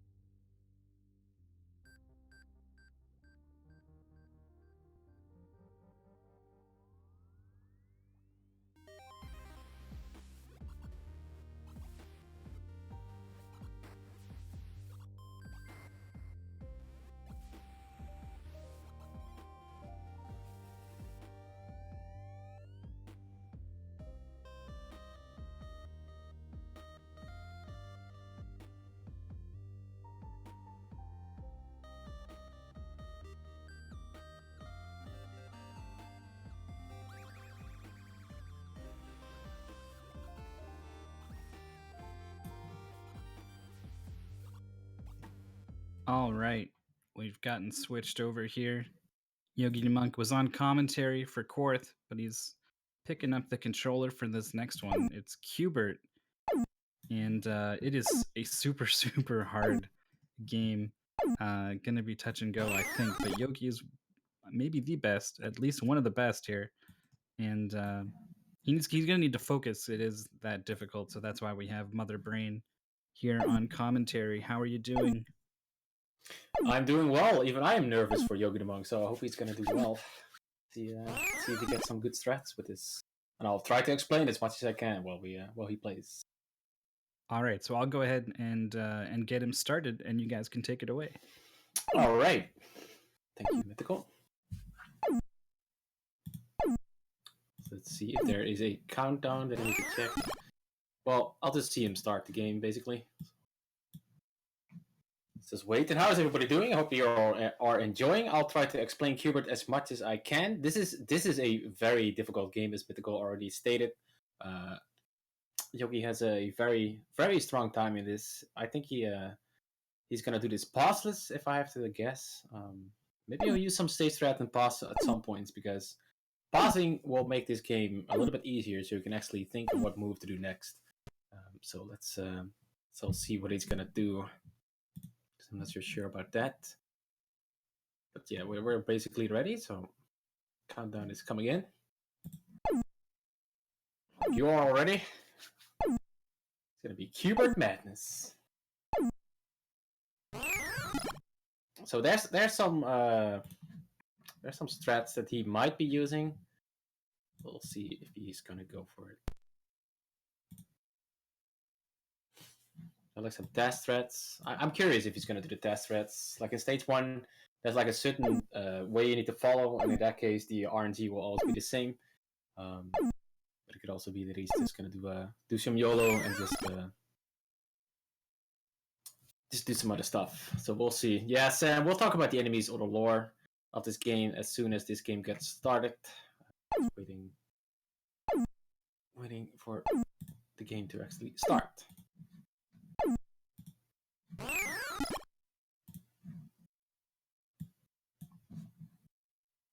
Sam, nobody likes Sam. If you play this game, Sam is not your friend. Lore, there's Lore, yeah. I know a couple of names. I know Sam and Coily. And then you got rap balls and guys that jump like from the side. I don't know their names. I guess it says right here, lure a snake to his death, but it's actually a Coily. But yeah. We'll see.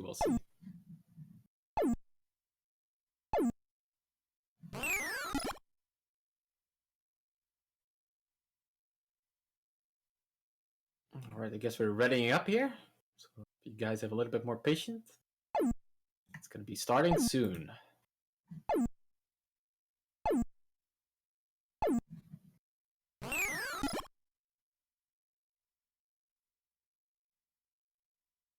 Sam de Mierda, that's right. Damn de Mierda? No, Sam. Sam de Mierda.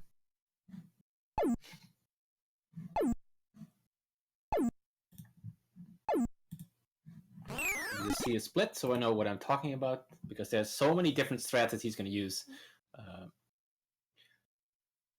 By the way, there's a total of I don't know how much really, but there's like 4 rounds per level, and it ends up until 9-4, so 9 times 4 is the total level.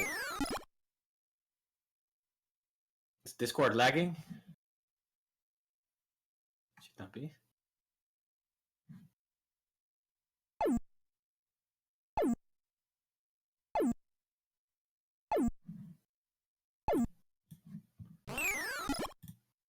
Well, the stream is so quiet because of Qbert having no intro music.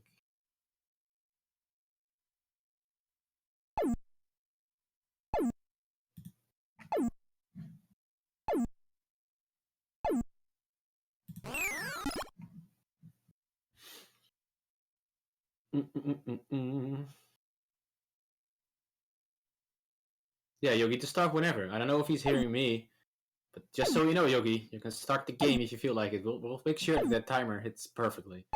And it's gonna be all good, man. Start the game. Go. Hubert is a salty guy. He is a salty guy. I'm still wondering if it's like his nose or like one floppy arm like on the side of his body. No, it's a nose. I don't know if you've ever seen Wreck-It Ralph, but it is his nose.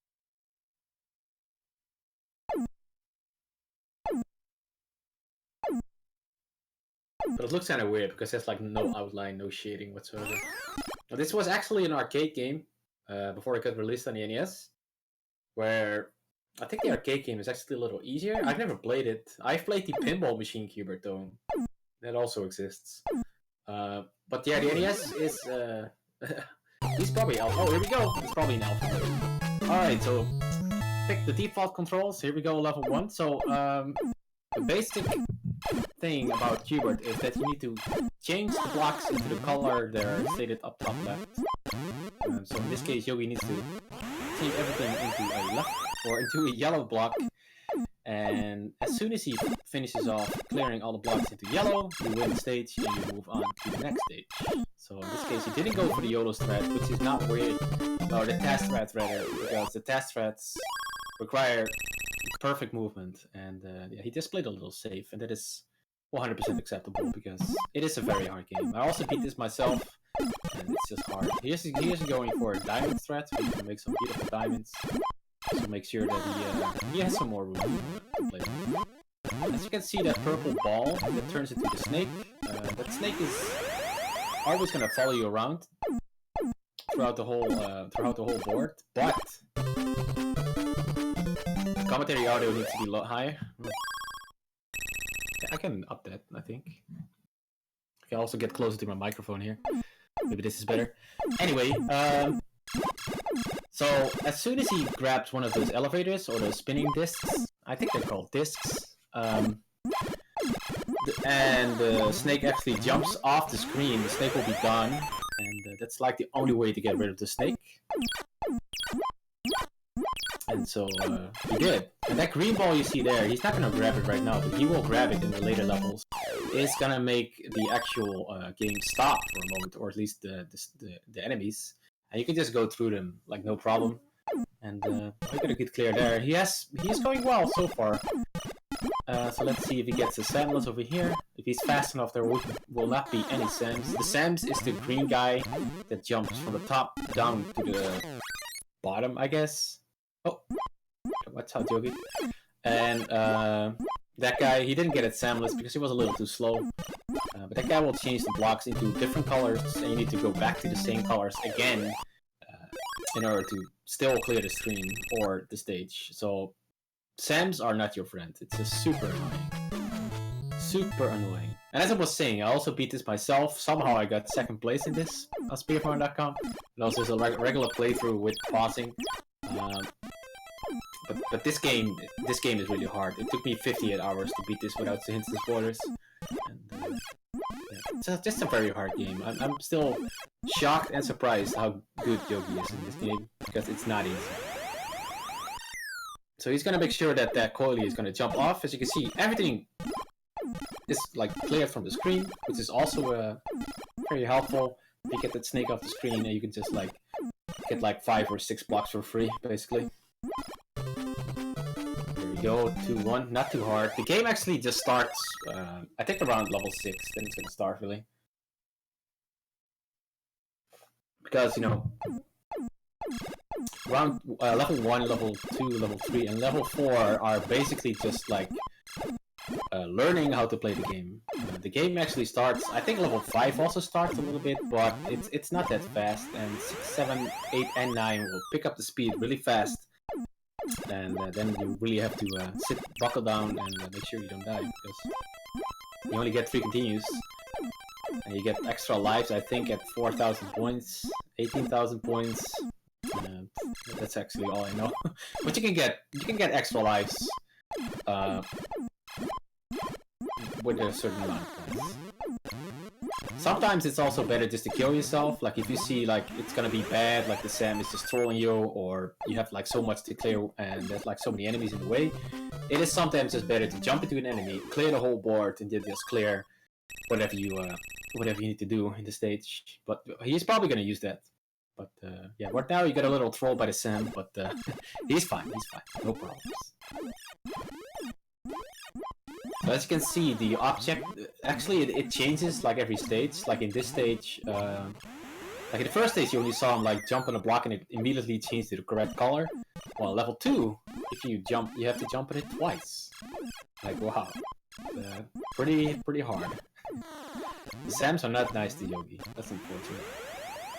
So on level 3 it's gonna change into like if you jump on a block and you change it to the correct color, you jump at it again, it changes back to the wrong color again. Oh, you got nailed there. Yeah, that's quite unfortunate. With this board, like those side jumps don't really connect properly, so you can still die like in midair, even though the enemy is not touching you. It can be pretty annoying. So here's a good use of the time stop. It just clears that board, no problem.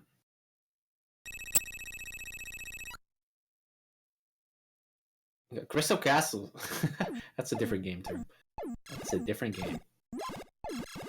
Alright, so here we have level 2, round 4. One of my favorites next to, I think 4-3. 4-3 is also like with this black background. Somehow for me this feels easier. Like it just feels like you clear a lot more, a lot faster, even though it's the same board with the same blocks. But I don't know, it's a feeling you get when you play this game.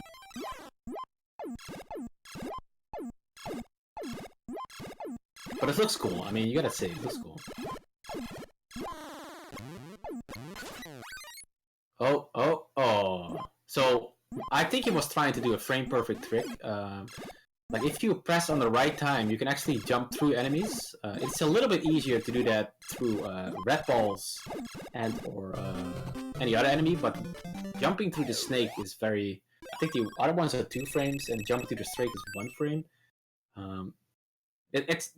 You better not try it, but if you are like in a situation like that, you might as well, you know, try to jump through him instead of taking a death. But yeah, it's not that big of a deal.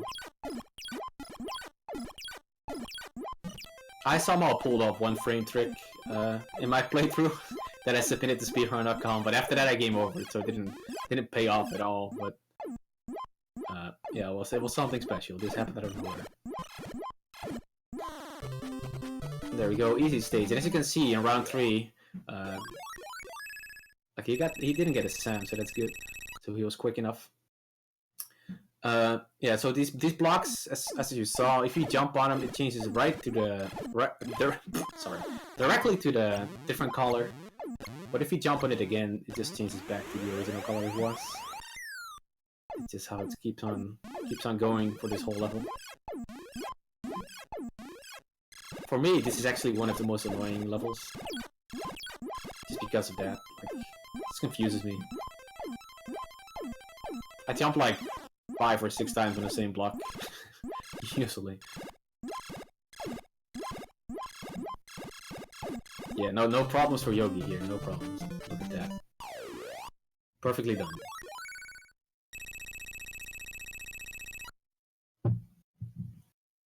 Alright, up to 3-3. Also a very weird thing. I will already say this, but we're not there yet. As soon as we reach 4-2, I think it's 4-2 or 4-3, it's gonna be like an extreme speed increase out of nowhere, and that's I don't know why, but it's the fastest stage in the whole game. It's like way faster than the rest of the stages. It's even faster than I-4, where I think level 8 is actually slower than level 9.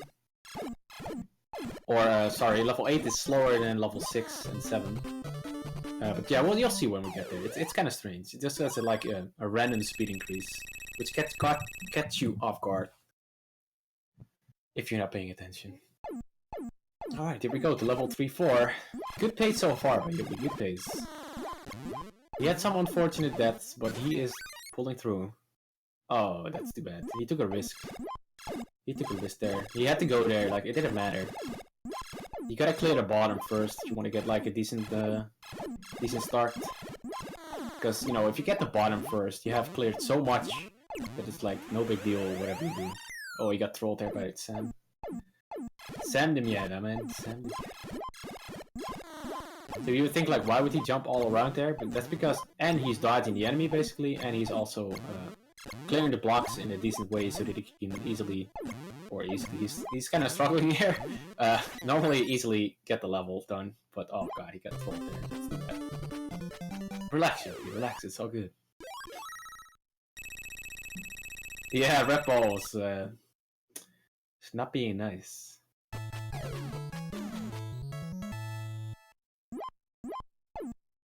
Yeah, I always said that this game is a heavy RNG, but Yogi disagrees. He's like, no, there's no RNG. It all depends on how you move.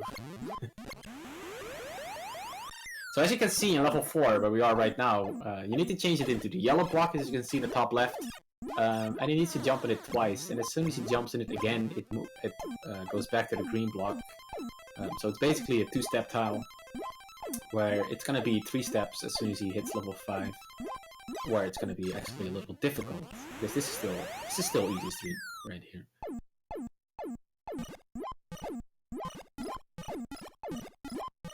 The Sam will change it back to the blue color, I think, or what color was it at the start again? I don't recall. But the Sam will just like put it back 2 steps. You don't want Sam's at level 4. You don't want it.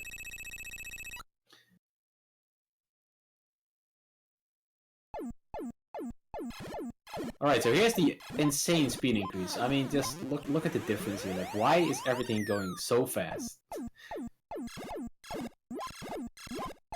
It's very strange, but at least you got the corners there. You want to get those corners. You cannot say that enough if you run Qbert, but you need to get those corners down, because you don't want to go back there. And if you are going down there, you might as well grab one of those discs, because that's gonna give you some safety throughout the run.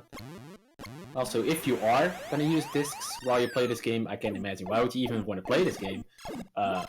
Is to use the discs and start from bottom to top, because that's gonna be a lot easier. Again, just to clear the bottom row, and you can just easily grab the discs on the bottom too. And in that case, you will be safer than you would be in just like going randomly throughout the whole level.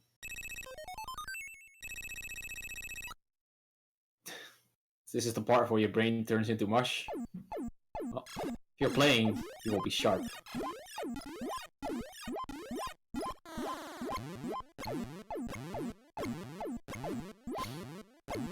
Yeah, Yogi's playing good here. Oh god, okay. Got lucky with that red ball there. You gotta use that. You gotta use that disc there to get rid of the Sam, because he was probably gonna go to the corner, and Sam's going to the corner like that. Oh, he didn't go through. If they go all the way down left or down right, that's bad news. You're gonna lose a lot of time. Yeah, you got the 50-50. It's all 50-50. There we go. Good time stop. You can clear a lot of blocks. And time is and that's pretty good. He's probably gonna wait here, yeah. It's a good call. How many levels? Well, he needs to beat 9-4. It's also a good stage. He did YOLO strats there. It's basically just getting on the corner and hope you don't die. And it paid off. It paid off.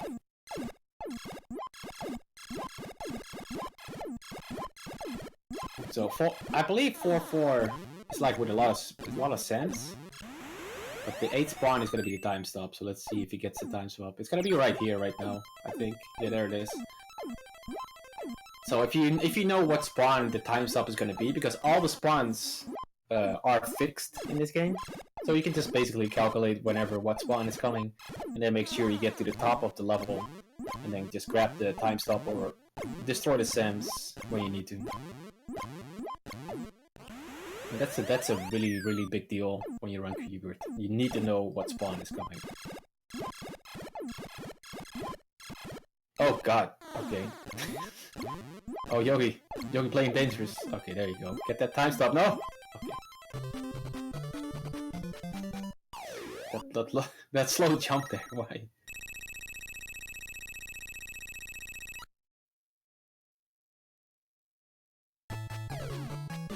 Right. Well, he got 6 lives. He started level 5. No game overs yet, so he is in good shape. He is in good shape. But this is where the game really starts, because this is a 3-step tile, and every time you jump on the tile, it will just cycle through the colors basically. So Sam can help a little bit, as he just did there, and just already pushing the blocks one color to the good color that it needs to be eventually. Get that time stop. Good job. Very nice. Very nice. And it's good to see that he's not using pausing, because just an example, I beat this with pausing. Like I'm not gonna beat this without pausing, to be honest. There's actually one person in the world next to Yogi the Monk who also beat this game pauseless, and that guy is called Nintendo, who's also doing his own style of NES Mania, and he beat this pauseless, which is very impressive. So he probably killed himself to make sure that he can actually finish this stage, because if you are like not moving correctly, there is a big chance that like, oh, see it? So he has to use that disc in order to finish, because if you just go back and forth, because it has 3 different colors, you will not be able to finish. So say if you have used all the discs around the stage, and you finish like that, you have to kill yourself in order to start at a certain tile to actually finish the stage, which can be quite annoying. So you gotta really pay attention to that.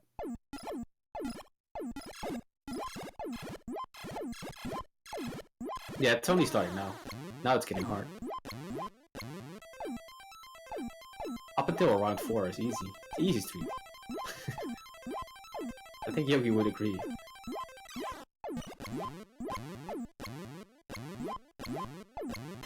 Oh god. Okay. Oh, he got 2 50-50s in a row and he still jumped into the snake. That's unfortunate. Alright, so there's also another thing you need to know. I think it's like red ball and 2 side hoppers to the right there, and then the time stop is gonna be right after that. Not for every state though, but for this stage, for example, it did, as you can see right there. And there you go. Nice finish, 5-2. Unfortunate death, but you know, still 5 lives, no problem.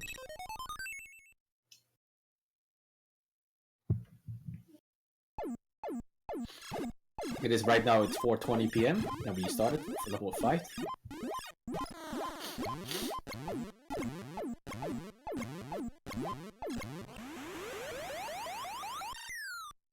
Yeah, this game is really intense. I know, right? Even commentating is like, oh man, jeez. I'm even sweating, and I'm not even playing. Oh, that's too bad. He got nailed there. There's like no escape. At least he could like get to the Sam easily, so that's good.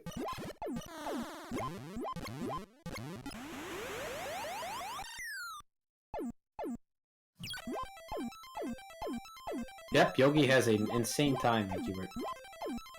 Just type in top 3 space Hubert, and in between, what is it called?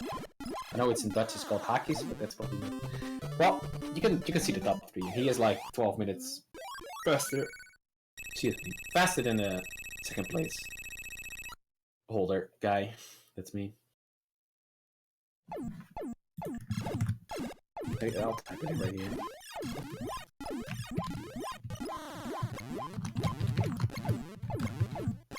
I think this should show it. No? Okay, then I don't know. Anyway, so here are 5-4. This is an annoying stage because there's so many Sams. Yeah, or that. Mythical, thank you.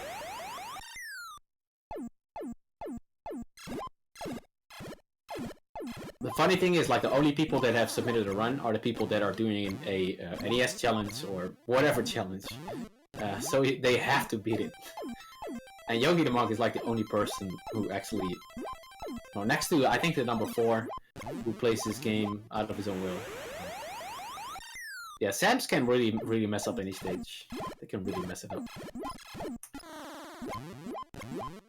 Yeah, Kapow, if you do that, you will see the SNES version. Oh god, is he gonna get it? Okay. Samuel was still making a mess out of there, but... That's why I said 5-4 is just not nice. So as you can see, it just took a death there in order to spawn at the top, which helps a lot, because he knew the Sam was coming. And, well, it cleared up a big chunk of the stage right there, just by killing himself. And there you go. Good finish.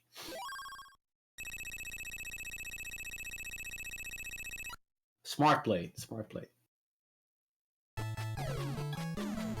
Alright, here we go. This is level 6. This is where the game basically stays the same a little bit up until 8-4. And he's gonna probably do corner YOLO strats. He's gonna move back up, and he's gonna go down to the same corner again. And so just to make sure that he clears those corners right from the start, because these stages are really hard. So you got those corners. Let's hope Sam's just there. We go, perfect. And maybe we'll see. Maybe we'll see a frame perfect direct. We'll see. Maybe we'll see. Maybe we'll pull one out. Pause buffering, yeah. If you play this game normally, pause buffering is definitely recommended. Because then you can actually like pause and think what you need to do instead of just like taking a lot of 50-50 chances and or just you know, playing through the game regularly, because it gets really hard. Yogi makes it look pretty easy, but it's really hard. So that was a good 6-1. 6-1 is like yeah, it's a pain. A 6-2. This is my least favorite stage. No idea why, but this stage just sucks. Like when I played this game casually, 6-2 was like the level that just killed me so many times. They couldn't go for the YOLO strat because one of those side hoppers was in the way. So we had to like do this, but he still got it there. And Sam actually helped this time. So he's fine. The runner is making you feel like a moron. Well, Yogi just played this game a little bit too much. I mean, if you play it a lot too, you will not be a moron anymore in this game, I'm sure. There you go. You should clear this right here. Oh yeah, right, this Sam. Yeah, see, this is why I don't like 16. Is that Sam just like shows up at the wrong time at the wrong place, and you have to do everything again. And there's not a whole lot of discs, so he has to do it right now, or he's gonna die. So he's in a shit pickle right now. Let's see what he does. Gotta get that corner. Oh yeah, that's smart. Yeah, good play. There's another one. Go, go, go. Go! Oh, God. Too tense. Like, as you can see, he has no discs, so he has to gamble with this snake.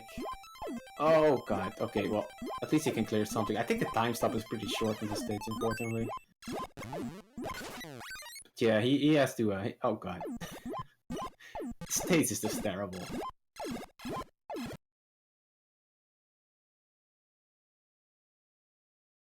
What happened? Okay, I can't see his game feed anymore because for me it got stuck. Oh! There it is.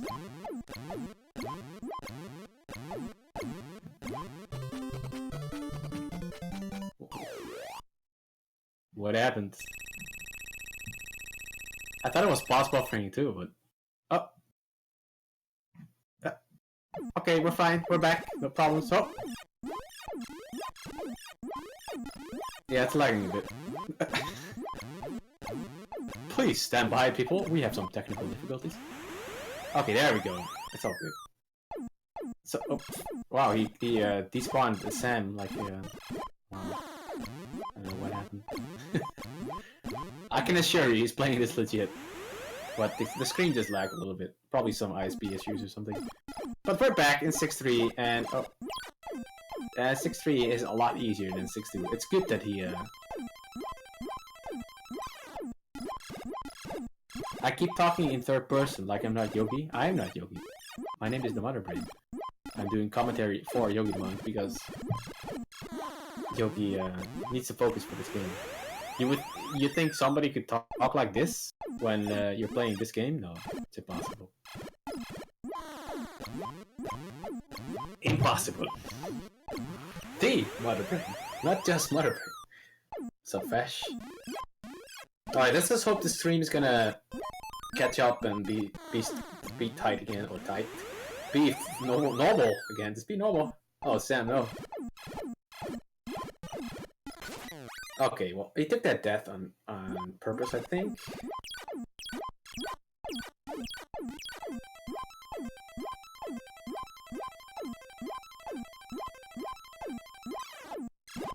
For me, it's still a little bit laggy. I don't know about you guys. So if I'm like behind, like what the hell is going on? Because the stream is just like lagging.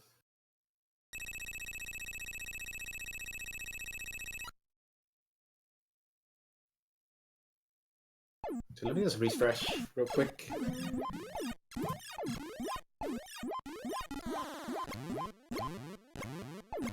Oh, it's good now.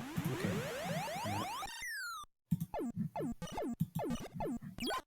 Right, I'm refreshing, so I could be. I don't know what's going on right now. Okay. Now I know. There we go. It's all. It just kept on lagging for me. Alright, so 6-4. Another dark stage. Not that bad. There's a lot of time stops. And this stage is pretty easy compared to the previous stages in level 6. But I'm happy he got through. That he got through freaking 6-2, because 6-2, as you saw what happened, it's just really hard. Probably the hardest stage in this game.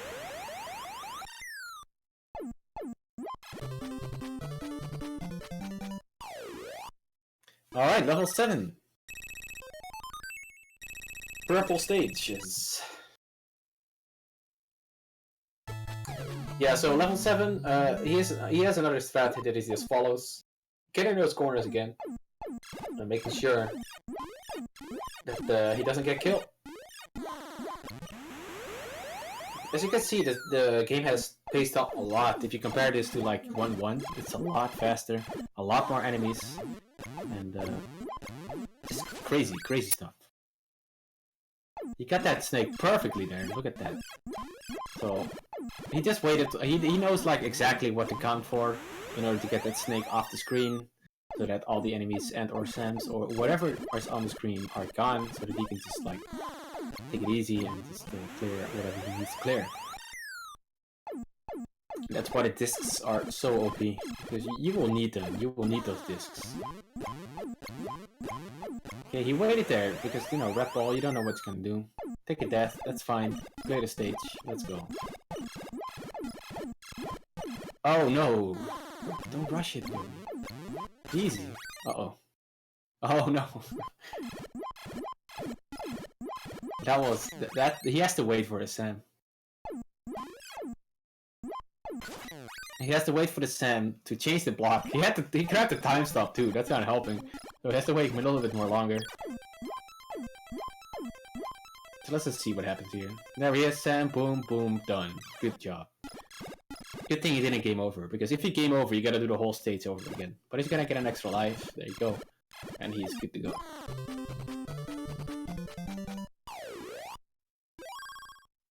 Accident prone, yeah.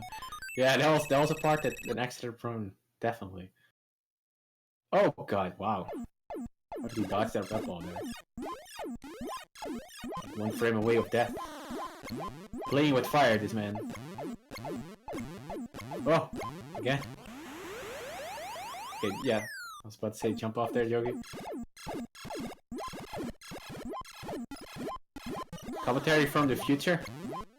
Oh, I'm quicker?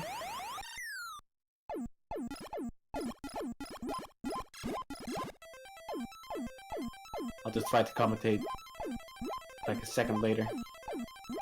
My internet is too fast. That was a good clear there again with the coily.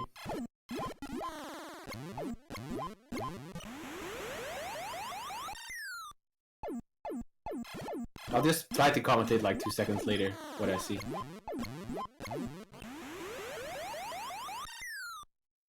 I was gonna hustle. Ah, too bad. He was trying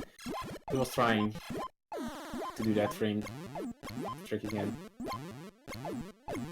But there you go. Nice clear. Good job. You know what? Just to get this delay, and then like queue with you guys.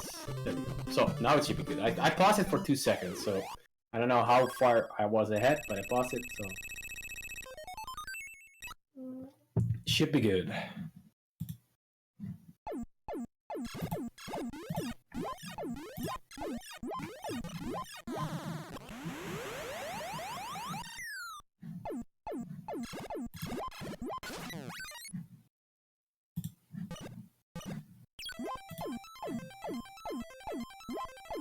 5 seconds. Hey.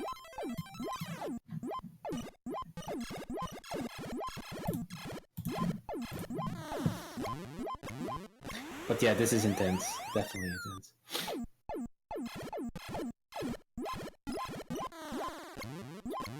Good time stop there. Yeah, this game is very serious.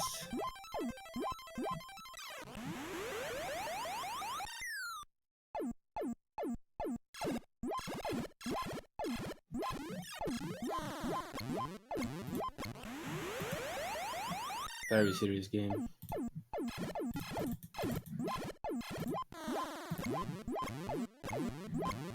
Okay, so that doesn't work, unfortunately. I wanted to use a different source, but can't open it.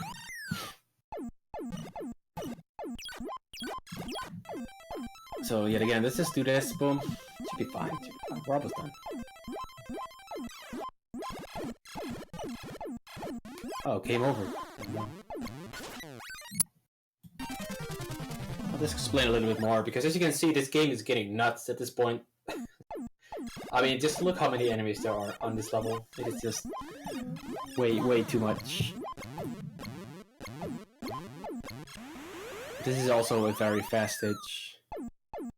He's getting there, he's getting there, don't worry. Don't worry, guys. We'll get this done. Oh no. Oh no! Well, that wasn't very nice. Okay. Okay, you got that time stop, so that's good.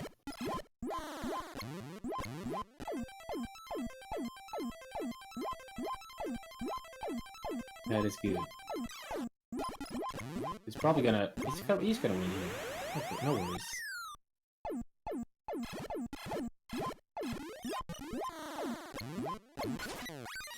No worries. Playing with fire again, but he got it.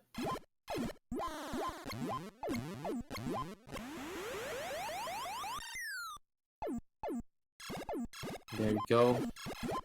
Get the time stop. And done. Nice.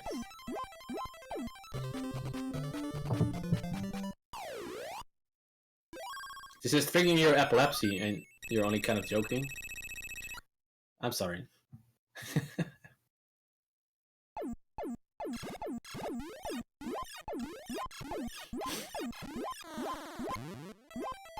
Alright, so in 7-4 you really need that bottom row done. And he's doing it.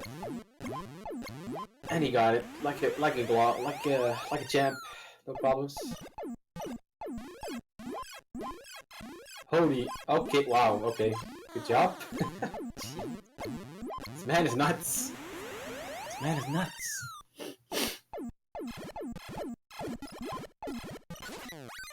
Well, I gotta say, that was a very clean 7-4. That was like top notch right there. Top notch, dude.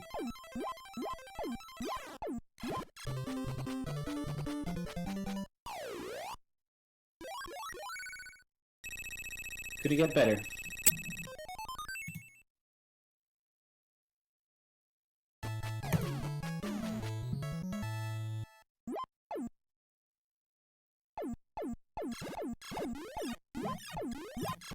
Alright, so here we go with 8.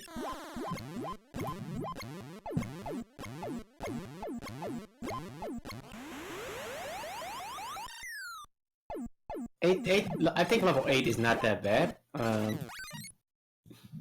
Even though I had my PB for a very long time at 8-2. That's mainly because it's just a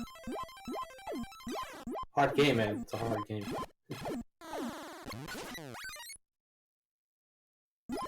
Okay. Oh yeah, I was about to say he didn't get like the good thing there, the good whatever it's called, but he went and go ahead and used the disc and made sure he actually got it. So that's pretty good.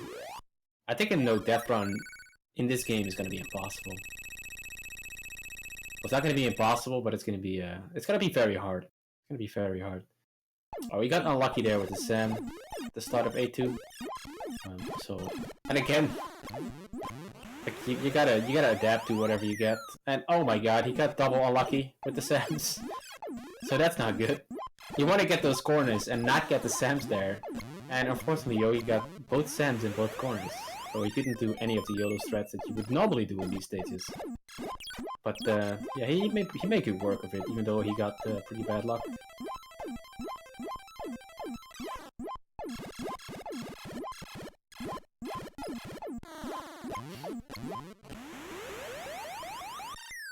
Yeah, Sam, you don't want Sams. And like right there, he just killed himself to make sure that the Sam is not on the screen anymore. Like, might as well take a death because he will mess up the whole board really fast.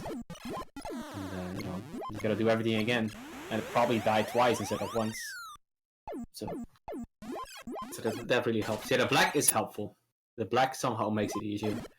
There we go. Good job. Nice job by Yogi. A2 done. And we're almost at the final level already. I don't know what the timer is at right now because I cannot see the timer, but I'm pretty sure this is a pretty decent pace. Let me see here. Oh yeah. It's a good pace, absolutely. 35. Yeah, that's good.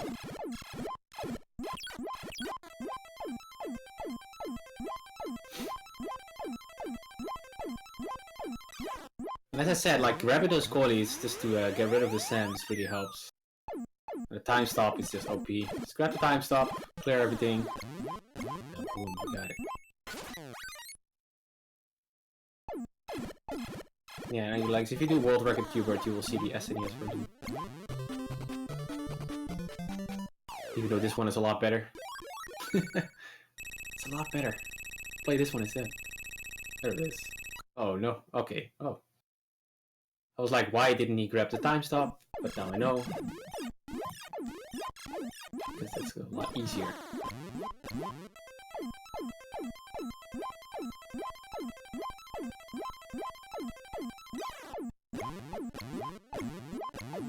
One minute and 55 seconds for the Atari version.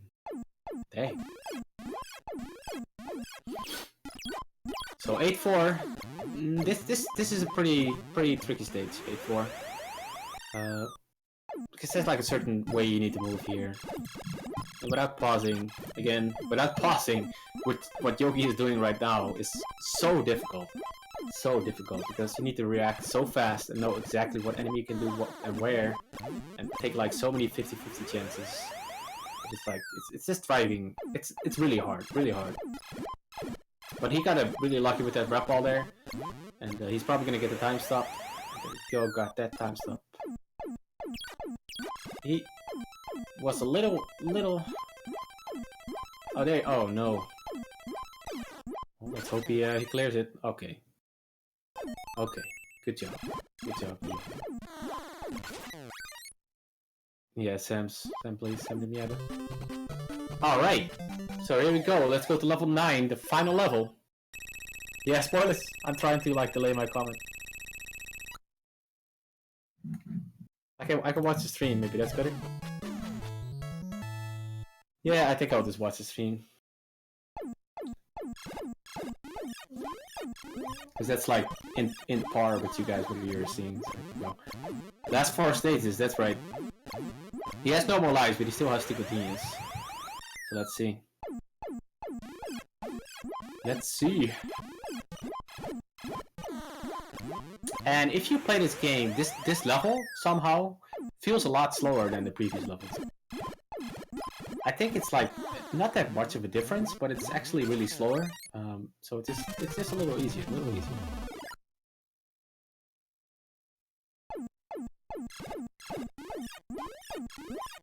Oh, that's really unfortunate. That is really unfortunate. He wanted to get that time stop so bad, and he died. But he got it, no problems. We all believe in the Yogi. Oh, that Sam was really helpful too. All believe in the Yogi. Again, a useful Sam right there. That's good. So he's gonna get the corner, or the bottom row, getting it right now. Getting it. Oh, that's too bad. You should have known that there was a time stop, but that's fine. Oh, there's another one right there. Really? That's 2 time stops so fast. Okay.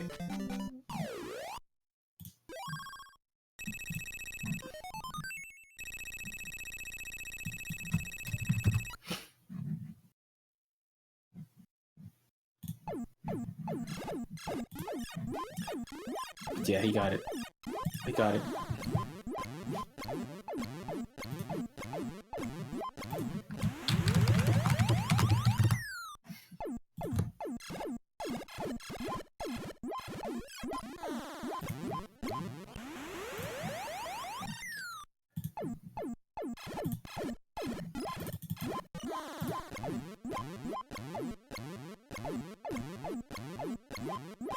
All right.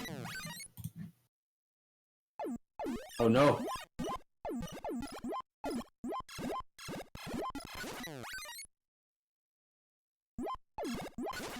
The timer stopped, really?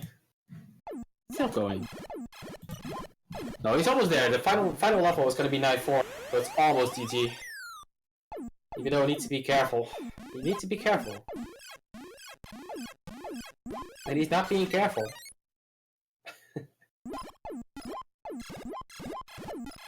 He needs to watch out. Oh god. Will he get it? Will he get it? Yes, he will.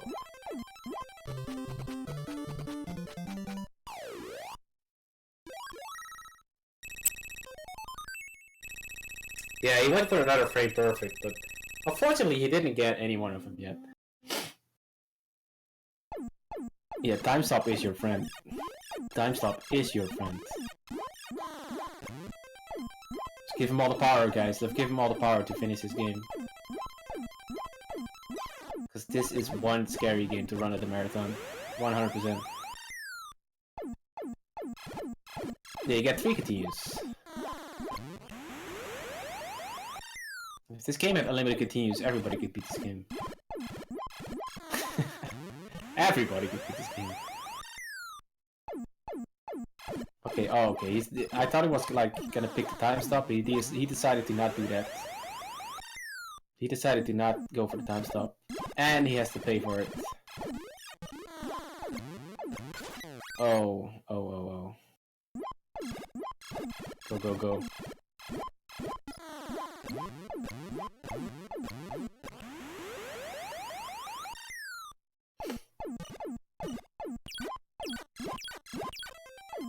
Oh my, you're making me sweat, Yogi. You're making me sweat. Come on. Oh, okay. Last level, let's go. Last level.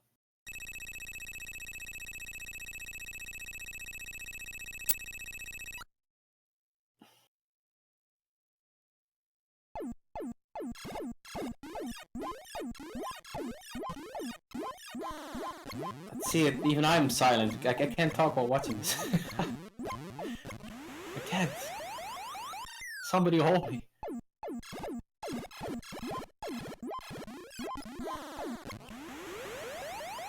Somebody hold me. Is he gonna get it? Is he gonna get it? Perfect time. Very nice. Perfect time. Alright, ready for time. Time is coming up as soon as he hits the final tile.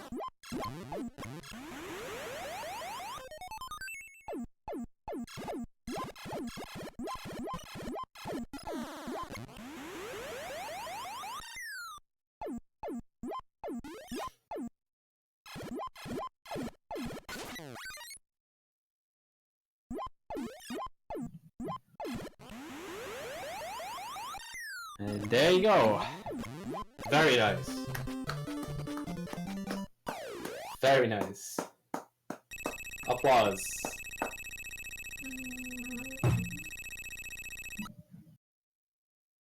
That was clutch finish right there. Oh my.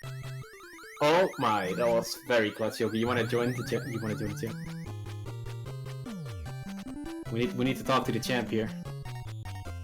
We need him right here. Discord.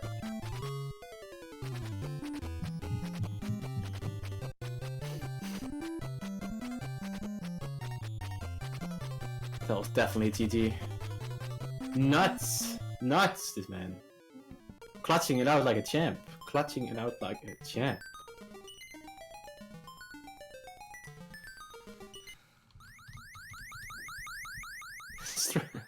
The stress, yeah. Yeah, the congratulations screen is definitely worth it. And as you can see, if you beat it, it's just gonna be, you can do it again if you want. Isn't that great? Let's do it again. Hooray. Always fun.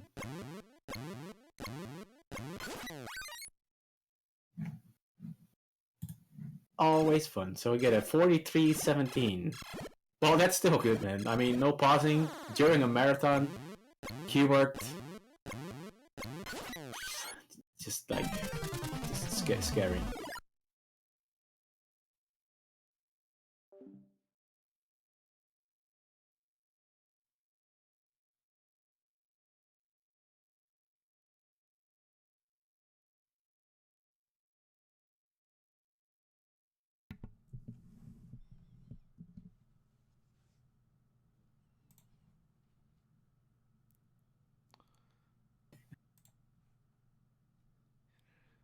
Hey, hello.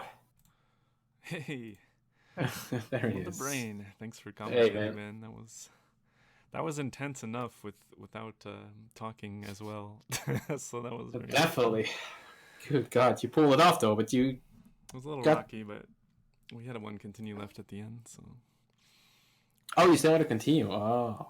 I mean, It's at the easy. exchange of losing 7 minutes, I'm using a lot of safeties. Like, I'm gambling a lot less here because I don't want to game over, and sometimes I take more discs than I usually would. Like in the very first level, I would never take a disc because it loses 3.5 seconds or so. So even there, I take one disc for safety. Yeah. Well, for me the scariest stage still, because I don't like that stage, and you had some troubles with it too, was 6-2. It's always a hassle. Oh yeah, the 6s always get me. Also, Yeah.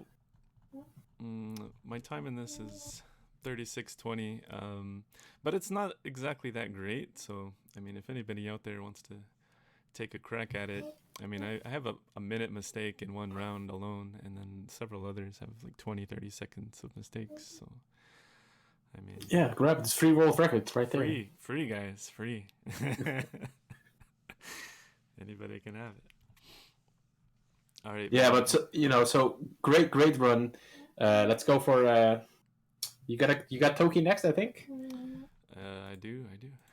All right. Well, in that case, good luck to Toki. I'll be off. I'm just gonna be watching and spectating some Toki.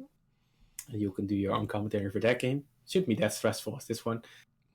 And thank you so much for having me. It was a blast to do the commentary. And good luck with the next run. All right. Thanks again, man. No problems. That we're headed off to Toki.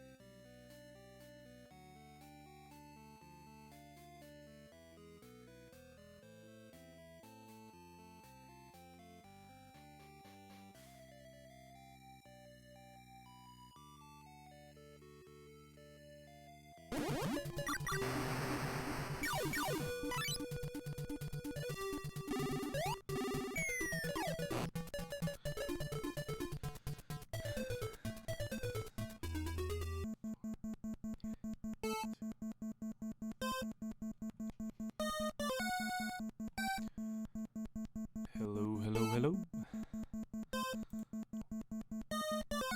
We're back for some Toki in the Best of NES Marathon 2017. That was a very stressful Qbert run we just did. Thankfully we got through it. It's not guaranteed that I actually beat the game without game overing, so I was pretty happy that we actually did beat that game. But yeah, it's very dangerous. It's not marathon safe at all. You have to do a lot of gambling to actually go fast. And if you're playing safe, it makes it even harder sometimes. Like you just play too safe and then you run out of discs and it's bad times. But let's pop right into Toki here. You can see here at the start the story of Toki is invisible giant stole your girl, Miho. So you go to try to get her back, but then the evil wizard Vuki Medlo turns you into a monkey, and the spirit of the forest was so upset at the surprise attack that he gives you the power to shoot fireballs. So I haven't read the manual or anything. I just know. I can just tell. Alright, so here we go. I'm gonna get started here. Time looks like it's all set up, so let's go in 5, 4, 3, 2, 1, go. So here we go. I mean, Toki is basically Contra. You got these power-ups. There was a power shot. And a lot of Toki is grabbing the football helmets, so you can just walk through everything. And jumping on the 10-ton weight. Got some vine climbs going on here. Now, I'm not the world record holder anymore in this. There was a big kind of rivalry recently, and a lot of people like X-Ray and Neural really dropped at the time down. That was a little early there, so let's do the backup and get the spread gun. It's the hardest jump in the game coming here. I didn't get it. Let's just play a little safe thing.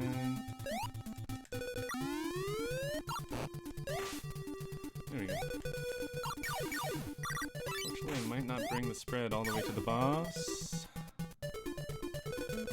Got a little bit of it on.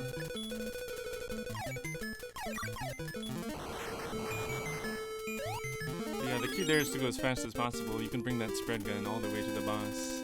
There's a new strat here, but I'm not going to go for it because it's too costly if you fail. But you can kind of make a dragon spawn. So we'll just do the old strat there.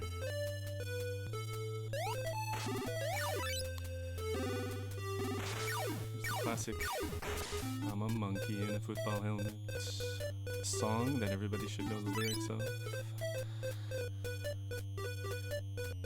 We got some little turtles going on here. That one turtle is going to be very guilty that he was the only one that lived and his friends all got eaten. I don't know why I'm destroying turtles, but there's actually a helmet here that I never knew about. That's kind of new. From the new guys in the Toki community. Toki community has been blowing up lately, guys. This is actually a pretty, I would say, easy run to get into, but very difficult to get a really top tier time in, I would say. But if you're just getting into it for like a sub 11 or whatnot, it's not too bad. Okay, here we have Rambacha, the Michelin Man.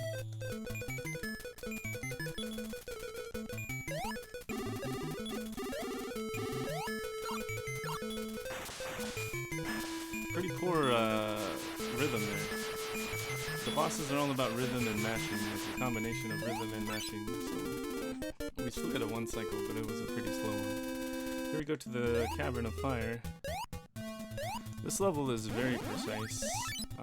To get good cycles and all, there's a vine cycle later on, and then an early platform cycle. I'll try to hit the early platform cycle again. And I whiffed, so I'm probably big whiff. So we're probably just gonna skip it. After that whiff, I don't know where the platform is gonna be. Oop.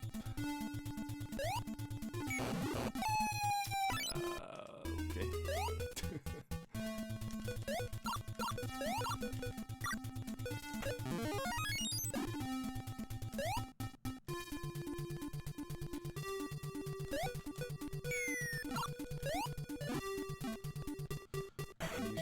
fireball here, so there we go. I'm just gonna skip that element.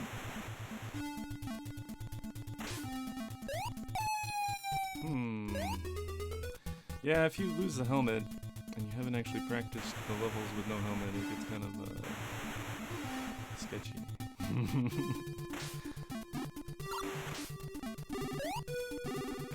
There we go.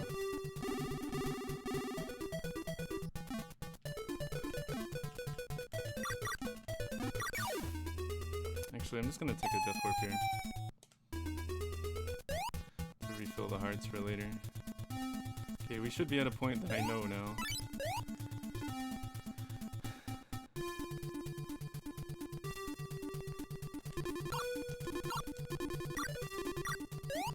This is some old strats. Usually you want to take the helmet to this guy.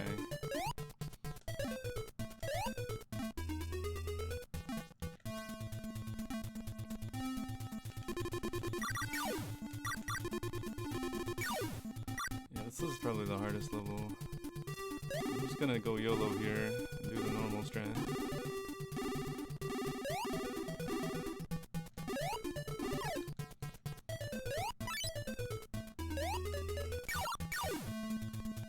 New strat here, and wow, I didn't even get that one. That's what I get for trying a new strats.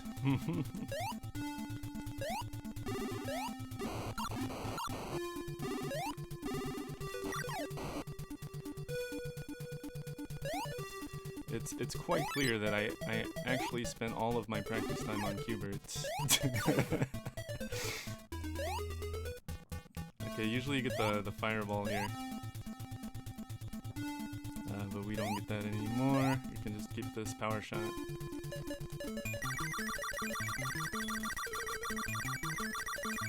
Hey, we got a burpless boss at least, but a pretty shaky level.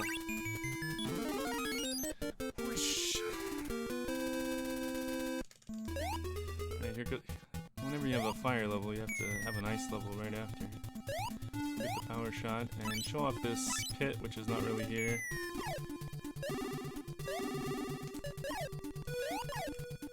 But I can do that without losing time because we have to wait up here anyways. Upcoming is a death warp. I think originally found my Gubadoo, but everybody didn't know about it because nobody saw that run.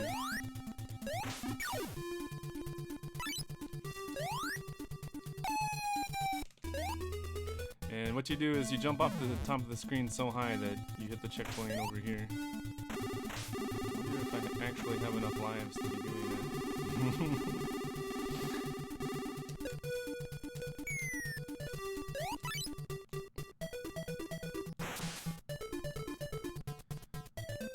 Okay, got another swimming section.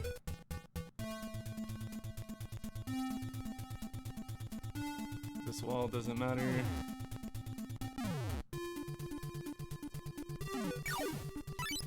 I'm gonna use lag there to dodge those shots. For some reason when you hold upper left there, the game lags really hard.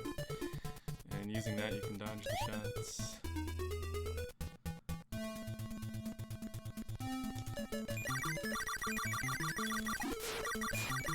Just gonna tank that shot so we can get a nice one cycle. There we go, that level wasn't too bad. Let's go off to the jungle level. Again, this is basically Contra.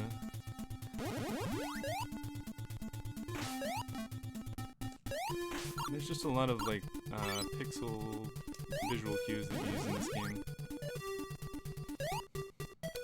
At the cost of a heart here, you can save some time, and I'm just gonna do it. This was the old strat of killing that and then getting the helmet like that, but you can just kind of like jump through that plant, land on it, and get the helmet without stopping, and that saves one vine cycle later on for a couple of seconds, but I'd rather just keep the heart.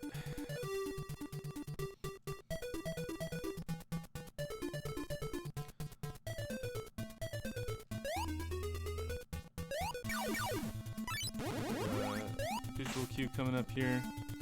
In Lag City, there's a lot of enemies on the screen here.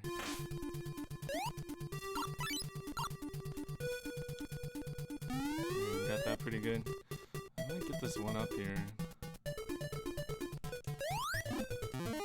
Sure.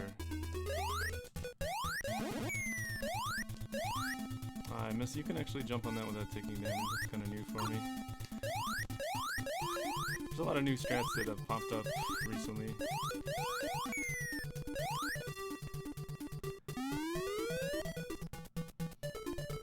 Nice little climb there. And we're approaching the invisible... Oh, that's too late there. I think I got that one up. That's fine, we get a health refill from that.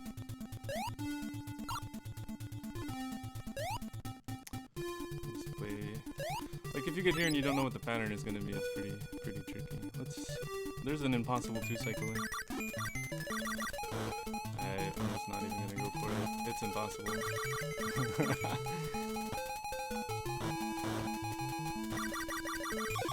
Go for the easy 3-cycle.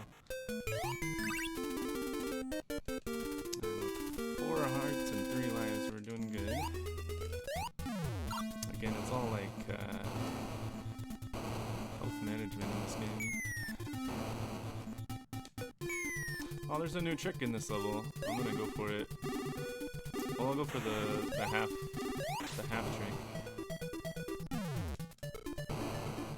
There's a full one that costs 2 hearts, but I'll do the one that costs 1 heart.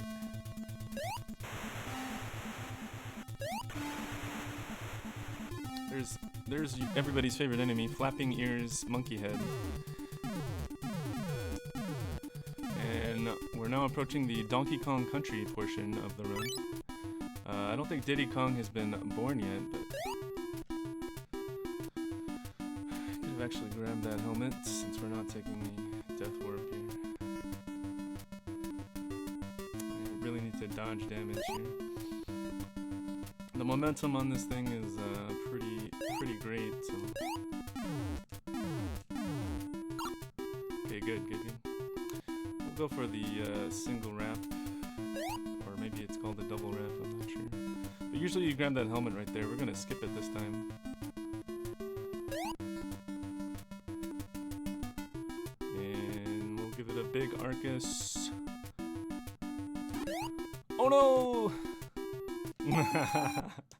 Well, that was gonna be a hoo-ah, but I missed it. We'll give it one more go. We're right here again.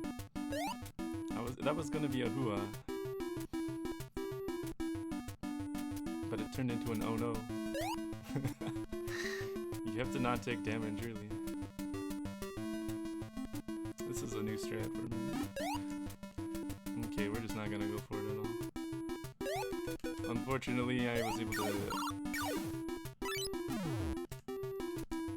catch myself there. Oh.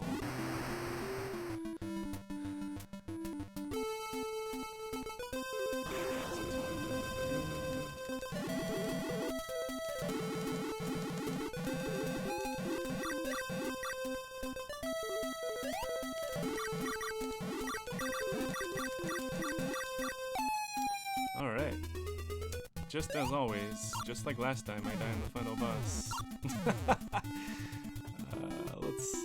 Let's give it one more chance at the... Oh, I don't even know if I can now. It's kind of dangerous. I need to not stand up.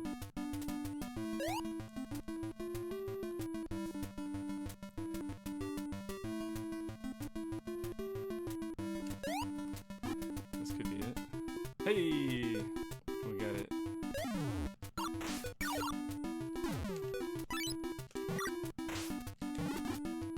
Oh no, I'm down to 2 hearts again.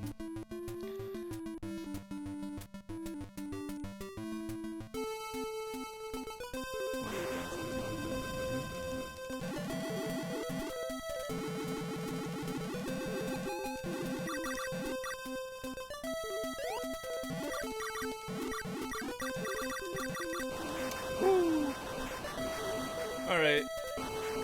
That was pretty sloppy, guys, but I mean, I spent most of my warm-up on Qbert today, so I need a nice big warm-up for this game. It's actually not as hard as I was making it look, but I don't know, that Qbert run had my heart pumping a little bit, so maybe I was a little on edge there. Sub 14. I think that's cue for me to retire in this game and just hand it over to the new generation. Toki, you saved me. Miho, I've come for you, my honey. And now that your quest as the hero, the character of the game is complete, you are certainly ready to fight through your life as the human being, making the best of the valuable experiences you acquired in the game. Now we can live our life in a cave with no electricity and fight dinosaurs with Miho. But that was Toki. Thanks for having me, guys. It was fun, as always, and I hope everybody's enjoying the marathon. And we're gonna go to some Paperboy coming up soon, I think, if the schedule is still correct. But I'm out for now. Thanks for having me.